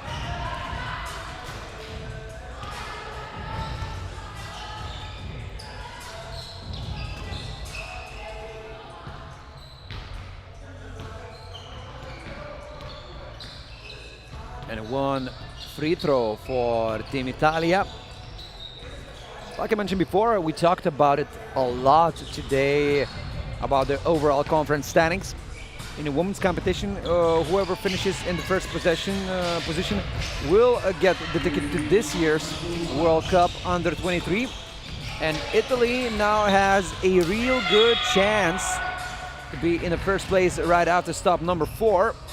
Lithuania was leading the conference up until the stop number 4 after 3 stops that were played.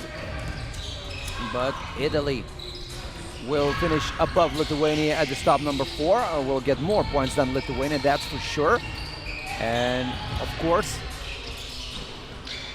Italy will get more points than Slovenia as well.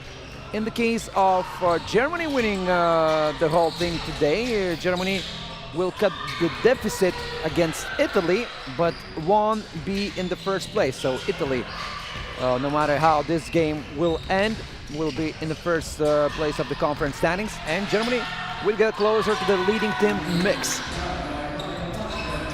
Maya Manton on the second attempt, 2-3 for Italia, but Germany is still close in this game.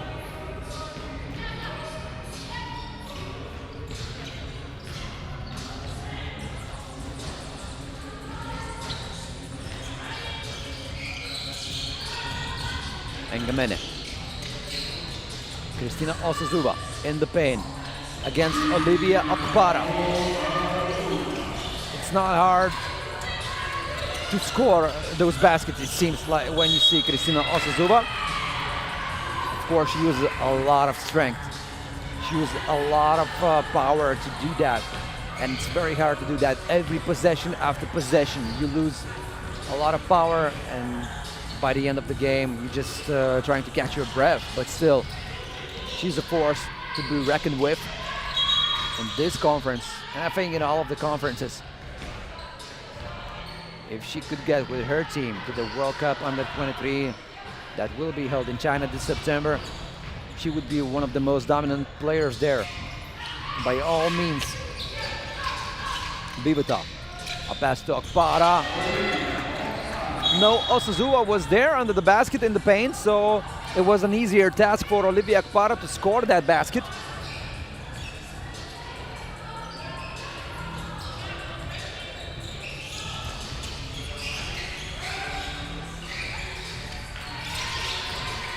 Osazua spinning off one leg, not making that shot.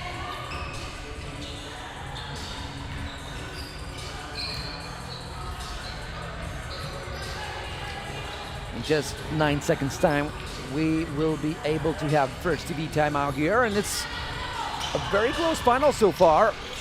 But with a pass like this, you cannot play in the final. And with a move like this, you cannot play in the final. So turnover after turnover here.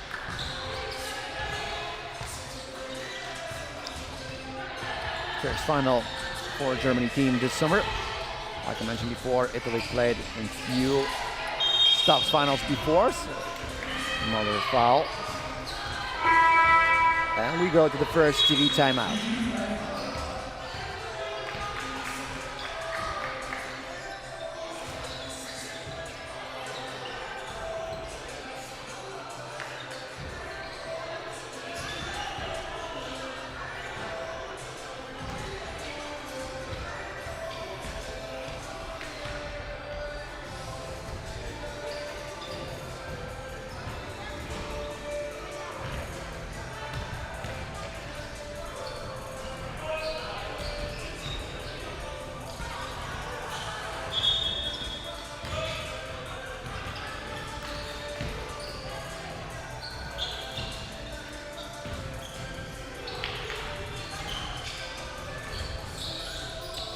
Olivia Akpara, we're back after the first TV timeout.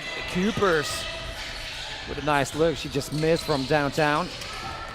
Bibutov closer to the basket.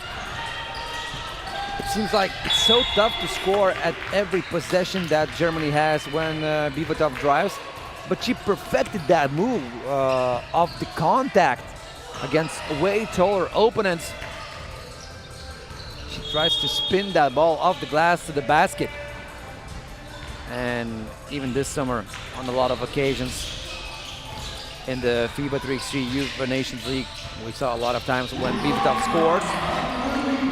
And Ludovica Sammartino, once again with a two-pointer.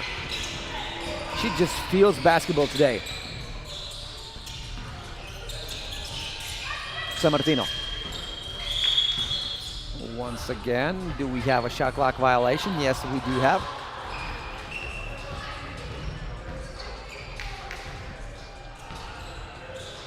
Sammartino is not very happy. She needed to make that shot a bit earlier. She missed on that opportunity, so now we have score 6-3 for Team Italia. Let me remind you the fact that the winners of the stop gets 100 points. The second place winners gets 80 points. The third place winners of the stop gets 70 points. The fourth place winners get 60 points. The fifth place winners gets 50 points. And the sixth place holders get 45 points.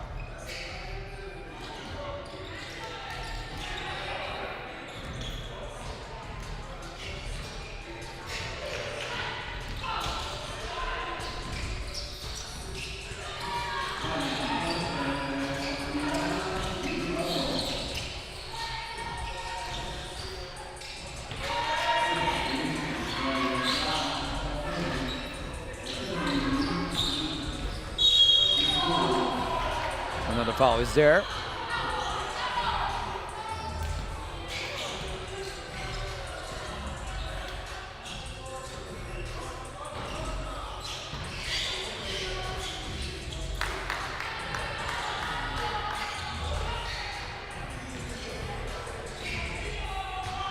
And Bivatov misses from the free throw line. I think the player stepped in too early, right before the ball touched the rim. So Bivatov has another chance from the free throw line. And another chance for Germany to close Italy's lead to 2 points.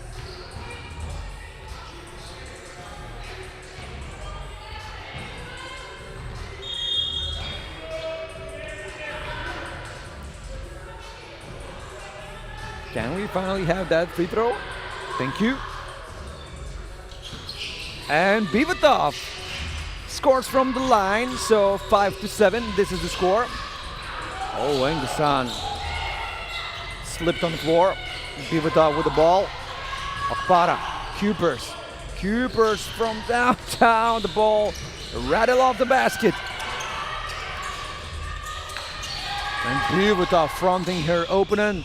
And the opponent was Kristina Osazuba. Bivatov uses her speed, her jumping abilities. She was so close at scoring that acrobatic basket. Engusan from downtown, no good. Bivatov, the first one to collect the ball. Kupers, very tough shot, but it was more foul fishing than a shot to make. And 5 minutes, 1 second left till the end of this game. Stop number 1 final. Italy will be the conference overall leaders after this stop number 4. Just the question remains, how many points will they get out of stop number 4? With how many points they will solidify their leader status. Kupers decides not to shoot, goes closer to the basket. Bad decision, Sammartino just blocked the shot. Sammartino against Olivia Akpara. Sammartino, no basket. Maya Mountain against Osazuba. I think the paint is a bit slippery there. And the ball just didn't go into the basket. 7-6. And I already see Lithuania and Slovenia preparing for the men's final. We're gonna be in for a huge treat right after this game as well. So stick around.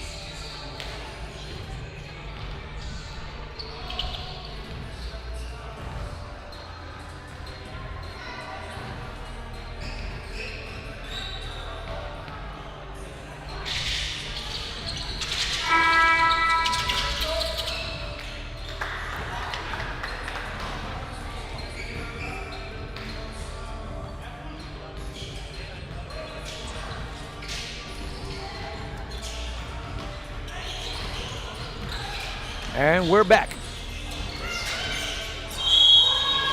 Another foul, this time against Maya Mountain. Team foul number 6 for Italy, so Italy is in the bonus right now and they cannot foul anymore. Germany has only 2 fouls. When you have bodies to fare with Kristina Osazuba, the task to win the game easily for Italy becomes a bit harder one. Closer to the basket and Sammartino scores. Another good shot by Sammartino. Oh my goodness. What is happening here? Nobody got hurt.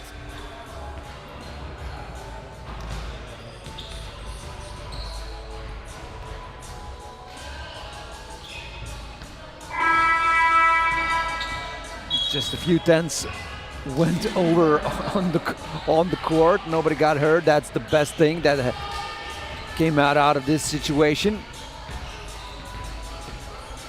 And now we go into the second TV timeout.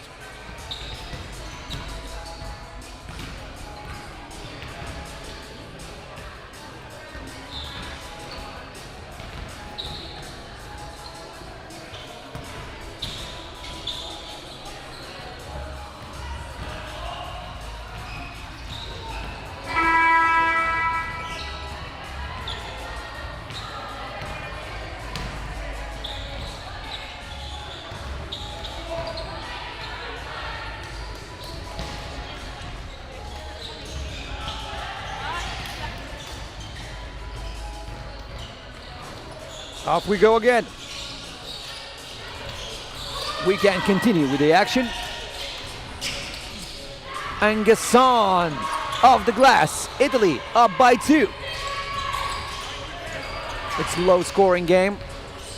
You don't expect one team or another to finish with 21 points scored. We're gonna be in here for 10 minutes of basketball, even though after the timeout, quick succession of points. Oh, Bivatov. She just read the opponent's defense like an open book. Germany is once again down by only 1 point. Kupers against Engamene. Engamene can't score on that situation. Jambal.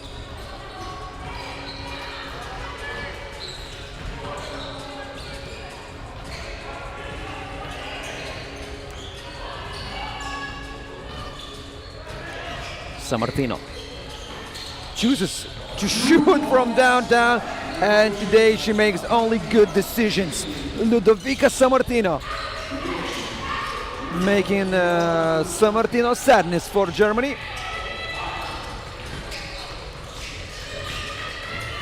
Angesan under the basket. She was fishing for a foul, no doubt.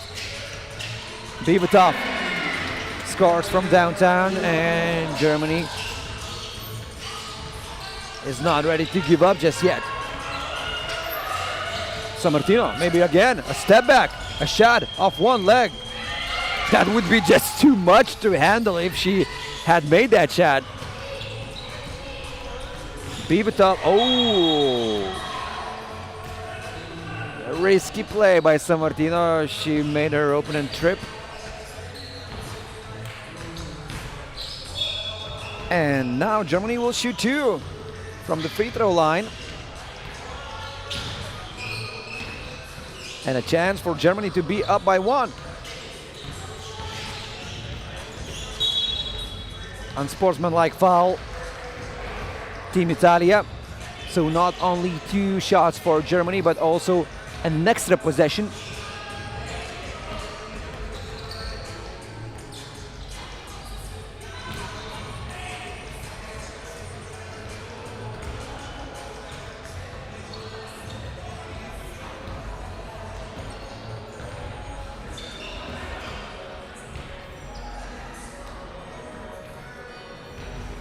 Bivatov is here, ready to shoot 2. She makes the first one. The score is started at 12.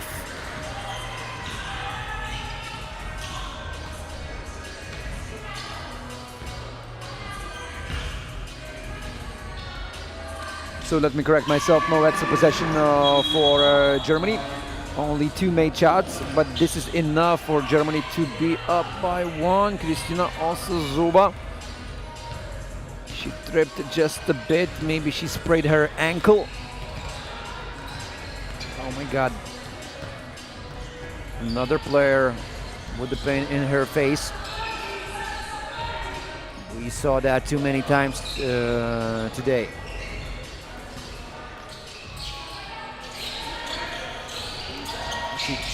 She shows her knee.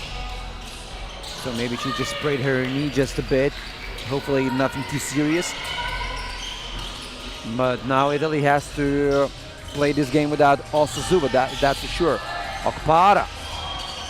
No foul against Okpara there. Germany still up by 1. Ludovica Sammartino. Italy needs some magic from Ludovica Sammartino. Sammartino off the glass, no good. She collects the ball herself, and she gets fouled by Bivatov. Not a bad foul by Germany. Team foul number 3.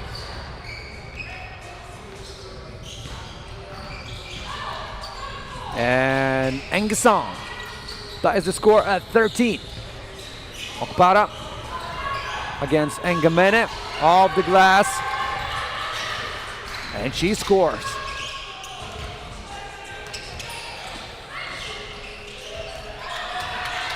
And Kristina Osazuba just tries to move her leg just to see if she can walk and play into this game. Bivatov scores.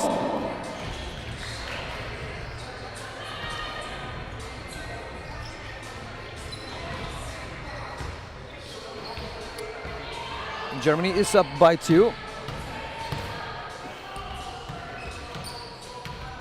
And now we have a shot.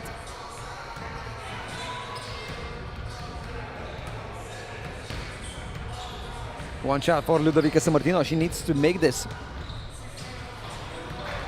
Shot comes too short. 15-13.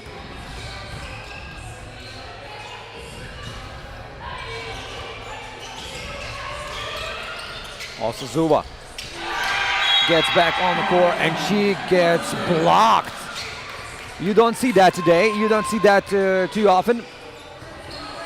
If you can put a body against Kristina Osazuba to fare with her just fairly, you're in for a good time versus Italy. Engessan, no foul there.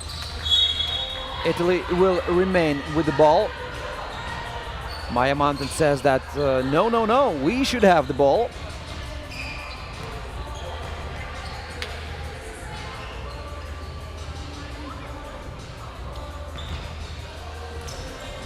Only 59 seconds remain till the end of this fine game at the stop number 4 final, women's competition. Right after this game, we're gonna have men's competition final, Lithuania versus Slovenia. So at least we have one host team in the final.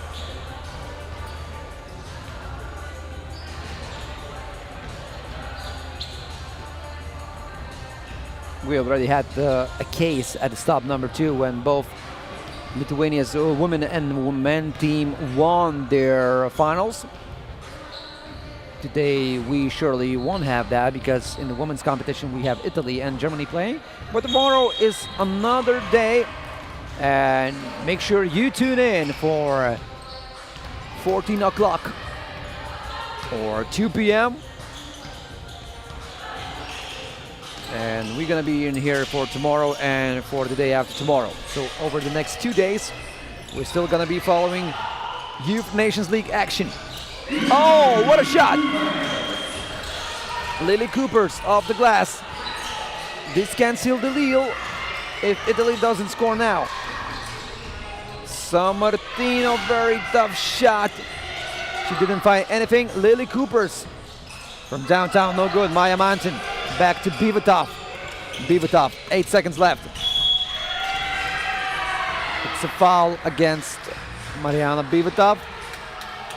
Ludovica Sammartino wanted to say something for the ref, but she knows that she can get technical.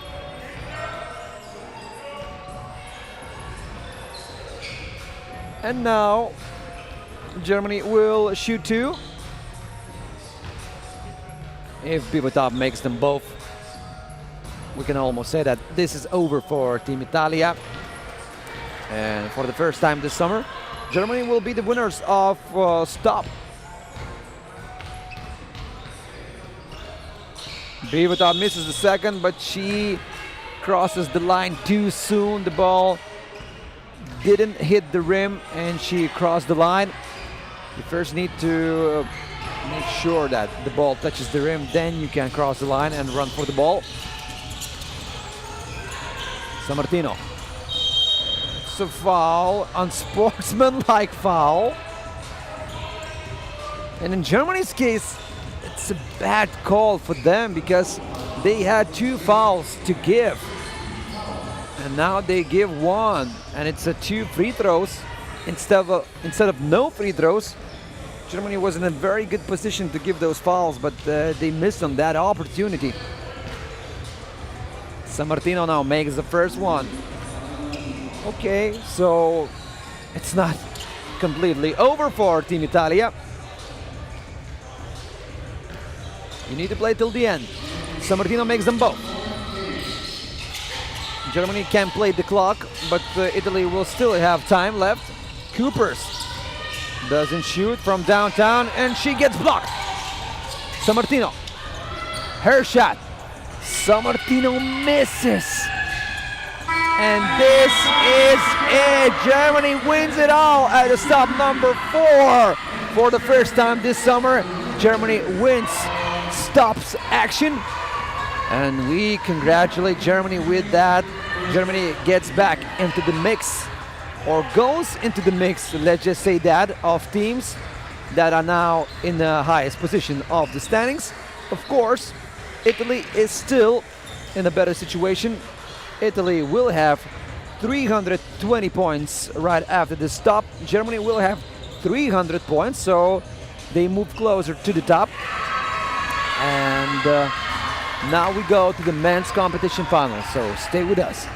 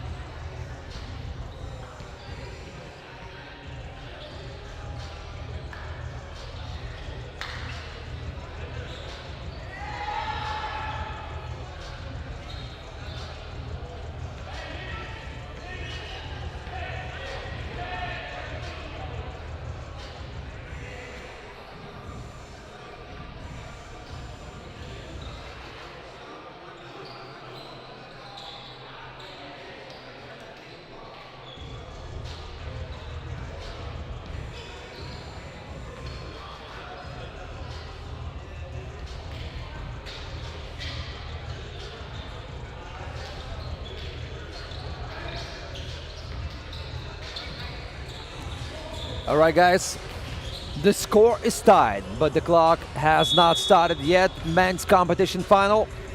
Lithuania versus Slovenia. Lithuania wants to achieve the third title in a row, playing here at the FIBA 3x3 Youth Nations League 2026. They want to win third stop in a row, to be exact. Slovenia playing in their first final this summer. And it's already known that Lithuania will widen the gap between the first and the second place. Today, after this stop is being played,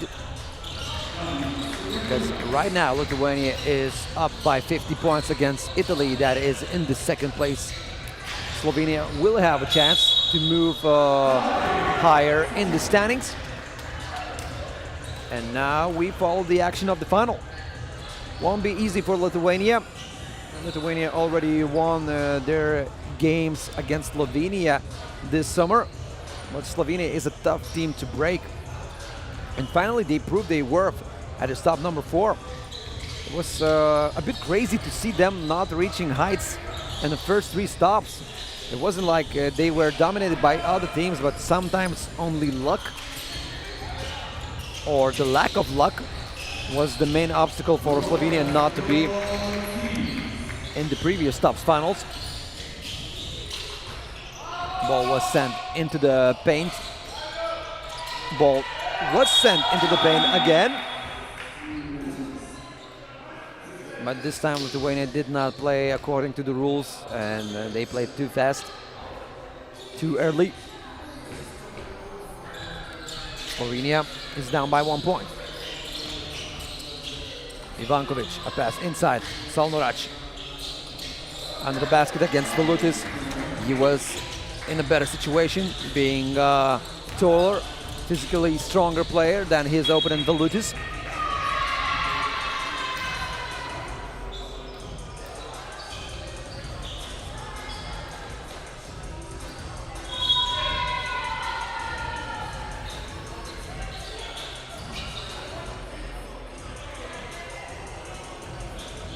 Ivankovic gets the first warning. He did not bring back the ball fast enough. There's another foul, this time for Rokas Jocis.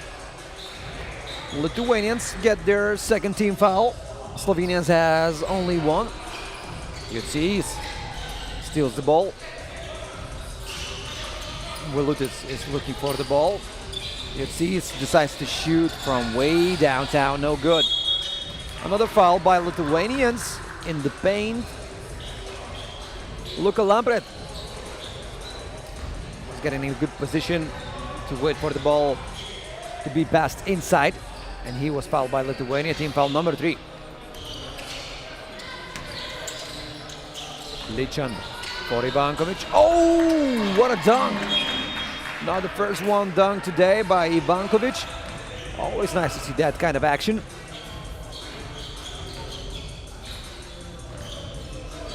This Slovenian team has experience playing in the highest basketball men leagues in Slovenia and Serbia as well. So already battle-hardened players. As well as Lithuanians, most of them play in the second tier of Lithuanian Basketball League. Rokas Jocis already had experience in NCAA.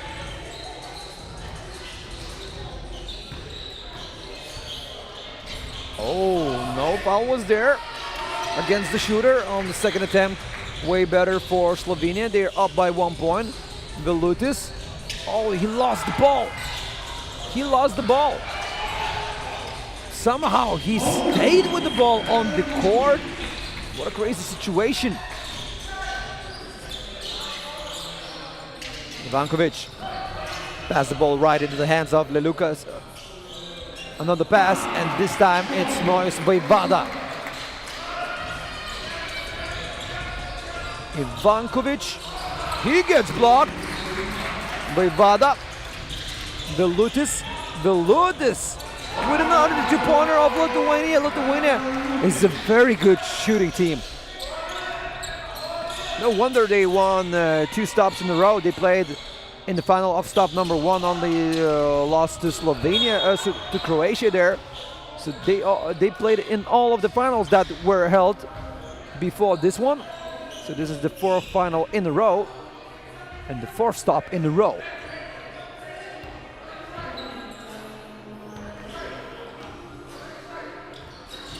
Slovenia.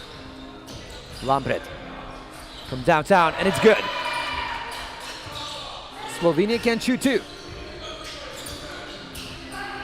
Jocis to Lelukas.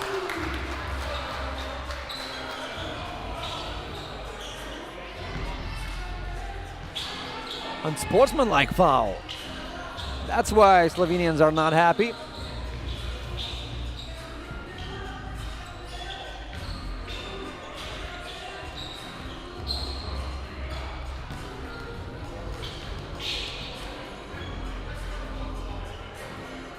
Now he makes the first one.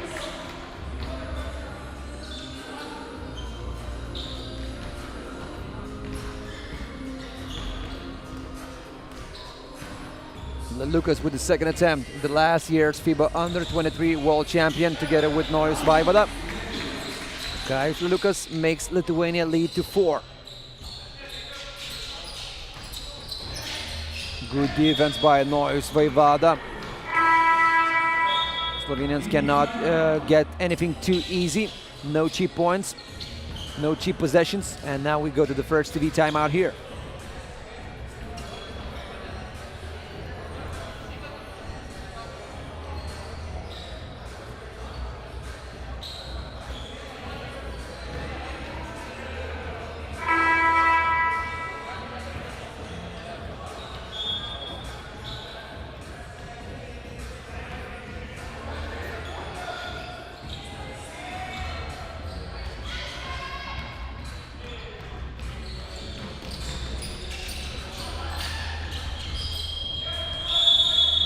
And this is Slovenia, no basket, shot clock violation.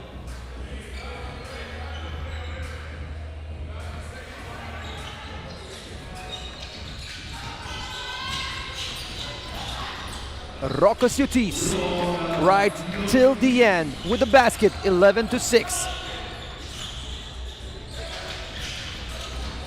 So Lithuania in the lead of this game and in total control of the last stretch of the game.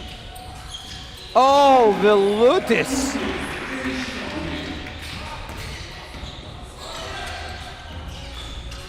What a game Lithuanians have today in the final.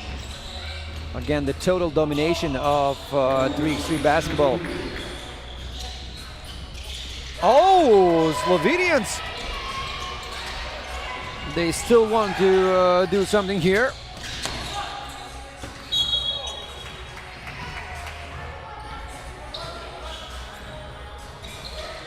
(14-9).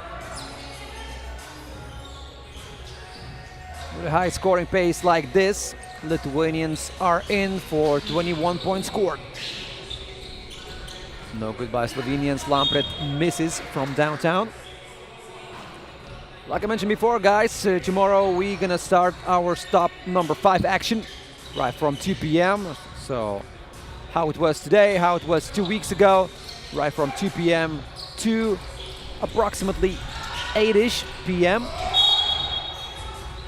Another contact between players. This time a Slovenian is on the court. He fell down. A lot of contact today. A lot of scary situations. At least we can say that nobody got hurt pretty badly, even though we had rough situations. And I don't want to see that as the roughest situations today. We will see just in a minute how serious is this situation.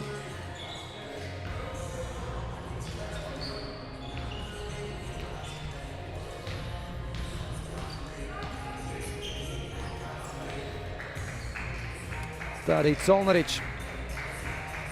He gets back on his feet with his own strength.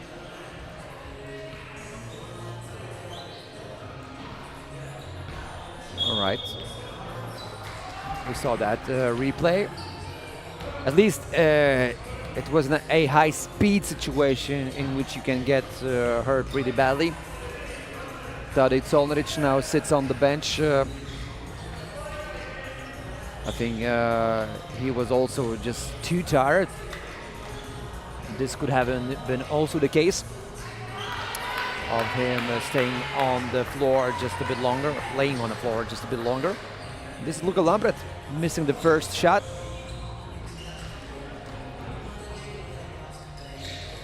And making the second one. 14-10. Less than 6 minutes left till the end of the game. Nois Vaivada, Rokas Jutis. Lelukas sets the screen. Jutis from downtown, no good. Lelukas almost had the ball. Almost had the ball, and Lithuanians will continue with this possession. No, Slovenians, of course.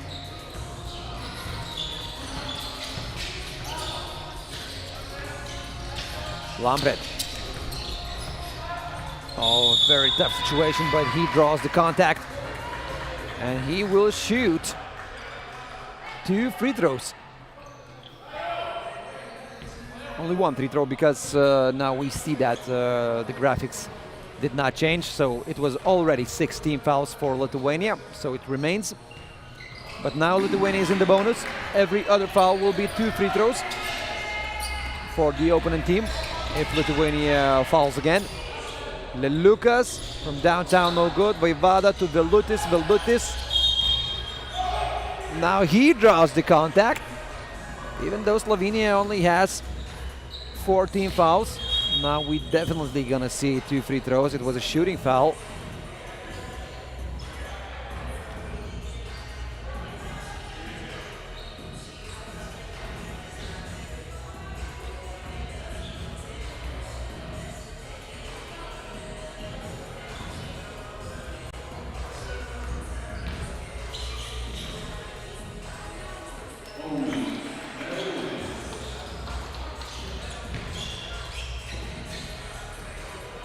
Lithuania is up again by 4. Vilutis brings back the lead to 4, but did not bring the lead to 5.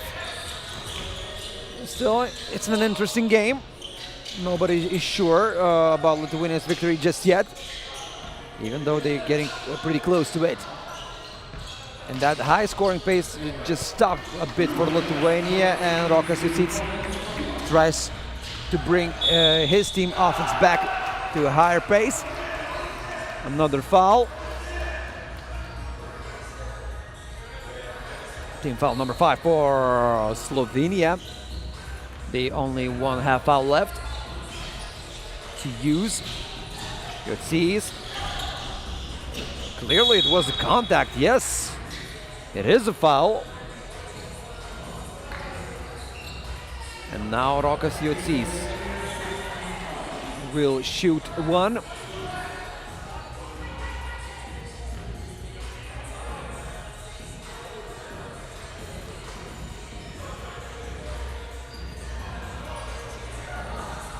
Rokas Jucys, as I mentioned before, he played in the World Championship, in the World Cup for men at the beginning of June, right when we had stops number 1, number 2, and number 3. He was a part of Lithuania men 3x3 team. So he did not play in the first 3 stops. He had other business to attend. And now he plays for the under-23 team. Vaivada, missing from downtown.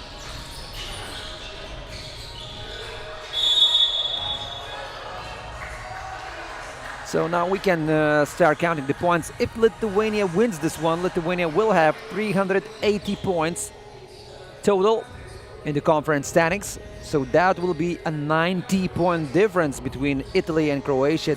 Both these two teams have 290 points. Slovenia, if they finish not winning this one, they will get 80 points for this stop.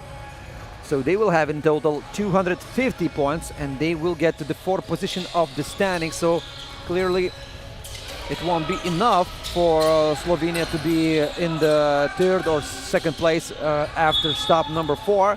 But this can be a nice comeback story for Slovenia if they continue showing results like this today, tomorrow, and the day after tomorrow. They still have chances of finishing at least in the 2nd position of the standings.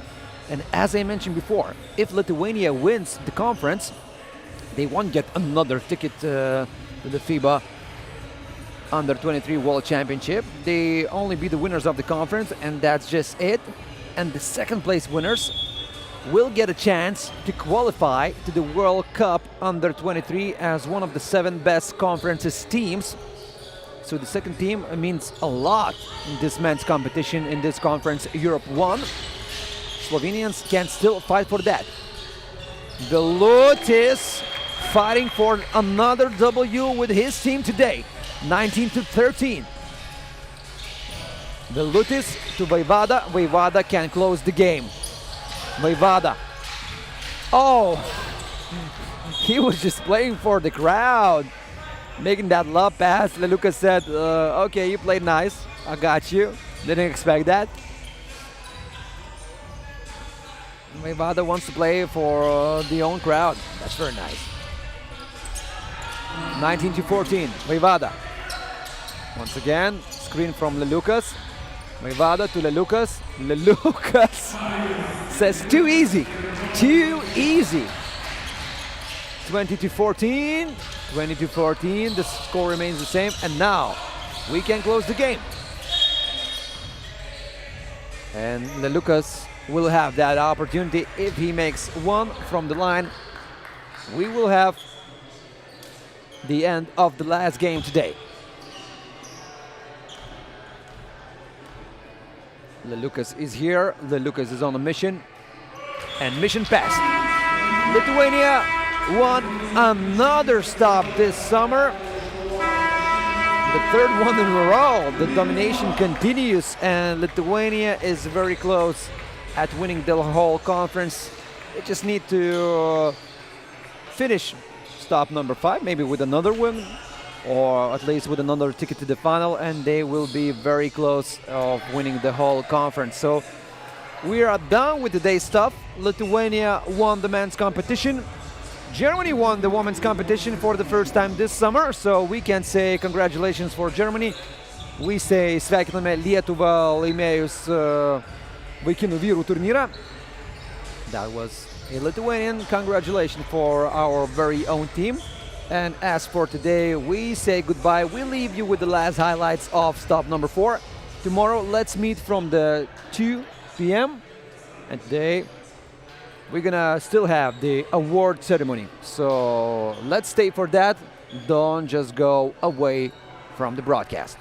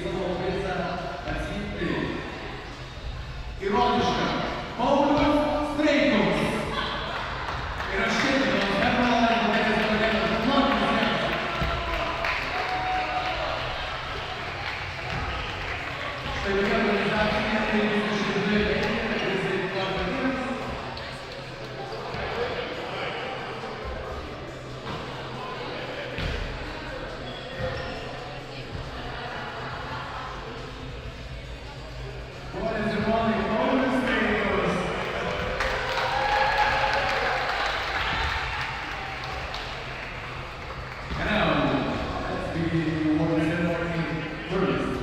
Let's start with MVP. So